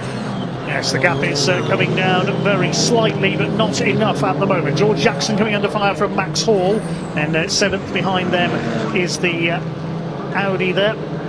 So they came into Druids. That's Sargent in the Audi in 7th position, number 115. There go the leaders. You can see the first two now starting to get away. Are they going to start to get together? Callum Newsham with a fantastic fastest lap of 48.38. An incredible pace they are setting around this Brands Hatch Indy circuit. Is the gap going to come down this time through? It was 1.12 seconds. Is Newsham going to go any quicker this time through? Very slightly again, 1.06 seconds is now the gap, as we see a battle further back in the order. Mark Smith having recovered from that half spin. He's got the Gen 1 Cup leader Darrell Wilson behind him, but he will be getting a 10-second penalty, I can tell you, Darrell Wilson, for a false start. Yes, which I think will be the overtaking that we saw behind the safety car. He'd started racing before the race had begun officially, so that was rather predictably a penalty, I'm afraid, for him. Right, gap down to a second then, as there Jeff Holden keeps his Astra out of the way. There's a great battle developing for third, isn't there, though, between Sam Laidlaw, Brad Hutchison, George Jackson and Max Hall. All four of them coming together, as Sam Laidlaw seemingly is struggling a little bit for pace. Brad Hutchison behind. Spoke to his dad between qualifying and the race, and he said that Brad was a little bit disappointed with his qualifying time. Reckoned he could have got another 10th of a second out of the car. That would have actually gained him 3 positions on the grid, so tight were the qualifying times, but he was fairly confident he'd go and get those in the race. Well, he's got 2 of them. He's up into 4th and now wants to try and get that Gen 2 Cupra onto the podium. He's closing in on Sam Laidlaw. The Area Motorsport car doesn't really want to be losing any more points because of that team's championship lead that Area are trying to defend. So a lot of the focus on the top 2 for the overall championship, but this battle for third is of some significance as well. George Jackson certainly moving up here to try and attack as well on the tail of Hutchison as they go up towards McLaren and Clearways here. Gets the tighter line into the right-hander at Clearways. Max Hall on their tails as well as they head towards the Brabham Straights. Spotted out of the window, Kerridge running wide as they came out of Graham Hill Bend there as well, but he's rejoined. Just over 4 minutes of this sprint for the line to go. The leaders already heading up into Druids Hill Bend. Here they are. The gap is just under a second. Another fastest lap for Callum Newsham that time through, and the gap back to Laidlaw in 3rd place, Hutchison in 4th. He's got Jackson and Hall well and truly on his tail. That's allowing Laidlaw to escape a little into 3rd place, but I don't think he's going to be able to catch the top 2. No, I don't think so. Bollard there has been wiped out at the bottom of Graham Hill Bend. It gets kicked aside, I think, by Will Beach as he came through in the background. But yes, that lead gap is coming down by about a 10th of a second a lap, which is not enough for Callum Newsham. He would need about 9 or 10 laps therefore just to get on terms with Adam Shepherd. He needs to unlock a little bit more speed. They cross the line this time and the gap goes out by a 10th. So Adam Shepherd keeping control of the race, but not yet in a position to win the championship with a race to spare. 3 minutes and 20 seconds to go. Shepherd leads then. Newsham there in 2nd position in the Elantra, giving this everything he's got. If only he got away with Shepherd on that restart, I think this could have been a very different story, but now Adam just seems to be sort of calming down. Remember, he is carrying maximum ballast because of his success last time out at Snetterton. Callum Newsham, of course, didn't have a great weekend, therefore isn't carrying quite as much weight in his car there. We get a glimpse of Callum Newsham's old car, Rick Kerry now the proud owner of a Hyundai i30M. And for 4th position, things get even closer. Hutchison, Jackson and Max Hall absolutely together. They certainly are, yes. The 3 cars line astern now as they come out towards Clearways and Clark Kerr. There's 1 car pulling into the pits, that's Alex Jones. Further problems for the number 7 there, just ahead of them. Max Hall pulls to the outside line. I don't think he's going to be close enough here to attack as they come in towards Paddock Hill Bend. There are the 2 leaders heading up Halewood Rise. Laidlaw now on his own in 3rd. It's all about this battle for 4th position. Hutchison holds it at the moment. Jackson trying to look to the inside of Druids. He's not close enough. He's got to attack and defend at the same time because Max Hall is there on his tail in that yellow and blue Lincoln Co. I love the menacing face design, quite appropriate for Halloween, isn't it? So the design on the front of that car, and he's really menacing the back of George Jackson here for that 5th position. Yeah, you wouldn't want that thing coming up behind you in your wing mirrors, would you? It's a fairly noticeable car, and Max Hall, a pretty lively driver. He tries to get a good tight line out of the corner, but George Jackson is the one who got off Clearways the best there. I think he closes right in on Brad Hutchison, who has to defend the inside line. Jackson's flicked back to the inside as well, but Brad is late enough on the brake brakes to see off that particular challenge. Runs a little bit deep though, parks the car on the apex. He's a bit slow off the corner. George Jackson might now have a chance to get alongside on the run up the hill. No, slots back in behind the Gen 2 Cupra for now, keeping the Gen 3 Cupra VZ at bay, with Max Hall keeping a watching brief. Max, remember, clashed with Brad Hutchison at Snetterton last time out and received a little bit of a telling off for it, so I'm sure those two, if they do end up battling again, will try their best to keep it a little cleaner. 2 laps to go though, and Adam Shepherd has managed this race absolutely to perfection. He is now 1.5 seconds clear of Callum Newsham, who just hasn't been able to keep up with the Cupra through the second half of this shortened race, and Adam Shepherd well on his way now to yet another race victory. Max Hall is pulling into the pits. Great shape. Problems with the Lincoln car. Wondered where he'd gone as the 4th place battle came past our commentary box. Unfortunately, he's pulled into the pits. Wonder if that's a left front puncture. The left front corner seems to be dragging on the ground slightly. We'll see if we can get an update on that. But that's a shame for Max then, who had been running 6th. That would have put him quite close to the front of the grid for race 2. As it stands, Mark Smith would have pole for race 2, and Daryl Wilson would start alongside him. Daryl said that was his goal coming into today, to be in amongst it in the reverse grid, and that is absolutely going to be the case. So 1 more lap to go then for Adam Shepherd, who makes his way across the line. Adam Shepherd, who has had not quite the most race wins in TCR Championship history. It's about the only record of meaning that he doesn't currently hold, but he is on course perhaps for win number 14, which would match Lewis Kent's record, the double former champion Lewis Kent, who we've seen out racing in the Civic Cup this weekend. Newsham not able to keep up with Shepherd. Although Davies going on for 4th, that looked rather close. Yeah, George Jackson got alongside on the outside of Brad Hutchison coming into paddock, but Hutchison was able to hold the line, and he's holding him off as they come down Graham Hill, waiting for them to come into sight. But Adam Shepherd is heading for victory in the meantime. Yes, he is. Round clearways for the final time. 40 championship points heading the way of the current championship leader. 36 would be going to Callum Newsham. It is not over yet, but this is one hand on the trophy for sure for Adam Shepherd, who wins the first race here at Brands Hatch. Callum Newsham threw everything he had at that, but it wasn't quite enough to win the race. He will, though, still have a mathematical chance of the championship tomorrow. It is Laidlaw of the Sam Variety 4, Brad Hutchison 5th, and George Jackson completing the top 5. Some good battles going on further back. Meanwhile, Mark Smith here in behind Daryl Wilson, and then it's Greg Saunders. In fact, they're all inside the top 10 now, are they? No, I think Saunders actually had got ahead of Daryl Wilson at the line, but now has been overtaken once again. So we'll get them across the line. This will all decide who will be on pole position for race number 2. And yes, it is going to be Mark Smith 9th and Greg Saunders 10th, because Daryl Wilson has the time penalty. Of course he does. So Greg Saunders actually gets the pole provisionally anyway for race number 2, and that all got decided in the dying moments, Dave. Mentioning Max Hall, he's tried to rejoin, but I think it was more than a puncture. He stopped in the pit lane exit, had a great cloud of steam. Yes, so the marshals will have to keep an eye on that. Yeah, well spotted. That's not good news, is it, for Max Hall? Thankfully, the second race isn't until tomorrow, so they've got overnight to get it sorted. There, we see it on the cameras now. So, yeah, well spotted. That car had attempted to rejoin the race, and clearly there was something mechanically going on inside. The Ben Sharp and the rest of the Ben Sharp racing team are sprinting down the pit lane as we speak to try and deal with the situation. And this Ben Sharp Racing prepared car is going to have a little bit of work to be done to it, I think, tonight. They've brought the big cooling fan with them. They'll appear in shot momentarily, I think, and they're going to try and use that to not cool the car off, surprisingly. Hopefully not too much damage done internally to keep that car out of action tomorrow.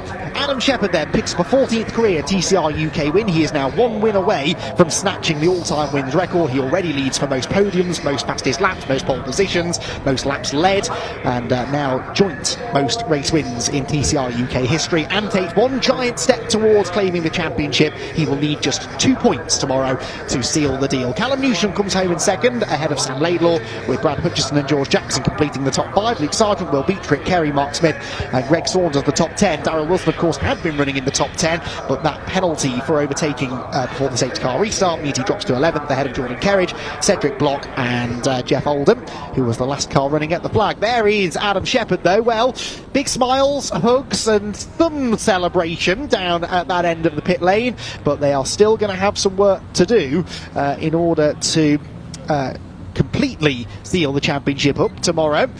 but he will sleep easy tonight knowing that essentially anything other than a non-finish tomorrow will confirm the championship going his way.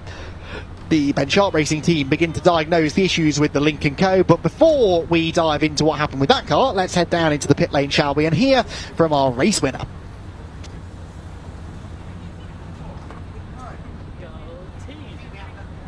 You just seen some pictures down here. As you can imagine, Adam Shepherd is delighted. Let's go. Sorry, Adam, come on, jump over here.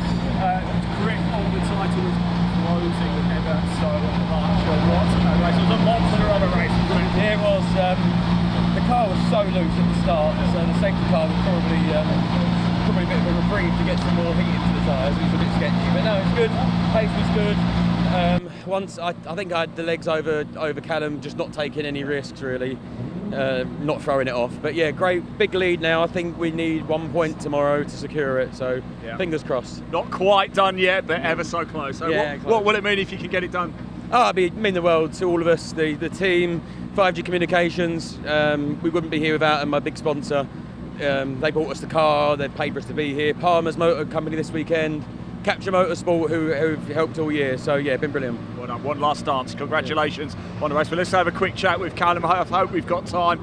Sorry, Callum, can I just jump in for a very quick chat? Of course, P2 leaves you with an awful lot of work to do tomorrow, doesn't it? Yeah, it does, but well, we did what we could then. You're still smiling though. That's what I like to see, isn't it? Well, I came second. It's not last, is it? So you don't come last. Come on. Look. Big day tomorrow, of course. You're not out of it. You're going to fight right to the end, aren't you? Yeah, we'll be there fighting to the end, but it's pretty much out of my hands at the minute, but we'll see what happens. Turn up, get a good night's sleep. We'll see you tomorrow. Thank you so much. As you can see, the Junior Saloon Car Championship cars, they've made their way on to the start-finish straight here at Brands Hatch already. So let's hand over to commentator Dave Goddard to take you through the action. Enjoy. Yes, thanks, Ian, and big thank you to Andy McEwen, who will be back with us tomorrow for more TCR UK and Miltech Civic Cup action. It is now time for race 2 of the weekend for the Junior Saloon cars. Now let's take a look at the championship situation from my calculations from earlier on. As things stand among the 3 contenders so far, Josh Salvadori has 559 points. Ollie Kerr, winner earlier on, has 551, and Wilf Butler, who failed to finish the earlier race with engine trouble, has 499. So I'd say it's between Salvadori and Kerr over the remaining 2 races this weekend for the championship. Due to internet issues, unfortunately I haven't been able to check if there have been any amendments to the result from earlier on, so my apologies there. But we'll try and rectify that as we go, and I'll update you ahead of race 3, which is coming up tomorrow morning. The grid for race number 2, Wilf Butler is on pole. This is based on the second fastest time in qualifying by each driver. So Wilf Butler is on pole, he is there. The team have been able to rectify those problems from earlier on. Alongside him will be Louis Austin in the 26. Ollie Kerr is on row 2, one of our championship contenders, alongside Jake Wardle, hoping to avoid a jump start this time. Matt Scharfegger and Matthew Swatton on row 3, Ollie Smith and Joe Wood on the 4th row. Josh Salvadori all the way back in 9th on the grid. He's got work to do. Martin Wright completes the top 10, and his car has been repaired from his off earlier on. The team have reattached that damaged bodywork, and he is on the grid. Leon Holly is back out as well after his excursion at Paddock Hill Bend. He's on row 6 alongside Tom Algar. Row 7, Bailey Roberts and Sherry Ann Powell. The final row, Lexi Powell and Ben Ward. So all 16 cars are there. Had to fairly rush through these last couple of races because of the light beginning to fade here at Brands Hatch. They're on their green flag lap at the moment. This will be another 15-minute race.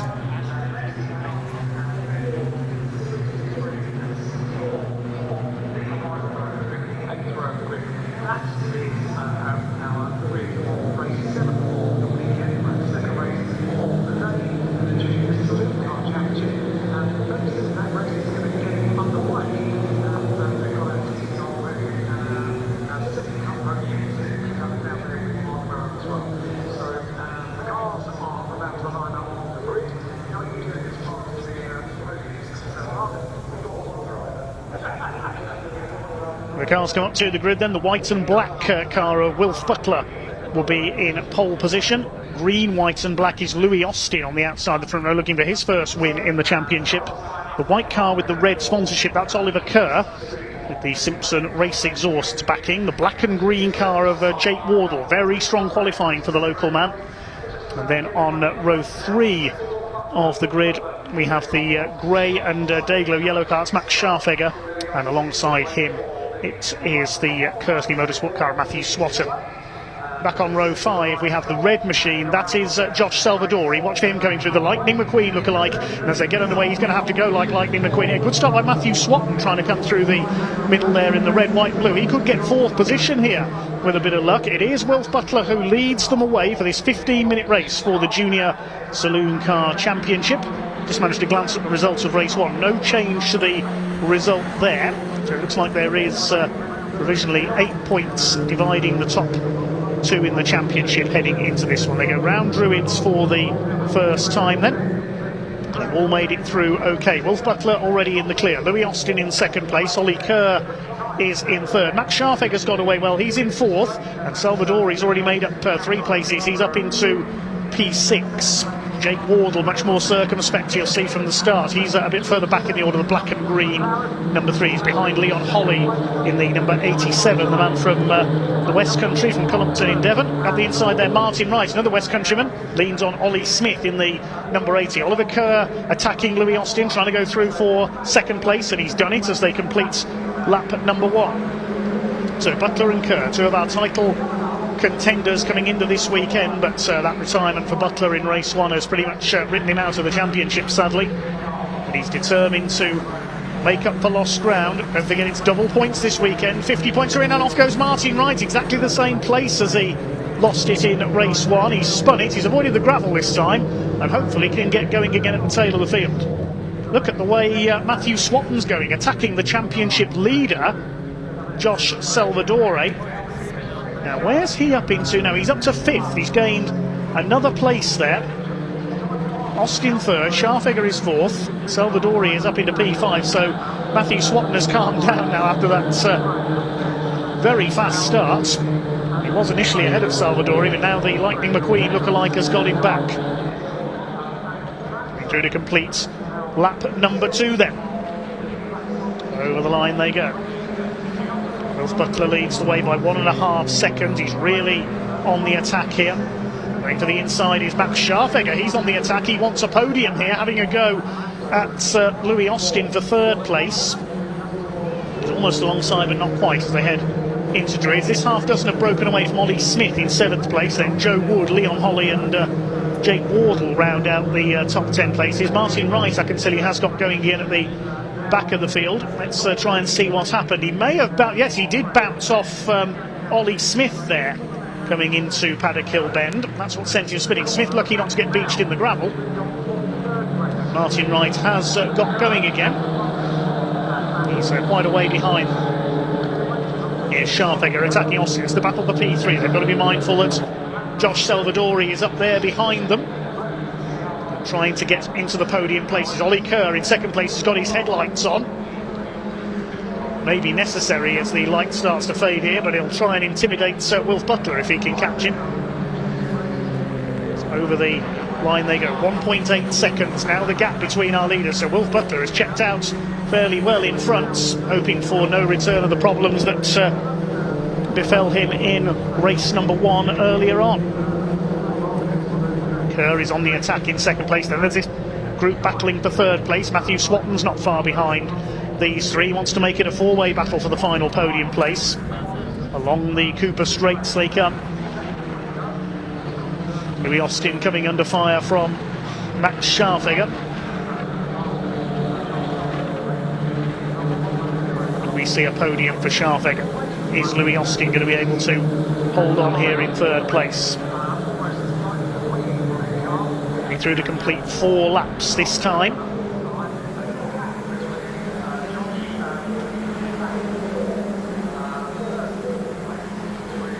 He's further back in the order. Sherry Ann Powell ahead of Bailey Roberts, who's under fire from Tom Algar, trying to make a move here. The orange and blue car at Paddock Bend doesn't quite manage to do so. Scharfegger at the inside, he's got third position, and Salvadori follows him at Druids. Yeah, you can't look away from a battle for 1 second in the Junior Saloon Car Championship. Max Scharfegger made the move coming out of Paddock Hill Bend. He's up to third, and Salvadori up into P4.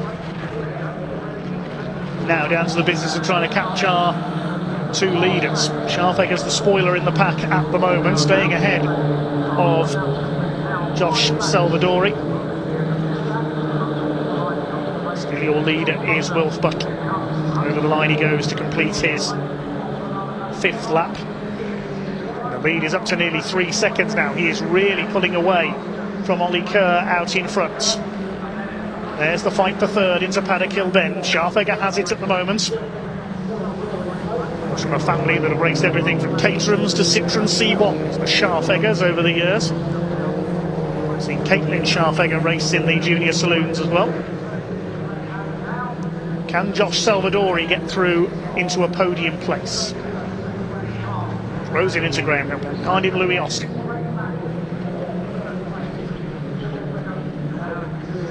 Things seem to have settled down just a little at the front of the field, but not further back. Jake Wardle having a go at Leon Holly further back there. That's for 9th position. It's the main battle on track at the moment. There's Joe Wood ahead of them in the number 7.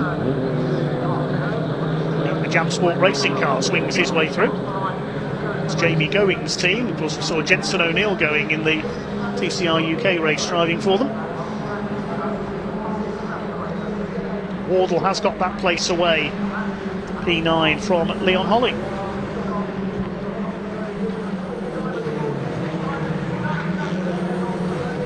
It's under 8.5, just over 8.5 minutes still to go. And race 2 of 3 this weekend for the Junior Saloon Car Championship. And Sherry-Ann Powell back in 11th place ahead of Bailey Roberts. In the lime green machine. Oh, and a tangle there. That's the Powells that have tangled together. Lexi and Sherry-Ann. Sherry gets it going again.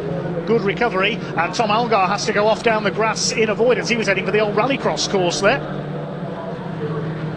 Stays ahead of Ben Ward in the red and blue car behind. They've all managed to survive that somehow, and I think only one change of position. Sherry-Ann Powell half spin there, but she's got it going again. To action everywhere you look in this 16 car field. He's had to allow Martin Wright to make up a little bit of ground at the tail of the field after his spin earlier on.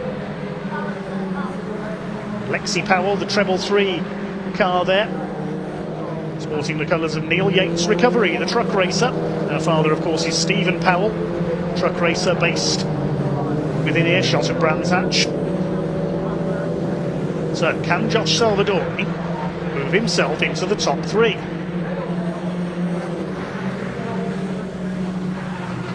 .5 minutes, so just under half the race to do so. I don't think they're going to catch Wilf Butler.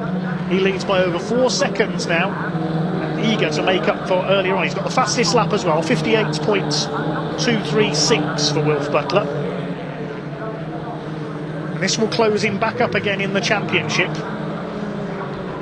But it depends what his rivals can do. Kerr in 2nd place at the moment will get 44 points. Salvadori in 4th would get 38. So the way things stand at the moment, the gap would be down to just 2 points going into the final race of the year between Salvadori and Kerr. By my calculations anyway, if things stay as they are. Here comes Tom Algar attacking down into the right-hander at Paddock Hill Bend. On the back of Sherry-Ann Powell's number 42 car. Almost got alongside, but not quite. Lexi Powell ahead of them, she's running well. This is the battle ahead of them. Joe Wood being reeled in by Jake Wardle in the number 3.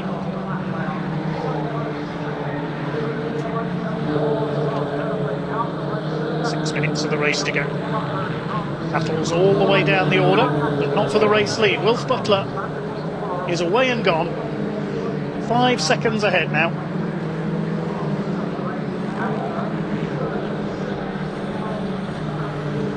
Ollie Kerr safe in 2nd. Now is Jake Wardle going to make a move here on Joe Wood into Paddock Hill Bend?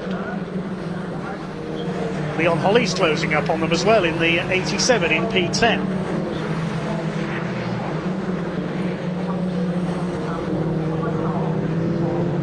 It's the gap between Kerr and Scharfegger, nearly 3 seconds now, and still Josh Salvadori is not able to get alongside and make a move on Max Scharfegger.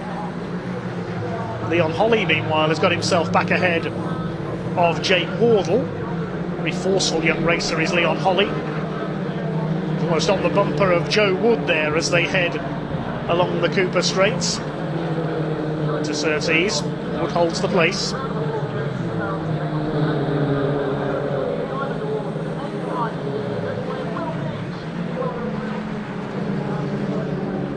They come towards Clearways once again. This is the battle for 8th position. Well, there's our leader. We've not seen lots of Wilf Butler in this race so far. The Mooney Hire car continues to pull away. 5.5 seconds clear now. He's still got the fastest lap of the race, so he's going to get maximum points as it stands at the moment from this penultimate race of the season for the Junior Saloon Car Championship. Been a long and busy season for them, and still Max Scharfegger able to hold off Josh Salvadori. The championship leader is going to be getting frustrated in there, I reckon.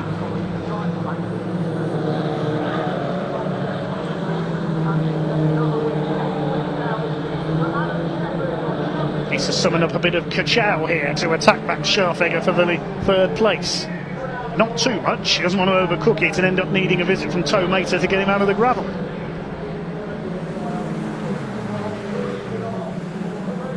There's Louis Austin in 5th place ahead of Matthew Swatton.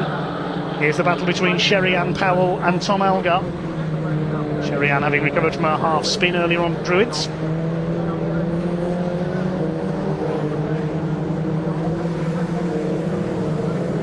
There's Ollie Smith, none the worse for a bit of contact with Martin Wright earlier on. Leon Holly has got ahead of Joe Wood. In fact, Joe Wood's lost 2 places in there. He's dropped behind Holly and Wardle. Further back, Lexi Powell, I see, has got ahead of Bailey Roberts as well. They're having a good scrap. So all the scraps are in the lower reaches of this field with just over 3 minutes to go. Wilf Butler is increasing his lead all the time over Oliver Kerr. Now, the gap between Kerr and Scharfegger was 3.2 seconds. Has that come down as they come over the line this time? No, it's about the same.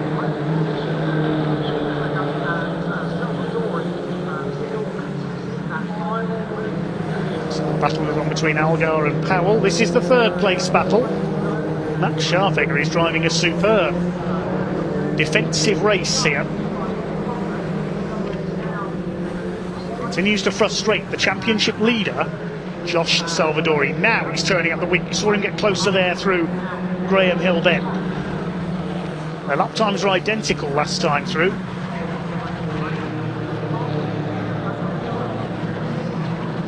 Car has pulled into the pit lane, Martin Wright, unfortunately, so his weekend of disappointment continues. And now Salvadori indicating there as he came through Clearways, is he signalling to Max Scharfegger which side he wants to go through?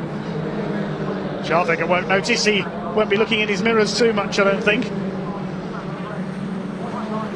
It's getting closer and closer though. Was Scharfegger a little bit sideways there, coming into Paddock Hill Bend?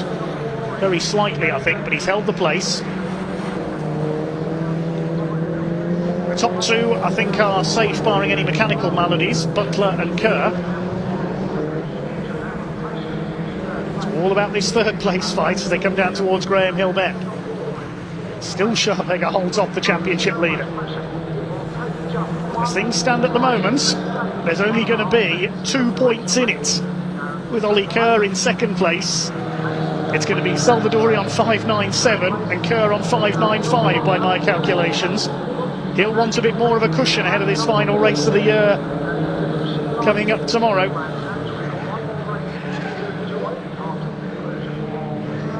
Salvadori will be desperate to get through on Max Scharfegger. We're not quite into the last lap yet. Penultimate lap is underway though. The leader's already going towards Druids. Wilf Butler nearly 7 seconds up now. He's going to make up for his retirement earlier with the victory. It looks like it will be P3 in the championship this year for Wilf Butler, barring any disasters tomorrow in race 3 for Salvadori or Kerr.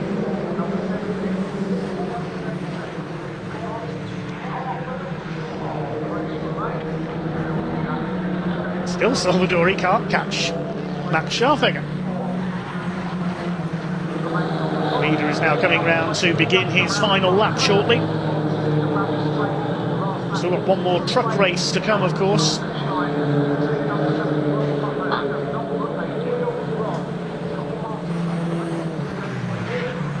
If anything, Scharfegger's actually pulled away a little bit there, I think, coming out of Clearways towards Paddock Bend. Well, here's our leader. It's going to be a flag-to-flag win for Wilf Butler. Here he comes, the man from Tadley in Hampshire. Down towards Graham Hill Bend. Ollie Kerr safe in second. There is Kerr in the background with the headlights ablaze. Salvadori still on the attack, but he ran wide there, coming through Graham Hill Bend. He was on the curbs. It's going to be a win for Wilf Butler.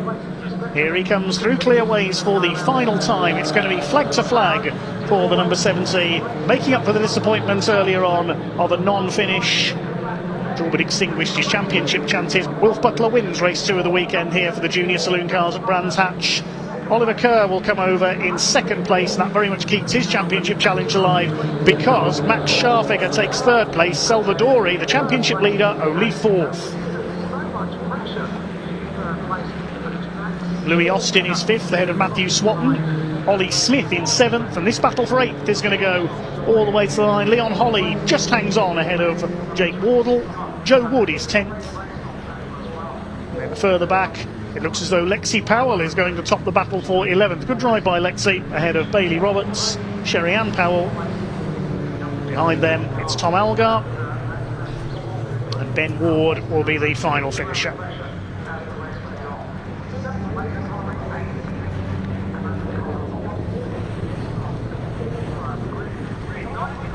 So provisional result then, a win for Wilf Butler over 7 seconds clear of Ollie Kerr.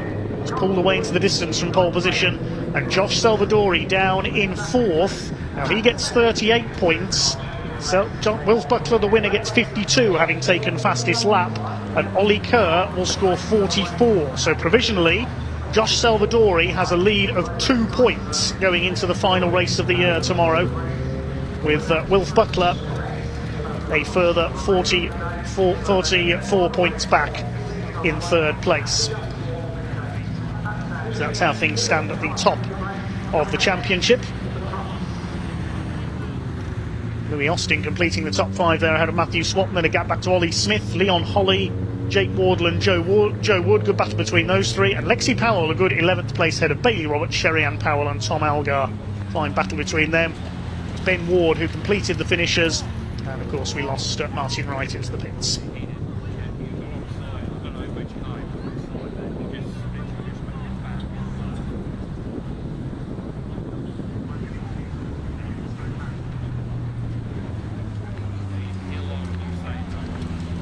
So next up it will be the British Truck Racing Championship. I don't think we'll be able to hear from our race winner because looking out of the commentary box window I can see that the cars are heading straight back into the outer paddock. They have not stopped at Parc Fermé, and we will have the British Truck Racing Championship on circuits very shortly for the final race of day 1 here at Brands Hatch. Hopefully we can get our interviewers into the outer paddock down there, and we will be able to hear from our race winner Wilf Butler and hear from our other contenders on the championship situation heading into the final race of the year tomorrow. So I think we can head down to Ian and the team down there as the cars head back to the paddock.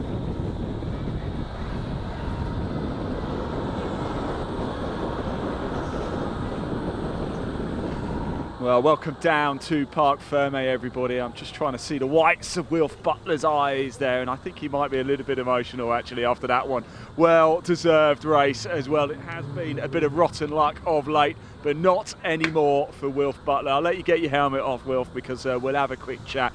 A well-deserved victory indeed, and just makes things a little bit sweeter, doesn't it? Talk us through that one. Yeah, just got a good gap from the start and just kept on pushing myself through. And yeah, just getting used to dry track, because obviously this weekend I haven't driven it after DNF in race 1, so yeah, good to get used to it and then pump some laps in. You just seem completely in control. What would you say is one of your best drives this season? Yeah, definitely. I mean, big gap behind. You can't really ask for much more. Lights the flag victory. So, and I knew that record, I think. So, yeah, really happy. I can see that. Well done, Will. Perfect way indeed. Let's have a chat with Ollie Kerr. Now, I don't know if he knows, but by our mathematics, this makes him the new championship leader. Unofficial, by the way. Don't take that as gospel. Me and Vicky were just having a quick chat about it. But again, another big step towards the title. Obviously, it was good points, and it was another step to the title. Unfortunately, we didn't get that win. We just didn't have, I think, have the pace in the car or me. But no, a good race nonetheless. I mean, we're talking. Did you come into this weekend? What was the expectation? Did you think, yes, I can do it? You've shown consistency. You've shown speed all season long. It seems to really now be coming together right here at the final time when it matters most. Obviously, we came into the weekend knowing we could win it, and it'd be nice to win it. But I think we just kind of came here and just took every day by every day, and every session by every session. One more to go, Ollie. One more to go. Get a good night's sleep, won't you? There you go. Look, trucks heading out as well, aren't they? It sounds good. Let's grab Max for a quick chat. Max, can we have a quick chat with you? We saw lightning speed from you in race 1, and now it's finally paid dividends, hasn't it? Yeah, I'm quite happy with that, yeah. Look, what can we do tomorrow? Just do the same again, and I'm happy with that. Excellent. Thanks for talking to us, Max. Congratulations.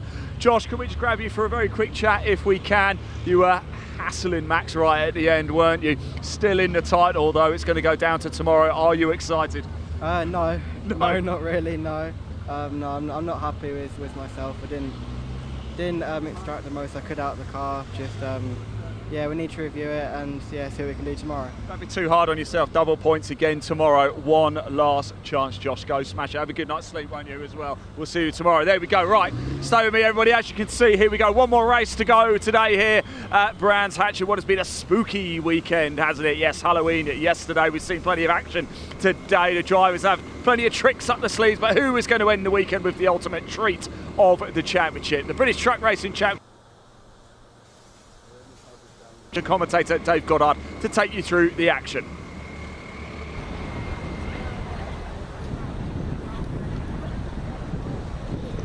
Okay, one race to go here at blustery Brands Hatch, and it really is quite gloomy out there. Now our cameras make it look a little bit lighter than it actually is.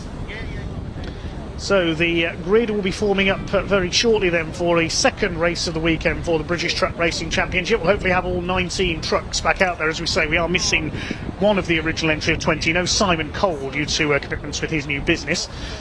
So the front row of the grid, it will be Ryan Smith on pole this time in Division 1 with race 1 winner David Jenkins alongside him. On the second row, Neil Yates. Great effort in qualifying from Neil. Great shame he pulled up in race 1. Martin Gibson alongside. Row 3, Stuart Oliver and Nathan Smith. I'm not sure if Nathan is eligible for points in this event. We'll have to confirm that with the officials, because I wasn't told until the first race got underway. It was in fact Nathan in the truck and not David, so apologies there. Row 4 is Ricky Collett alongside Stephen Powell, then Michael Oliver and Adam Bintz completing the top 10 on the grid. Row 6, it will be John Bowler, sadly hobbled this weekend by gearbox issues, alongside Tom O'Rourke. And then on the 7th row, it will be our Division 2 leader Callum Eason, now leads the Division 2 Championship after that win earlier on. Willem Bredick alongside him. Remember, he is not eligible for points. He is a guest runner, the Dutchman. Row 8, Bradley Harvey alongside Jake Evans, further back on the grid than he would have wanted to be. The 9th row, Sammy Oyanen and John Powell, the Division 1 runner, dropped out of the earlier race, and Archie Handy will be at the back driving his father, Simon Cole's Iveco. It'll be a 15-minute race. And they're just going to beat sunset, I think, when this one gets underway. Sunset scheduled for 4:30. We should have all 19 trucks out there on track now. My calculations of the points place Ryan Smith on 481, Stuart Oliver second on 444 after the opening race earlier, and David Jenkins on 434. There are 84 points maximum available from the remaining 4 races this weekend.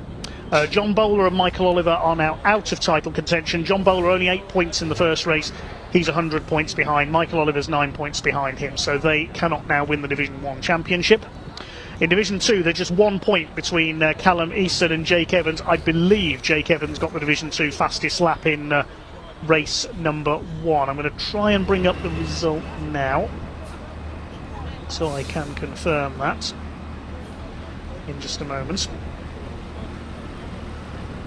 So I think there's just 1 point in it there, and Sami Ojanen is on 415 because he was the 3rd highest scorer in Division 2.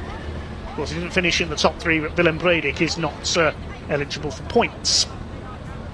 Bradley Harvey's on 376, so remains in mathematical contention. 4 drivers who could win Division 2. There's been a couple of disqualifications, in fact, from the race earlier on. Stephen Powell was disqualified, number 3. This doesn't affect our championship contenders, incidentally. Stephen Powell was disqualified, so we may have to do a recalculation of the points scored in race 1. Powell was for not respecting black and orange flags. We saw his truck emitting smoke, so that's why he would have been given the black and orange flags. He did not pull in. Adam Bint was disqualified from race 1 for overspeeding. He exceeded the 100-mile-an-hour speed limit. And also Archie Handy was disqualified from race 1. His truck was found to be underweight, under the weight limit at post-race scrutineering. So 3 disqualifications from earlier on. Now, I've now got to go through and see if that's affected any of the championship battles where they've been moved up in the finishing order, any of our championship contenders. I don't think they have. So I'll just do a quick calculation while the trucks are lining up.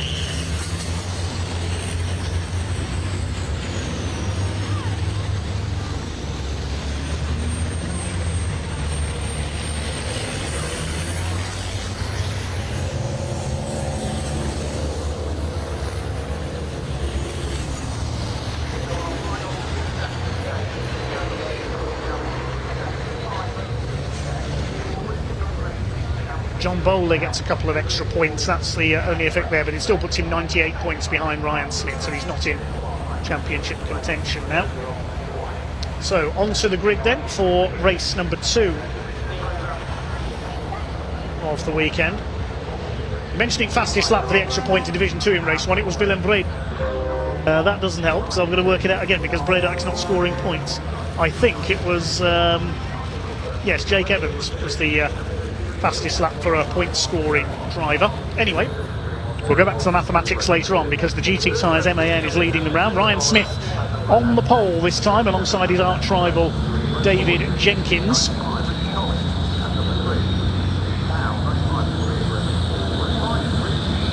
This will be another 15-minute race.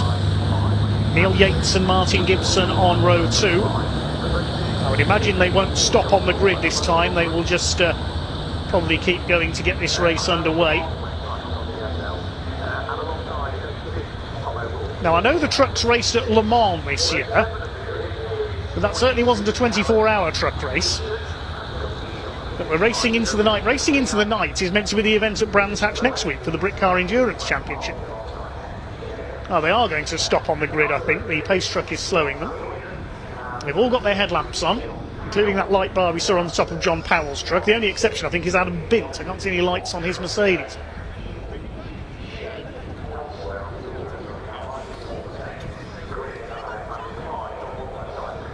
This is certainly going to be a very atmospheric affair, whatever happens. As we say, our cameras make it look a bit lighter than it actually is out there.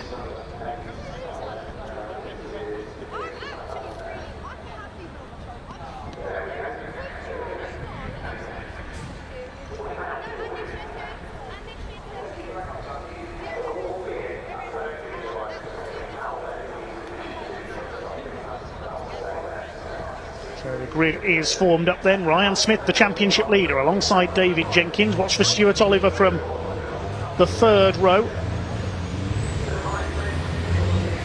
Could we see Neil Yates on the podium for only the 2nd time this season?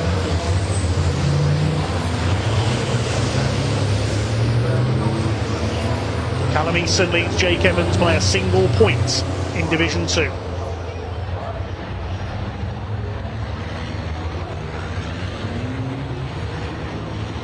Pace truck leads them up towards Druids.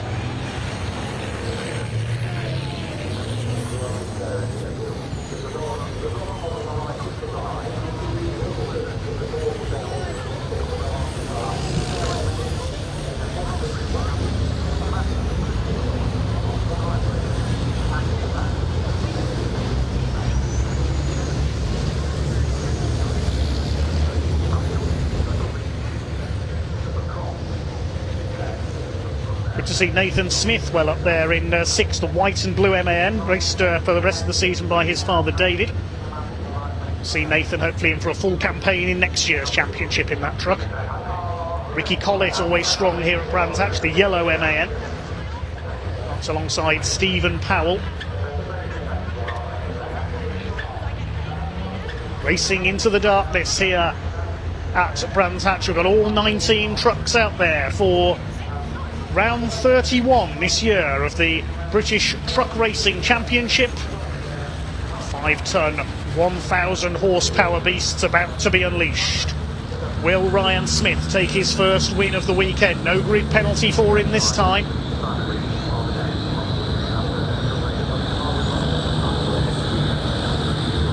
This truck begins to head into pit lane.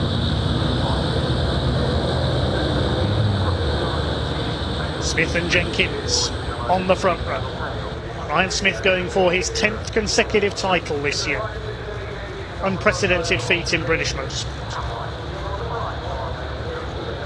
Neil Yates looking for a podium on the second row alongside Martin Gibson. Here we go then, the power about to come on.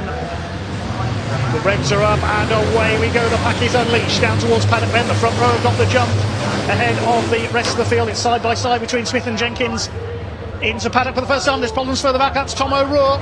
Tom O'Rourke goes off. There was somebody else involved on the inside. Now hopefully O'Rourke can get that going again. There's more problems at the back. I think somebody's spun. Oh, it's Jake Evans. Jake Evans has tangled with Bradley Harvey. That's one of our Division 2 Championship pace setters, and the race is stopped. The red flag comes out. The race is lost there on the run into Paddock Hill Bend. Tom O'Rourke collided with, it was one of the Team Oliver trucks, and looking out of the box window, it's Michael Oliver who he had collided with. But this could be crucial in Division 2. Jake Evans is facing the wrong way at Paddock Hill Bend. Michael Oliver is reversing into pit lane. I'm not sure on the legalities of that. He collided with Tom O'Rourke, and I think it was Bradley Harvey who Jake Evans tangled with into Paddock. He's got the MAN going again, so that will be, I think, a full restart.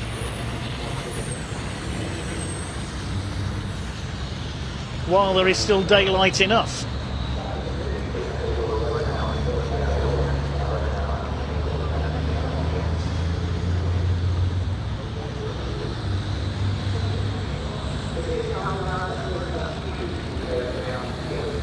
So let's have a look again what's happened there off the line. Let's look further back. It was towards the back of the Division 1 grid there. Tom O'Rourke. Well, Michael Oliver slowed up anyway. I think Tom O'Rourke may have clipped the back of John Bowler on the outside, because Oliver was to the inside. He just came to a stop, and there's the tangle, taking out the number 10 of Jake Evans. And he's got it going again. There's a piece of Michael Oliver's truck. He clipped the end of the pit exit, I think. He's now reversed into the pit lane exit, out of the way. Let's have a look again. See at the top of the shot, there's Oliver slowing up. He pulled to the right. I don't know whether there'd been any contact just before that with Tom O'Rourke.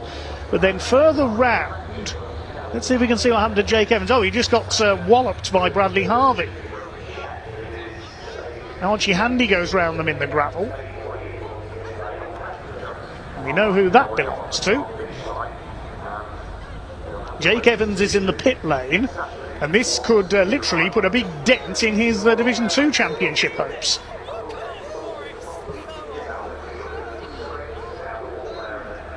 Now that must be where Michael Oliver, why Michael Oliver was slowing. I missed that. He must have hit the pit wall.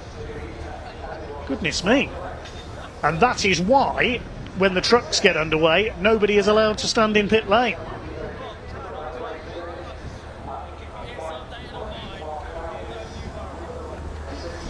So Michael Oliver just run out of room on the inside there and scraped the pit wall, so that's why he stopped.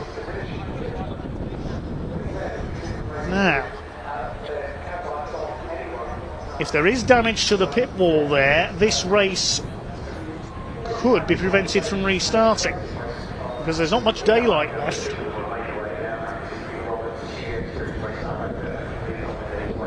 No indication on the timing screen as to what's going to happen at the moment. There's the damage to Michael Oliver's truck.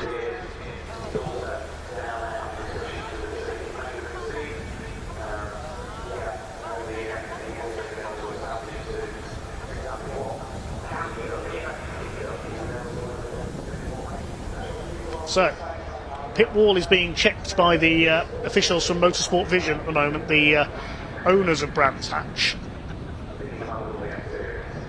just to make sure it is safe.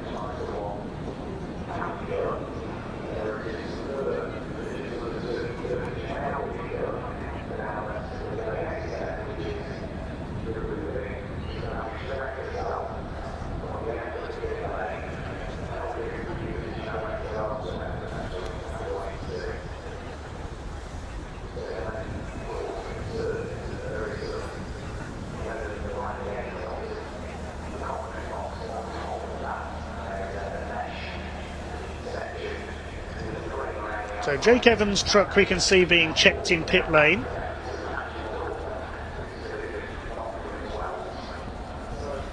Again, no update on the timing screen just at the moment, I can tell you.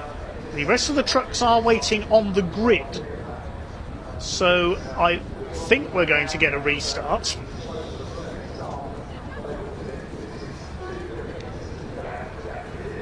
Oh, it's just come up on the timing screen. This session will not be restarting. I've just had a notification on the timing screen. The race is not going to be rerun. Now, does that mean the race is going to be postponed till tomorrow? Well, they can't start racing until 10 AM here at Brands Hatch, and then there's a full programme of races going through until sundown. So I'm not too sure if they'll be able to fit it in tomorrow. But it does come up, does say now on our timing screen that this session will not be restarted.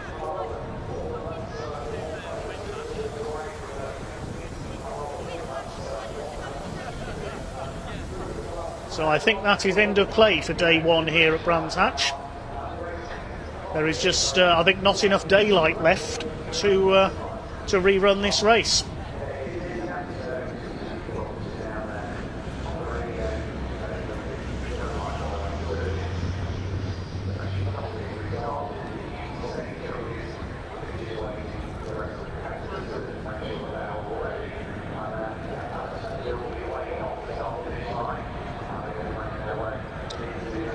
So let's have a look again. Watch a little further back if we can. See if you can see what happened to Michael Oliver. Just out of shot to the right there.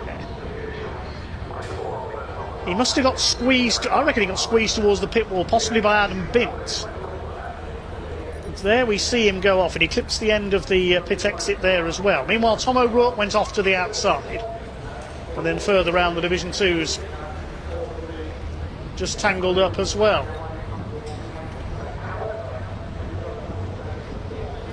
So the trucks will now leave the grid and head back to the paddock. As we see again there, Bradley Harvey colliding with Jake Evans. And we'll have to wait news if the timetable is going to be revised for tomorrow, so we can have 4 truck races tomorrow instead of 3.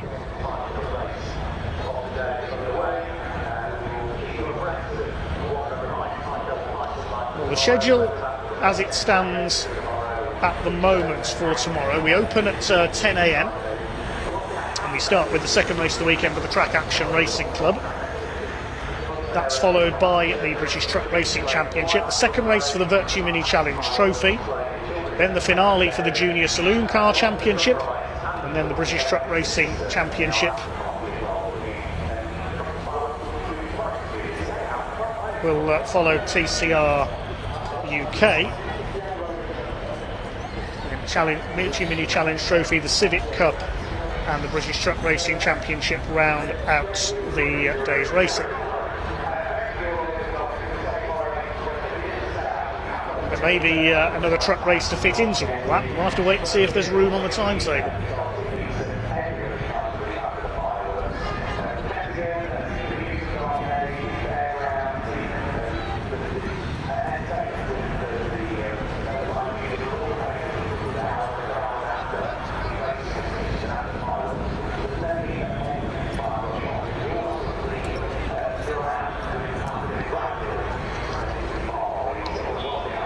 Well, that's about all for day one here at Brands Hatch then. That's about all from me, so thanks very much to everyone here at Brands Hatch, the volunteer marshals, the recovery crews, medical staff and everybody else here at Brands Hatch here on day one.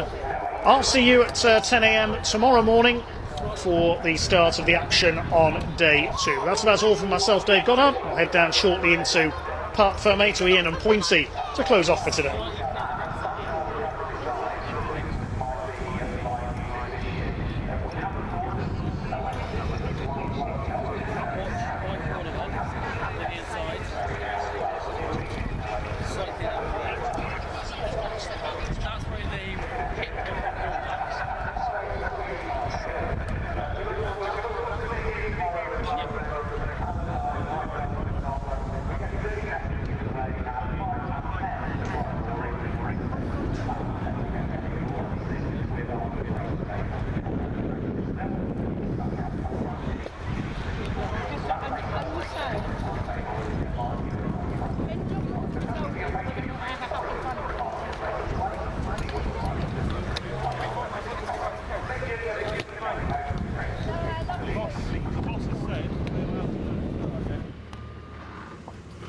Yeah, we are in the outer paddock here, as you can see. This is the damage on Michael Oliver's truck. Look, as they're just making their way in, look at that. And of course, damage to the wall up on the pit straight. So confirmation, yes, this race is not going to run. Ryan Smith is just coming past me behind the camera. He goes through as well. Pointy's running down as well. Here he comes. We'll link up with Pointy in a minute. He's making his way down. We'll keep the camera on Michael Oliver's truck at the minute. Pointy, I'll let you catch your breath for a second. Come on, let's go for a little, because you've just legged it all the way from the infield here. And I don't know if you've seen the damage on Michael Oliver's truck, but come around, have a look. And yeah, they...